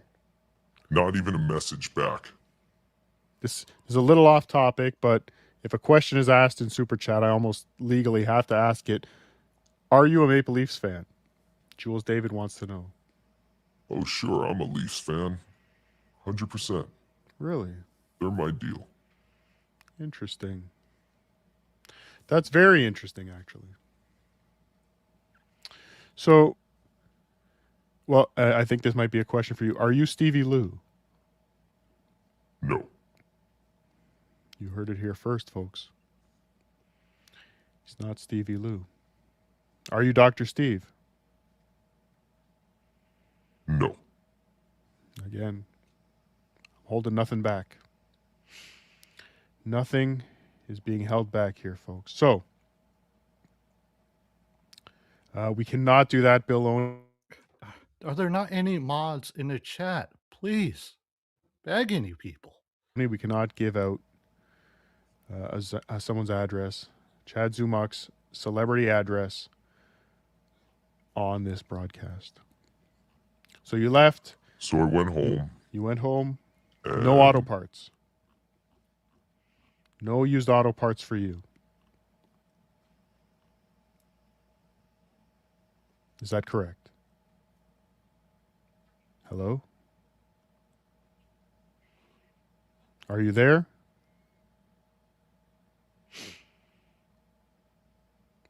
What has happened? Special guest, are you there?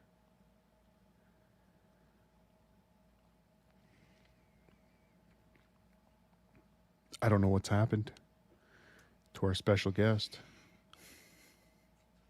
Maybe he got a little cold feet. You know, there's a lot of pressure for him to come forward with this knowledge.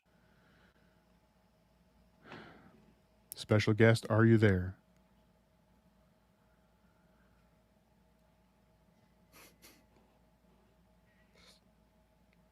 Special guest?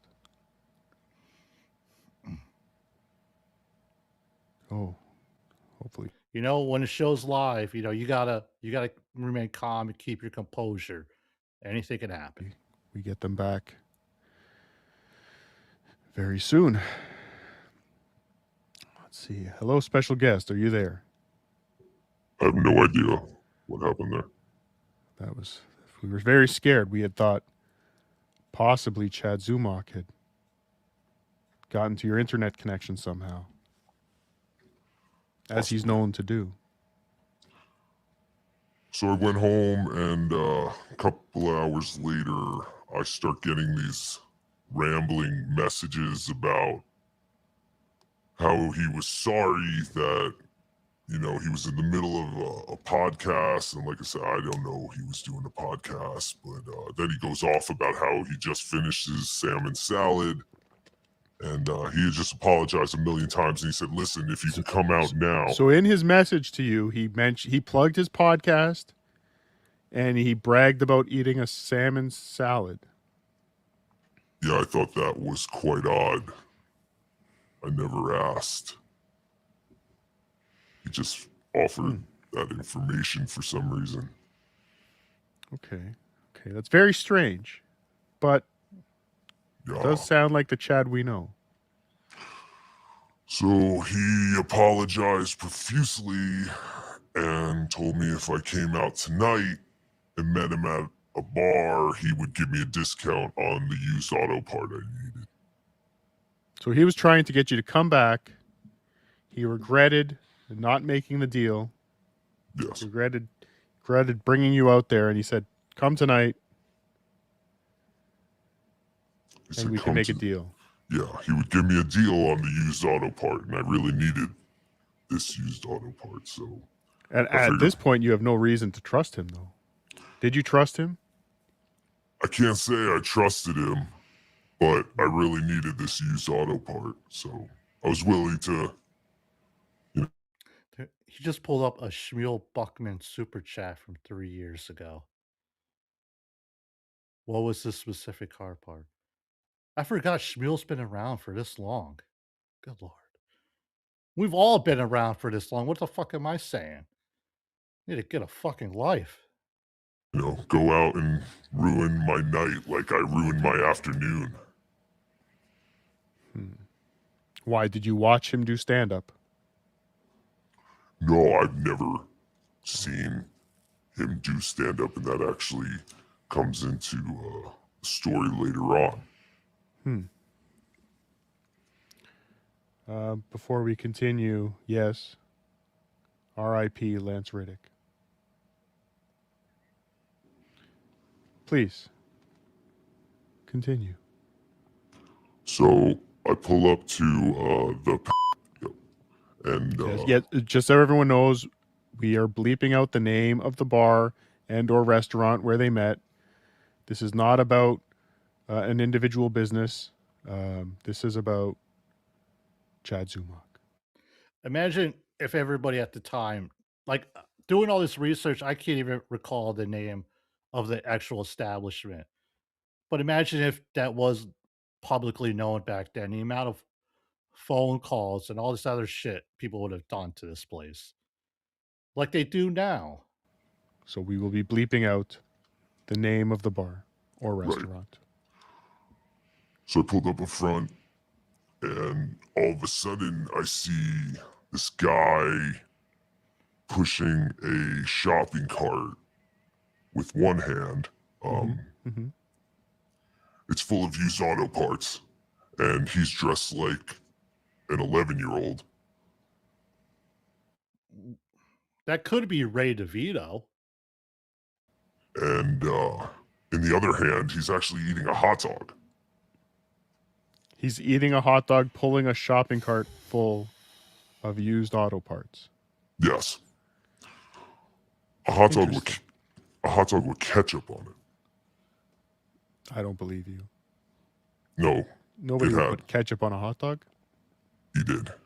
That's when I knew I was dealing with someone who probably wasn't all there, honestly. It was at that point, all of us watching this live when it happened, all had like the same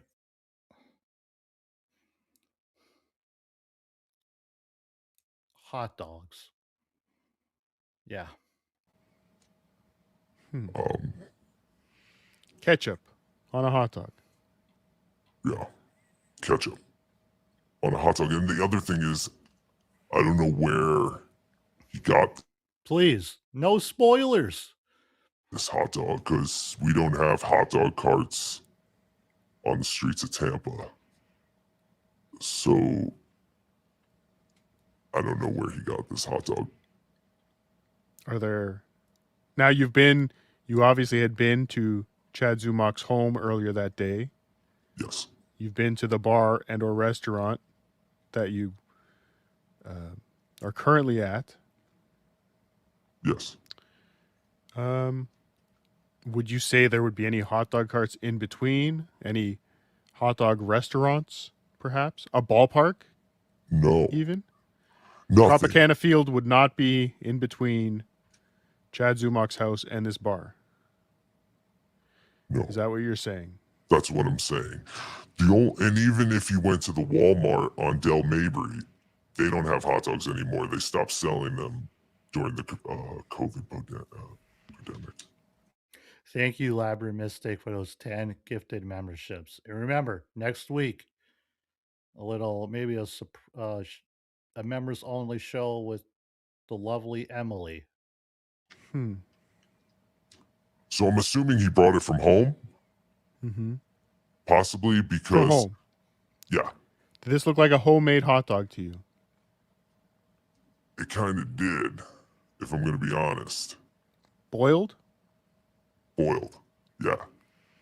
That's what kind of tipped me off, because besides a hot dog cart, where are you really going to get a boiled hot dog?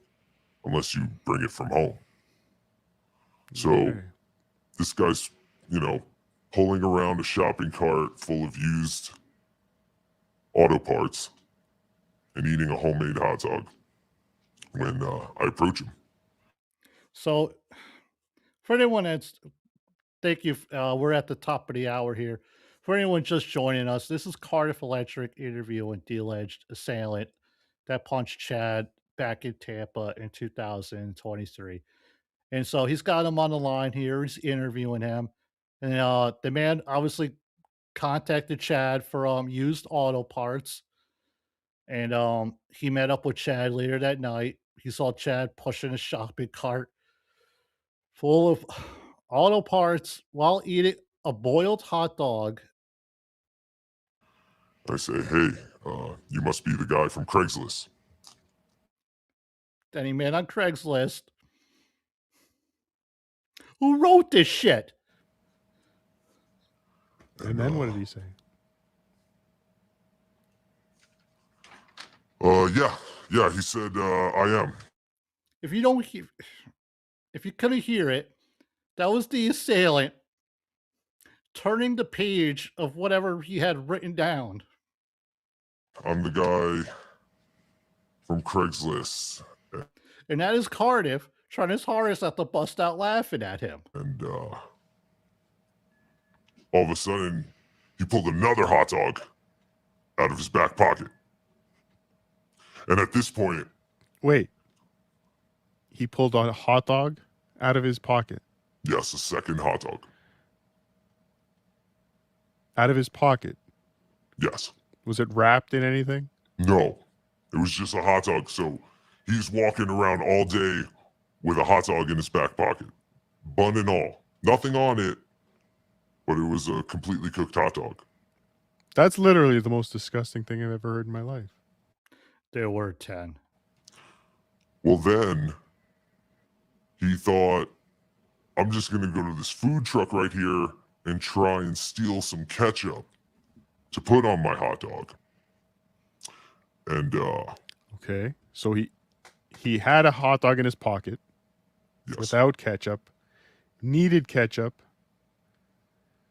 and walked over to the food truck to obtain ketchup. Yes.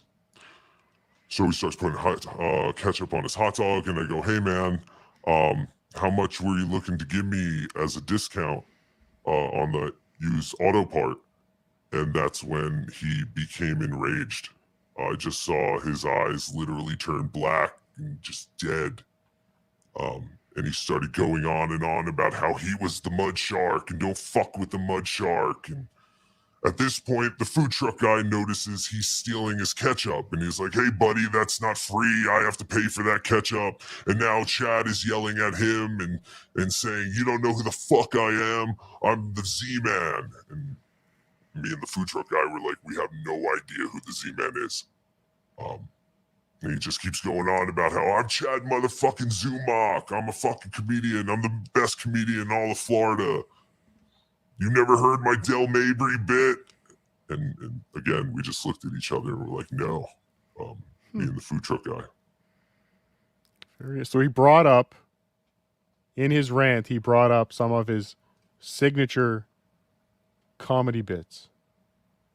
Did he seem more upset that you didn't know who he was? Oh, yeah. He was, I don't know what he was more pissed about. Me bringing up the discount that he obviously forgot about, or the fact that we had no idea who he was. Interesting. It's very interesting. Did he seem like he had been drinking at all? I mean, possibly because of the way he just snapped. I could say, you know, there were some booze involved, but I honestly don't know. That would all be alleged. So what happened next? So at this point, I decide, hey, I'm going to leave. And you haven't punched him yet and left that out of the story, have you? No. At this point, I'm just going to leave, and I'm going to go to my car. Thank you, Library Mystic, for those gifted memberships. King, you did not receive one. And Flat Cat, please, no spoilers. Not yet, anyway. Car, and Chad starts following me and actually chases me down and spits on me. He spit on you? Yeah. That's the infamous Hawk Tua that Chad threw at the assailant. He did talk about this, so this was true. He did spit on you. That's so far the one thing that seems legit so far. Yes, he spit on me, and then he said something about you're nothing but a something cuck, and I couldn't make out what he said. Can you say that again, please? After he spit on me, he said, you know what, bro, you're nothing but a something cuck. Could it possibly have been Cumia cuck? Cumia.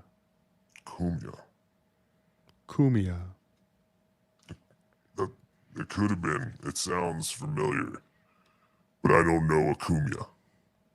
So there's a chance he yelled at you. He definitely yelled cuck. You positively heard that. Was it fuck? No. Suck? Definitely cuck. Cuck. Yeah, he made it. It's a very, very popular word these days. Yes, and he did that kind of cuck. So you're saying it's possible that he said Cumia. You're not 100%. No, but it could have been Cumia cuck. Yes, it could have been. It Have could you have ever been watched? Lumina cuck. Have you ever watched the? You know what I just realized? Like most of the night it had like about like what 160, almost like over 180 people watching. We're at the lowest numbers so far tonight with this. If that tells you anything, folks. Anthony Cumia show on Compound Media. I have not. We just lost 2 more. I'm not familiar. Are you a racist? I am not a racist. I should have just asked you that question first, then I could have avoided asking the other. Mods. So, you are not a fan of Anthony Cumia. Have you heard of Opie from Opie and Anthony? I can't say I'm familiar with anyone in this world. Okay, so the first time you were introduced to the name Anthony Cumia would have been from Chad Zumach on that evening. That's correct. Okay. What happened then? Did you subscribe to Compound Media after the plug that Chad Zumach gave in the parking lot or on the patio? I was curious, but I still have not checked out Compound Media. Okay. I thought that might have been his viral marketing tool that he uses. Anyway, please continue. I know what it is now, but no. At this point, a crowd started gathering around, and someone yelled, "Fuck Chad Zumach!" Somebody in the area yelled, "Fuck Chad Zumach." Yeah. Interesting. What did they look like? Well, it was a woman. A woman yelled, "Fuck It was a Chad woman. Zumach." Yeah, I think I don't think the alleged assailant was prepared for all the questions that Cardiff is improving here. maybe she knew he wouldn't go after her or something. She just wanted to stir something up. But yes, it was a woman. What did she look like? She had bright red hair, and she was standing next to a very swarthy gentleman. Bright red hair. Bright red hair.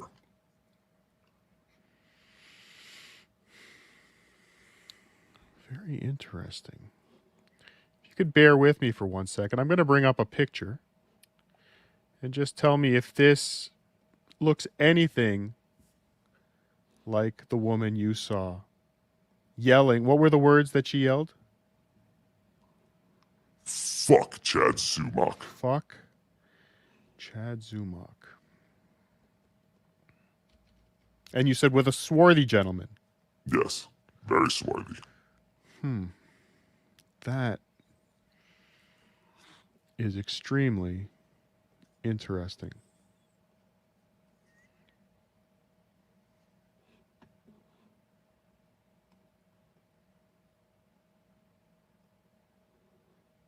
Are you pulling up a picture? Yes, thank you. Okay, sorry. Does this woman look familiar to you? Yes. Yes, very familiar. So what you're saying here... Is that Peg Bundy? No, it is not Peg Bundy. But yeah, she's familiar. So you saw this woman in Tampa the night of the attack on Chad Zumach. Yes. Yes, it was definitely her. That is Chrissy Mayer. Rival Chrissy Mayer. Yeah, that's what most people say. But she is rival comedian to Chad Zumach.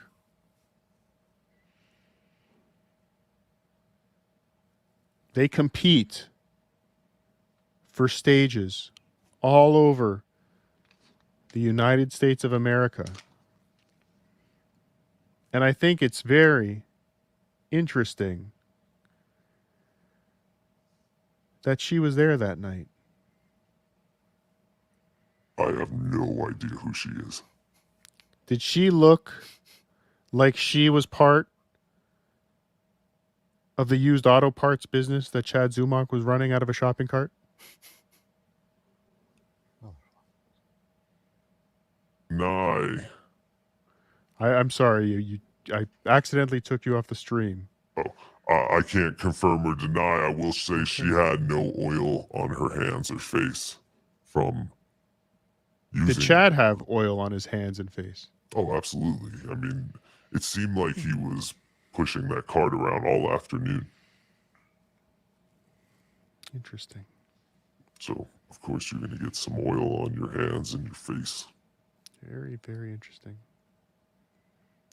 So now we've confirmed Chrissy Mayer and most likely Frank Pellegrino were at the bar that evening inflaming Chad Zumach with their inflammatory words of, what was it again? Fuck Chad Zumach. Fuck Chad Zumach. Clear as day. Something that very likely few women have ever said before. Agreed. So at this point, Chad turns his attention. Why would you agree? Why do you have an opinion on this? Is it from all the research you've done since? Yes. Okay. Please continue. So at this point, Chad turns his attention to her and starts yelling, "No, fuck you. Fuck you." And I don't think that's really a way to treat a lady. So I popped him in his eye. You punched him in his eye for insulting a woman, for threatening a woman who had just yelled, "Fuck Chad Zumach." Yes, I did. I am the one who gave him that deal on his eye. Do you feel guilty for what you've done? No, I don't feel guilty. I would do it again.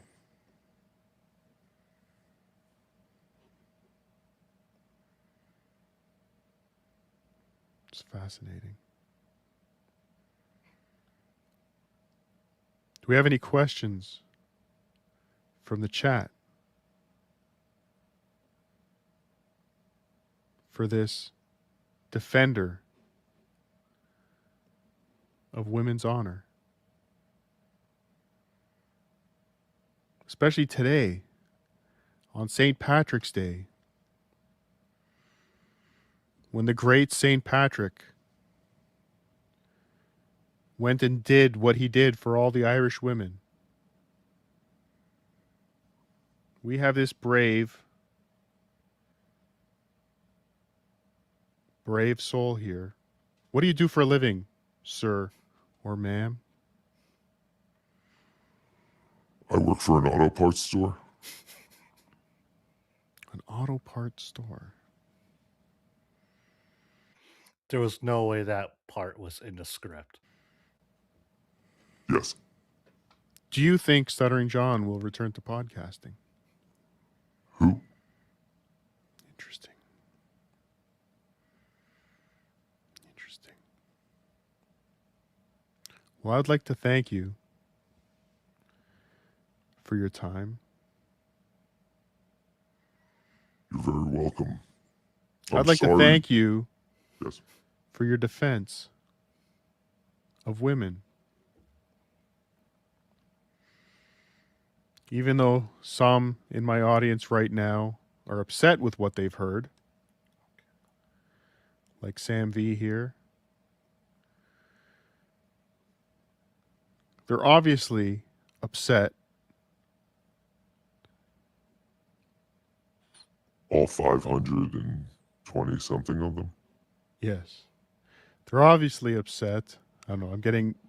Carl's telling me to send Ray a link. Is Ray trying to get on the show? Who? Ray. You know Ray? You don't know Ray? Ray? Yeah. Oh, the Tampa Rays, yes. Yes. Is that your favorite baseball team? Yes, of course. I'm a Rays fan and a Maple Leafs fan. It's a strange combination. My mother's from Minnesota. Very nice. It doesn't make any sense. None of this made any sense. But obviously these people are mad because they're upset that Chad lied. Even in telling the truth. He lied.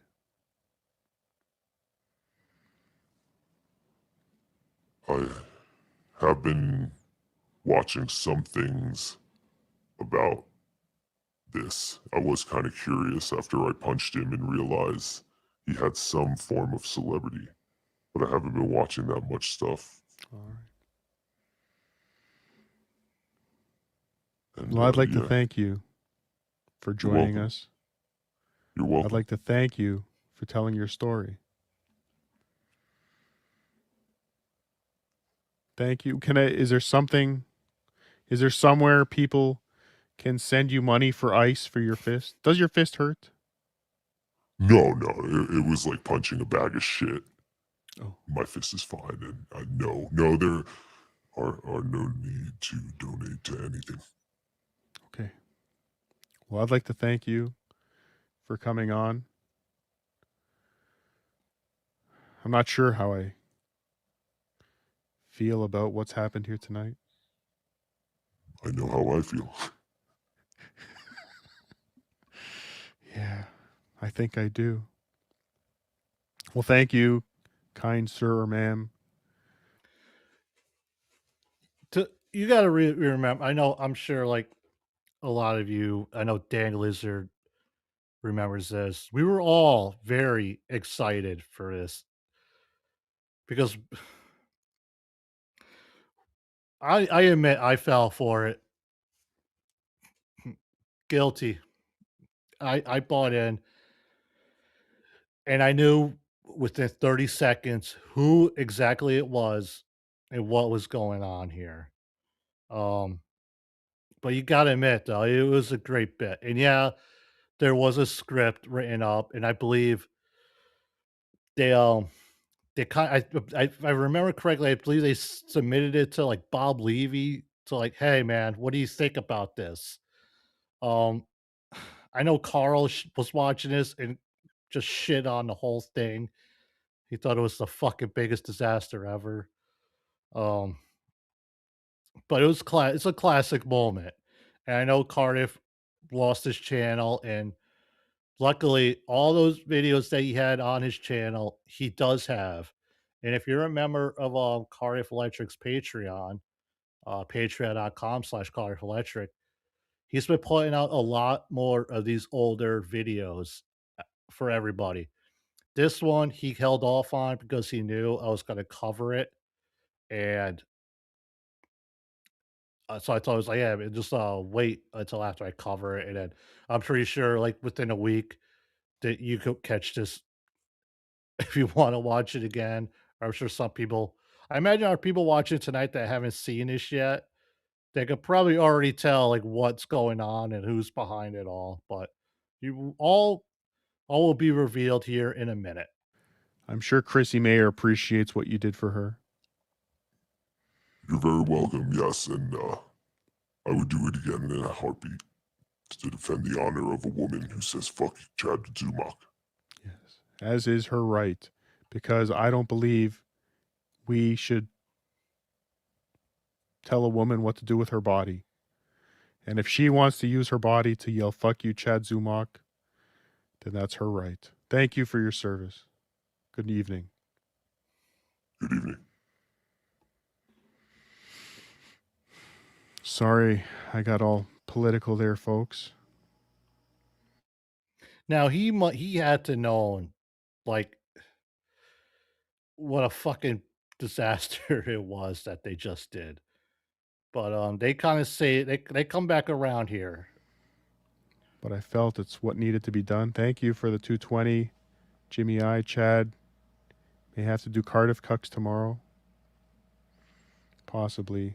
The Cope for the train wreck. Thank you for the 199. Carlos Danger, thank you for the $5 for Ray's Gout. Well, everybody, I have to say,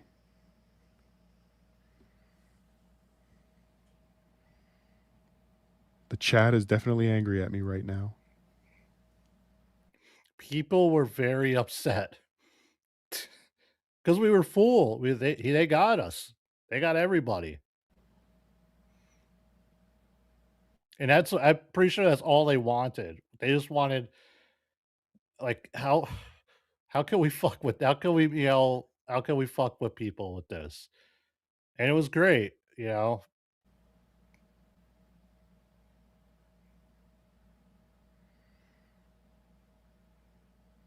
And they're just sitting in it at this moment, like, all right, the bit's done. And obviously it went as well as they wrote it up to be. And now they're just they're they're seeing the reaction from everybody live as it happens.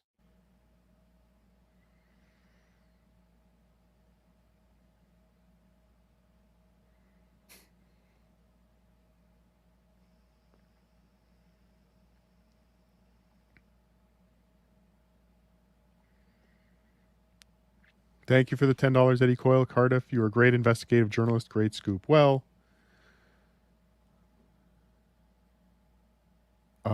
thank you. But there is some breaking news here.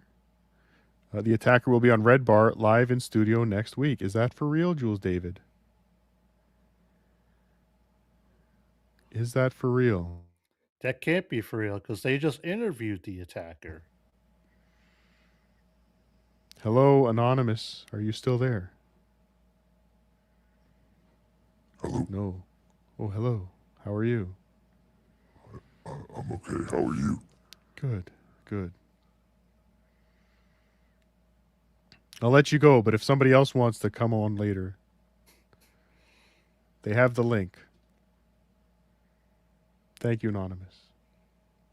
Thank you.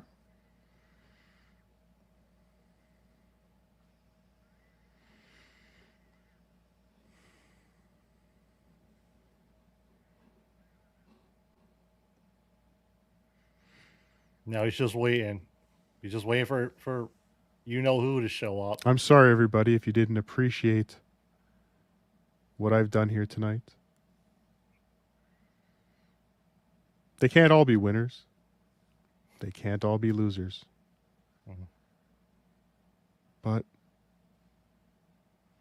a lot of people came tonight. I think he had like the highest numbers. I think he had more people watching this than watched DabbleCon or Dabble Court. And that's all that matters. That's all that matters. He got everybody.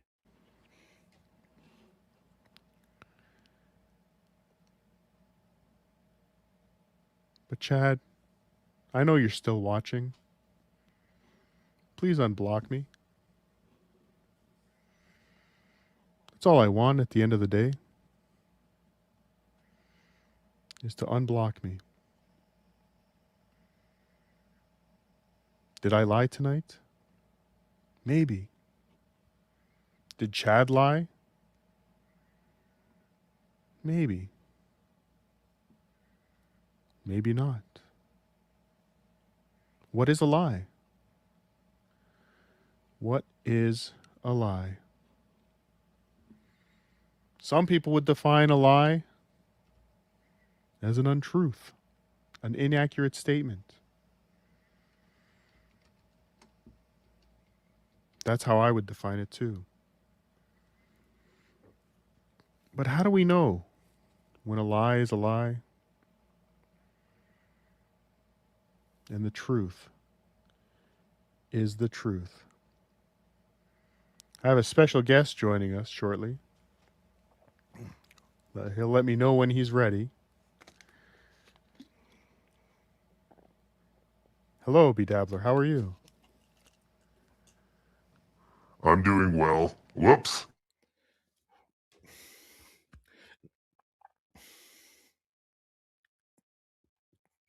We're gonna go back to that moment again, folks. The big reveal. That's how I would define it too. But how do we know when a lie is a lie? Sorry, but I had a sneeze and I had to like fucking want to enjoy this moment. And the truth is the truth. I have a special guest joining us shortly. He'll let me know when he's ready. Hello, BeDabbler. How are you? I'm doing well. Whoops. I mean, I'm doing well. How are you? That was strange. You sounded very similar to my special guest earlier. Oh, really? Yeah, that was a Yeah. huge fucking waste of time. Yeah, but the fact that we continued to waste the time and push forward, I think says something. Hey, if you want to call in and tell us how bad that was, give us a call, 973-440-9770, and we would like to hear what the people have to say. What was that number again, BeDabbler? That number was 973-440-9770. And we will we'll take your calls, and you can tell us how horrible we are. There you go. I can't wait because the chat has been rough. Oh yeah, I saw. Trust me. We probably should have had something prepared instead of just trying to wing it. Yeah, probably. But again, getting into the mind of Chad Zumach, I'm sure he didn't prepare his bit of theater, did he? And this was all Cardiff's idea, everybody. Yes, and Bob Levy. Bob Levy put me up to this. Bob Levy wrote this entire script. Just want to let you know. All right. Yes. Hey, we got someone on the air. Hello, caller. Welcome to the show. You hear me? What the? Oh, I had you muted. Hey, you hear me? Caller? Hello? Yes, unfortunately, I hear you. Oh, it's Bill Loney. How are you, Bill Loney? Hello, Bill Loney. This was the second time we're hearing a classic Bill Loney phone call tonight. That was fucking terrible. Thank you. Thank you. But also incredibly entertaining. We wanted to see how many people we could get in just off of a title with absolutely no idea of what we were going to do. And we wanted to see how long we could hold them. It's the algorithm. So now you're saying we. So you are now it was him. You are taking some of the blame for this? It was him. It was him. Well, I think I sent in like $10 worth of super chats. Yes. No refunds. Cardiff thanks you. No refunds. Yeah, sorry. You should have read the return policy. Ah, shit. I can't read. I'm a truck driver. But if you bring your Visa bill with those super chats on it to Pottstown, Pennsylvania, May 13th, to the Uncle Rico Show Live, I will gladly sign it for you. We're gonna take another call, Bill. We have another call, Bill. Bye. All right, be good, buddy. Good gear. Hey, you're on the air. Yeah, that was fucking awesome. It was awesome? Yeah, that was fucking awesome. Who are you? That was great. I fucking loved it. I enjoyed it. My name is Israel, calling from Jersey City. Your name's Israel from Jersey? And you like that? City, correct. Wow. Thank you, though. No, I didn't like it. I loved it. It was great. It was witty. It had me fucking rolling. I needed that. I needed to laugh. That was great. There were some people that I assume were like legit pissed because they thought like it was real at first, and then obviously 10 seconds into it, they realized, oh, what the fuck are these two guys doing? But people didn't turn away. Like people kept watching the whole thing because they were like, I gotta see how they end it. I gotta see what the end of this bit is. And it was not any more ridiculous than the multiple stories we heard from Chad tonight, or obviously when this happened in 2023. You know, the week and a half prior of all the stories we heard from Chad. I mean, to say that this was any less ridiculous, it's a far cry from it. I give him credit for at least coming up with something, an idea. Was it funny? I mean, I guess that's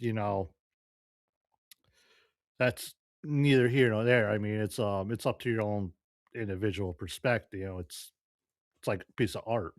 What's good, what's not good. But I just enjoyed it because obviously I thought it was funny. But this was one of the first few times that these two were together. Obviously, Dabble Court was the first time they collaborated on something. Then they went to DabbleCon. They didn't really collaborate anything then. And I think Cardiff was on BeDabblin. They were on each other's show, like, after DabbleCon. But this was the first time these two guys actually like came together around this time to come up to work together on something. And many people thought it was great. And obviously they thought it was great too, in a way. And they continued doing stuff from this like point onward till today. Did any of that make sense? Probably not, folks. We've been doing this for a while, and I say we just let it ride and wrap this up. We got another 20 minutes. We'll end it before 10. Thank you. Thank you. I'm not sure if there's sarcasm there, but thank you. Bye, Israel. Thank you. No. No, I often get accused of such. I'm just not sarcastic at all. Okay. Next week. Thank Very you. well. Thanks, Israel. Thank you for watching. You know what? I guess it was all worth it then. Yes, for Israel. So one person out of 520 thought it was entertaining. That's all I needed. That's all I. There was a while I was doing the show for one person anyway, so. Sure. We have another call, BeDabbler. We do. Wow. Hey, you're on the air. Hello? Hello? Hello. Hello? Hello?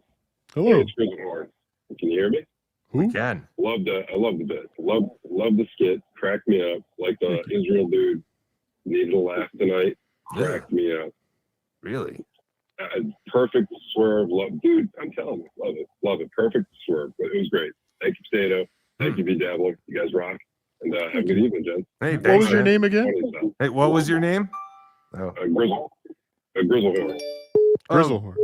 Grizzlehorn. Cool. Thanks, man. Yeah, you see me in chat. Yes. Thank you guys. Thanks a lot, guys. Obviously, they got a lot of people watching this at the time. And some people, like I said, hated it.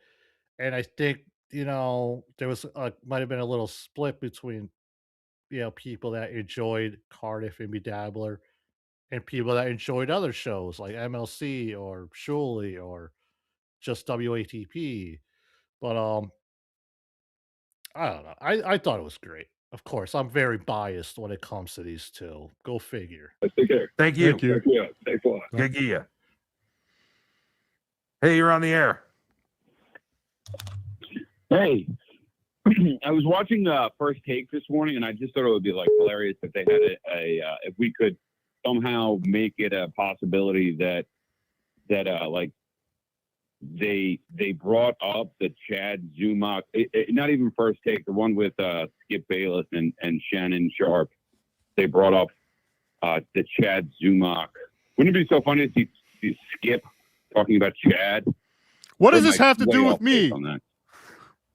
Were they This really is supposed to be on me. It has nothing to do with you. Oh, well, okay. I mean, in essence, it has something to do with you, okay. Cardiff. Everything has something to do with you in the dabbleverse. Thank you. Yes, that's true. Well, thank you. Thank we have you. another. We have another call. Thank you. Hello, you're on the air. Hey, you're on the air. Hey, Cardiff, long-time listener, first-time caller. I was wondering how much Hang up on this to the show. Hang up on him. Hang up on him now. Hang up on him now. What happened? That was a plant from the Shuli network.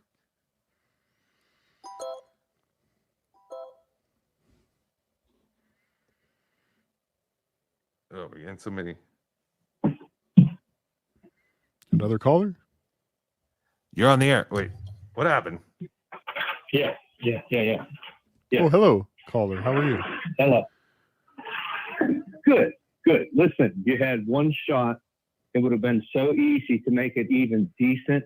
You completely blew it. It was heavily plugged today on MLC.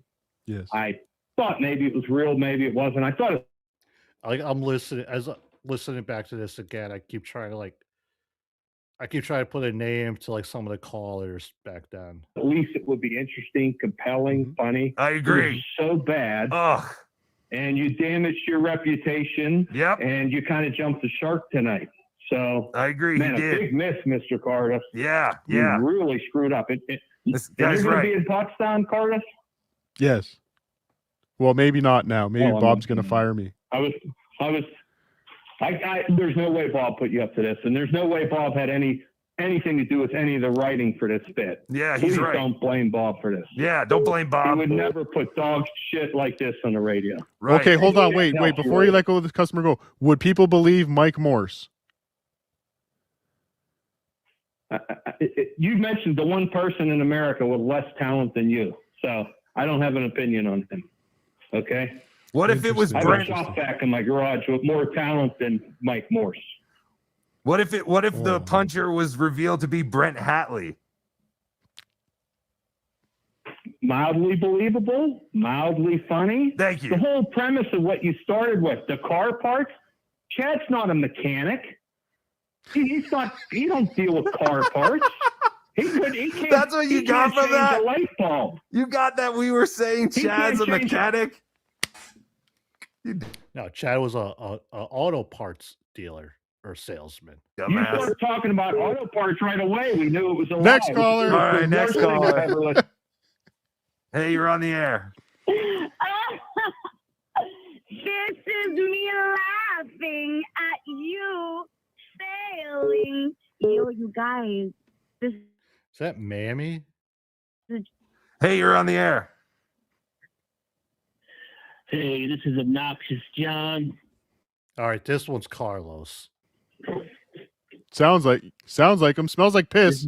Sounds right to me. This is the worst St. Patrick's Day ever. Oh no, we ruined it for Obnoxious John. All right.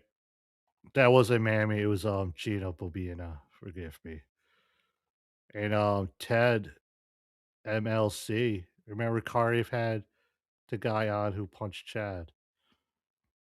Yes, he did. We're watching it right now, Ted. Hey, thank you for your super chat. John, Next you're not- caller. You're not Obnoxious John. Is this Bill Loney again? Yeah, I'm glad you got your phones working. Thank you. Yeah. It's it takes a very skilled producer like myself. Next caller. It's Gina. Gina, what do you want? men are talking was more enjoyable than this. Oh, how That's all dare I'm you. saying. Okay, it's not Mammy. Kiki Loco saying Gina will be in a. Somebody mentioned Keanu. I think again, women from the Tri-Cities. Sometimes they all kind of sound the same to me. Saying, Oh. and that says a lot.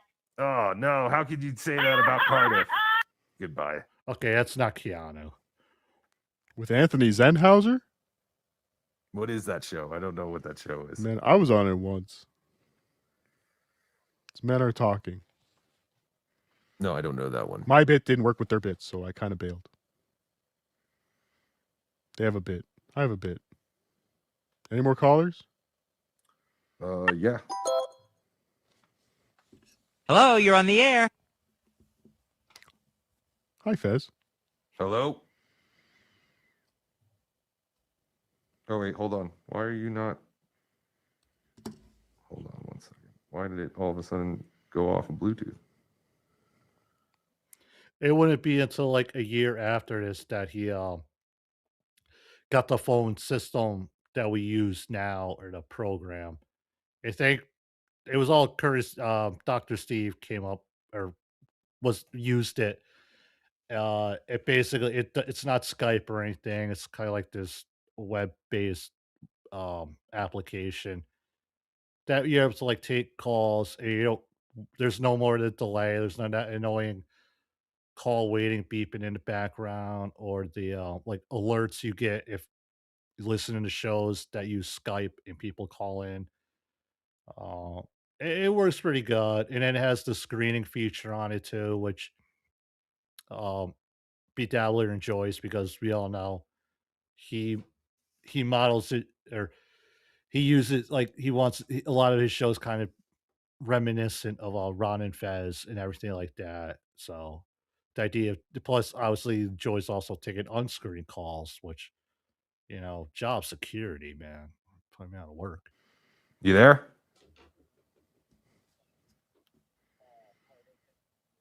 Wait. Hold on. All right, now talk. Oh, he hung up. Sorry. But yeah, Cardiff, you really fucked both of us on this one. Well, the only thing I had to do was reveal that it was you, so I could at least take some of the heat off of Stevie Lou. I thought Everyone it was Stevie accusing you Lou. of being. And that's exactly what I said. I said I don't want this to turn into a Stevie Lou bit. I said that to you. I said we have no ending. This is going to be horrible, and we're going to be in the same category of Stevie Lou. Do you know how much work we have to do now to crawl ourselves out of this pit? Well, I think the chat up right now from Tom C. I think he gets it. Oh shit! You have ruined St. Patrick's Day for everybody in the chat. Whoever witnessed this has lost an hour of their lives.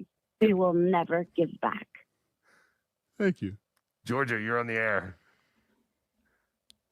Hey, this is Leland. You guys were hilarious. Fuck the haters.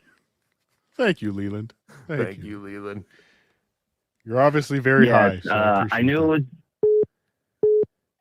All right, even watching this now, like that fucking call waiting beeping was hideous. And I didn't mention earlier like how to prevent it was to have somebody, because he could have the caller that he's talking to, and then one person on hold. And once that person on hold spot is filled, then you hear the beeping on air. The workaround to it was to have somebody call and just stay like on the line. So therefore there was only one line open, and therefore it will eliminate the beep. And when that caller was done, it'll open up a line for whoever jumped on next. But yeah, it was a work in progress, and I'm watching these old clips like this. Just makes me thankful for the system they have now in place. Oh, all day. Oh shit! What did he say? I keep pressing the wrong button. Leland, I'm sorry. I hung up on. Will you stop hang- calling? I keep pressing the wrong button. What's up? Can you hear me? Hey, Ray hear DeVito, you, are you in a Ray. basement? No, I'm in a car. I'm Oh. I'm in a parking lot of there's a Irish band playing. I got to go do a set in a little bit, but Oh. I was listening. But I'm not home. I'm in my buddy's car. Hello, buddy. How are you guys? Good, I heard good. some of it. I'm horrible. I've apparently ruined BeDabbler's reputation tonight. Well, everyone hates me now, Ray. How do you deal with that? I Yeah. saw that. I'll be honest. I think you got Zumocked. We got Zumocked. I got didn't- Zumocked by I didn't Cardiff. believe that story. One thing I heard. First of all, I know Chrissy Mayer. She doesn't really hang out at. First of all, Chad has nothing to do with auto parts. I think Ray believes it. I've known him for I years. think so too. He has nothing to do with auto parts. I imagine Ray probably does believe this. Another thing. Are you Chrissy sure? Mayer wasn't in Florida, and if she was, I know her. She's not the type of person that hangs at bars. She would have been promoting being at shows. But Chad Cardiff tried to showed him cancel a the show. picture. He pointed her out in the picture though. The caller pointed her out. I don't. She wasn't there, and if she was there, we would have heard about it from Chad. Chad would have fucking. If she was in Tampa doing a show, Chad would have mentioned it. So wait, but have you ever? I'm saying this all legend. I'm not. I don't mean to. It just didn't. It all sounded fishy. That's all. Really? So you didn't believe any of it? Really? No, I didn't. As someone who's known Chad, have you ever known Chad to boil hot dogs at home? Because I don't know if you heard that, but the caller said that Chad brings his own hot dogs to bars in his pockets. No. We might. Hey, Cardiff might have been had. I don't know, but I think Carlos It's was possible. bad. I'm sorry, buddy, but Carlos. Well, thank you for bringing me the bad news, Ray DeVito. I'll let you go finish your show. All right. Thank you for jumping on. All right, thanks, buddy. You're still the man. I love you, buddy. Thank you. Hold on one second. Hello? Hold on. I'm going to merge two calls. I want to see if I could do this. Whoa. Okay. I have two callers on the line now. One of you This'll talk. go well. The handsome one wait. talk. Hold on. I'm wondering why you don't ever have Cardiff doesn't have Lorenzo Areola doing the moderation. He's a very talented young man that I'm trying to help, and you're not getting up to 1,000 subscribers yet. So I'm really feeling like you're missing the mark. So just an FYI. Why don't you have Lorenzo be one of your moderators? And why didn't you ask him to be the attacker instead of me? Oh, well, that was his second question. Oh, Lorenzo was great on these shows back then. I know on the date night series here, we watched a few of these old episodes that Lorenzo was on, and I don't know, I enjoyed them. Well, I kind of trust some of your comedic judgment. Until tonight, I trusted some of your comedic judgment. We just didn't. We had nothing. I told you the Brent Hatley thing could have been believable because of Tampa. I really feel like we should have went that way. Let's start again. Okay. And scene. Let's get Lorenzo some more. I'm gonna hang up now, but the best luck to you. Bye. Thank you. Thank you. I am the 92.3 Free FM fugitive. Yes, Lorenzo Areola on YouTube. Everyone go subscribe there. Let's get him to Bad. 1,000. Hey, Bad with 2 Ds. Are you on the line? Oh. I don't know. Someone's still there. Eddie Coyle there. Who? Eddie Coyle? Coyle?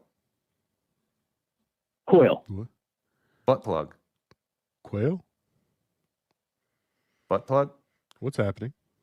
I don't know, but he's been on the line for the last 4 minutes. I don't think he said anything except for Quail. Oh, I didn't hear you call me. Oh, that's okay. I don't know. I don't want to say people's numbers in case, like, I don't know. I guess I can say the last four or 4831. Yeah, you ever saw some shows would say, "Hey, Atlanta, you're on the air," or I think was that Larry King used to always do that. They'll say like whatever city or nearest notable city caller lives from. I know other radio stations they always use the area code like 713 or 449. You're on the air. That's always a good tool to use. I know it's a couple times BeDabblin always went to the last four of your phone number, which I'd be amazed. Some people probably don't even know the last four digits of their phone numbers. You're on the line.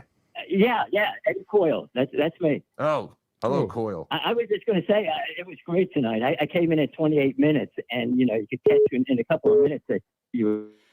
Lorenzo's kind of out of the dabbleverse business, but he does still have his own channel, and he's like, what I know is he does like a weekly wrestling show called That's All Kayfabe with his buddy. I know if you Google like Lorenzo Areola, WATP, you'll be able to find him there, and I'm sure you can find like a link or his screen name. I just can't remember it all off head. You were kind of improvising there, and it was Hardly. great. I only think though that you should have had the girl attacker be April from Stilto. That was a should've been the possibility. girl. Yeah. That was a possibility. Yes. Well, thank you I appreciate you liking it somehow. Yes. But That beeping is like worse than the big black chirp. keep listening. Thank you. Oh yeah. 2898, you're on the air. Baba Booey, Howard. You see why he needs a phone screener? You all see why now, right? Turn. It was fucking awesome. Loved it. What? Really? Thank you. Hey guys, fuck these people. That sounds like Teamster Tim. Crazy. But thank you. I promise the MLC show will be much better. Yes. MLC this Wednesday at 4 p.m. on BeDabblin's channel. Yes, on my channel, we are doing a parody MLC broadcast at the exact same time as MLC. Please check that out. I promise it'll be more funny. That was called B. Brennan. Was the MLC parody. Obviously that was before a couple years before Little KB. Sorry, I didn't mean to hang up on you. 3075, you're on the air. Yeah, so the traditional manner in keeping a phone number private in radio is to say, 714, you're up. Come on now. Yeah. Anyway, I'm a big fan of both of you, so I hesitate to shit on you too much, but how did you envision that going? Honestly, this work. I want to answer first. I envision it going exactly the way it went. And that was too. my biggest fear. Me And I too. think Cardiff did too. We literally didn't talk to each other until half hour before. We were kind of texting some ideas back and forth. Listen, I'll be completely honest. This is how I got brought into this. Cardiff asked me, "Hey, does that Rodecaster make it so that you can hide your voice? Like put an effect on your voice?" I was like, "Yeah." He's like, "Okay, you're Chad's attacker tomorrow." I was like, "What? You wanted to do it yesterday?" And I was like, "Well, we really have nothing." Okay, well then the lack of pre-production was brilliant. Thank Just you. Brilliant. Thank you. Okay. Appreciate All right, it. do better, gentlemen. This is an example of 2 steps forward, 3 back, but you can get back on track. Last week. I think we all say that a few years later, Tuki Soup at Hack Gaming News 3 was definitely a lot more better than this bit. Saturday show where you were the chick with the tits. That was fantastic, BeDabbler. Oh, thank you. I appreciate that, buddy. Thank you. We're trying things. Again, have a good one. We also wanted to see how many people we could bring in and keep them on. Hello, Bill. Hello. What the fuck? What? How the fuck did you know it was me? God fucking damn it. Call display. You star 6-7. Yes, I do believe I just came up with this bit while on Ray last night and put this together. But so I think if we play this completely straight and had a real story, I think people would be more pissed off, don't you think? Well, I was trying to play it straight. Hi, Ray DeVito. What's up? All right, now I feel like an idiot. I did not know that this was El Horrible behind it the whole time. I'm an idiot. I thought it was an actual person. No. Now that I jumped off and was listening, I realized you guys were playing people. So all right. As I was looking at the chat, I thought you actually thought that you found Chad's attacker. So all right. Ray, I love you so much. All right. You're a good guy, Ray. All right, cool. I'll jump off, let you do your thing. But like a dummy, I thought that someone actually was fucking. Yeah. No. You could have came up with a better story. Chad had better lies than that. We know we could have came up with a better Chad had story. better lies than that. That's what you guys had as your lie? That's a good line from Ray. Chad could have came up with a better lie. Come on, you need Zumak to write this shit for you. Ooh. It's kind of the point, Ray. All Kind right, of the I love point. you guys. I'll let you guys Okay. go back to your thing. Bye. We love you, Ray. 6383, you're on the line. Yes, this is Steve from Yellowstone, and I just wanted to say that I thought that it was a wonderful interview, and it's just terrific. And Ramon, bring me a pot of water and a potato peeler. Ramon, bring me a wrestling fanatic with a less gayer vest and a mask. Oh shit, that sucked. Punching out. Thank you, Steve from Yellowstone. I just got Ramoned. We got Ramoned. It was all worth it. All worth it. I think it was all worth it that we got Ray. Yes, that too. I've got to make a video. Did you see when I was on Ray's show and we were watching his stand-up? Yes. And I caught him mouthing the words to his stand-up. Yes. I saw someone once say that Ray DeVito, when he looks into the camera, he looks like a little kid who shit his pants, and he's so happy that he shit his pants. When he sees himself. Yes. When he sees himself. We have another caller. 3389, you're on the air. Actually, I feel like the show could go down any further, but then Ray DeVito got on. So How dare you? Ray DeVito is a beloved chatter. Turn your radio down next time. Is that still a thing? Yeah. Well, I heard an echo. Yeah, me too. Oh man. Yeah, this is a real stinkeroo. Yes, it was. But at least, no, just think about this. When you go to bed tonight, I just want you to remember, when you do your streams, sometimes maybe up to 100 people will realize you stink. Tonight, over 500 saw you stink with me. Tonight, let it be known, Chad Zumach, nights like tonight are the reason we disguise our faces. Yes, exactly. Yeah. Oh, why don't you guys show your face? I don't want my face to be seen after this debacle. Please. Chad's going to rip it apart. We're going to be everywhere. Yes. Well, I think we've done enough damage for tonight. What do you Agreed. think, BeDabbler? Yes, please. Good. Well, everyone, thank you for joining. Happy St. Patrick's Day. I hope. Well, I know this stunk. But that's okay. Because we tried. And the thing about comedy, you know the comedians, you know who the comedians that don't try, BeDabbler? Yes. Those are the hacks.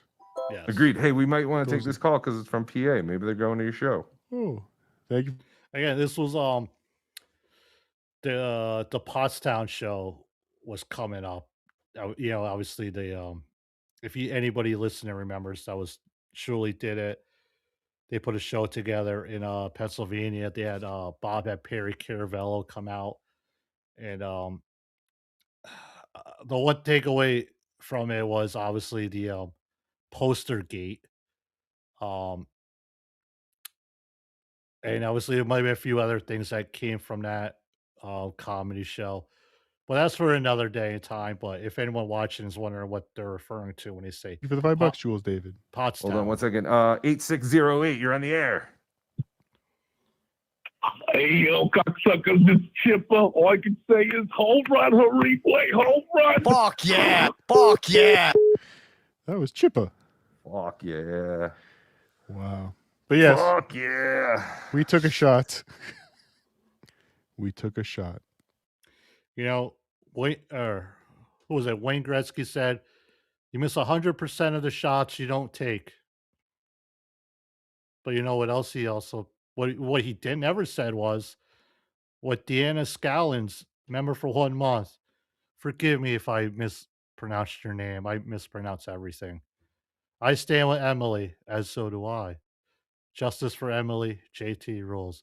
Thank you for being a member, and I'm hoping to have Emily on next week for a little members only show.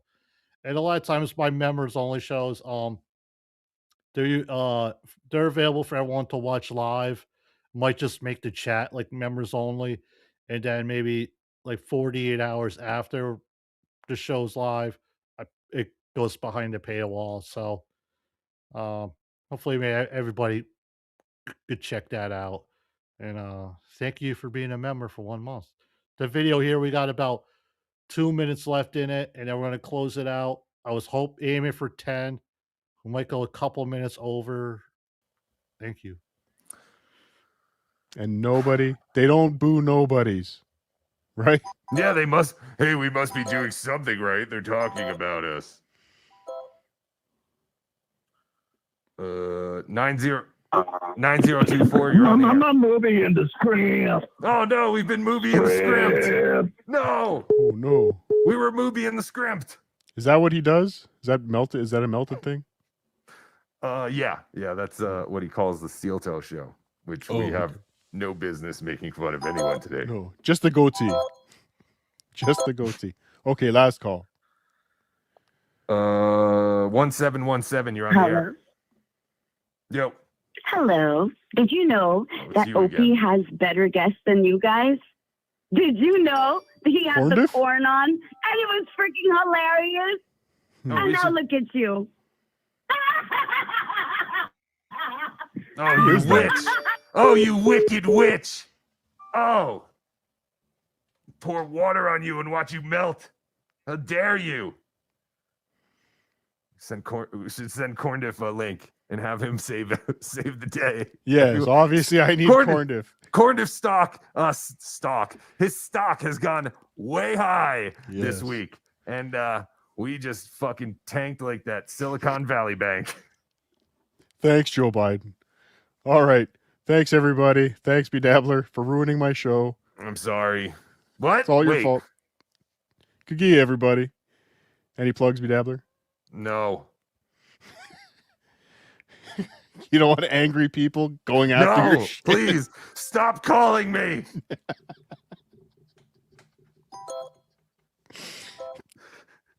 Hold on.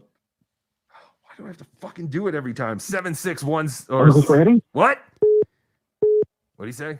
I don't know. Is this Uncle Freddie? Uncle Freddie? Yes. No. Yes. Uncle Freddie's not there. Uncle Freddie died. Yes, that's what I said. 4302, you're on the air. Hello? Fuck, this is sadder than John, man. Oh, how You might think these callers all suck.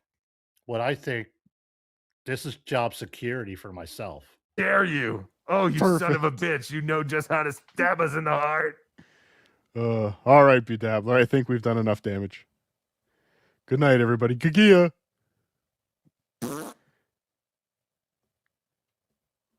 And scene. Well, folks, we made it. You know, I was actually shooting for like 9:30. I know sometimes these shows go long. We just passed the 5-hour mark. And I greatly appreciate. Let me get that off the screen here because you know what's coming up next. All right. I greatly appreciate you all hanging out. Probably had the best viewers I had ever doing a show. Greatly appreciate that. Unfortunately, there was no BeDabblin live this morning. There won't be one later tonight. As far as I know. Did we just like glitch out there for a second? I am so sorry. I'm gonna wrap this shit up. All right. Fuck. I don't know what else to say, but thank you all for hopping on, for staying on, watching, and everything like that. I'm kind of beat. I have nothing left in the tank. I don't know. My brain is fried at this point. I don't know how some people could do these shows. I hit the 3-hour mark and I want to, hit end stream, but I don't. I keep going. Mainly because of you people out there. I appreciate you all hanging out, watching.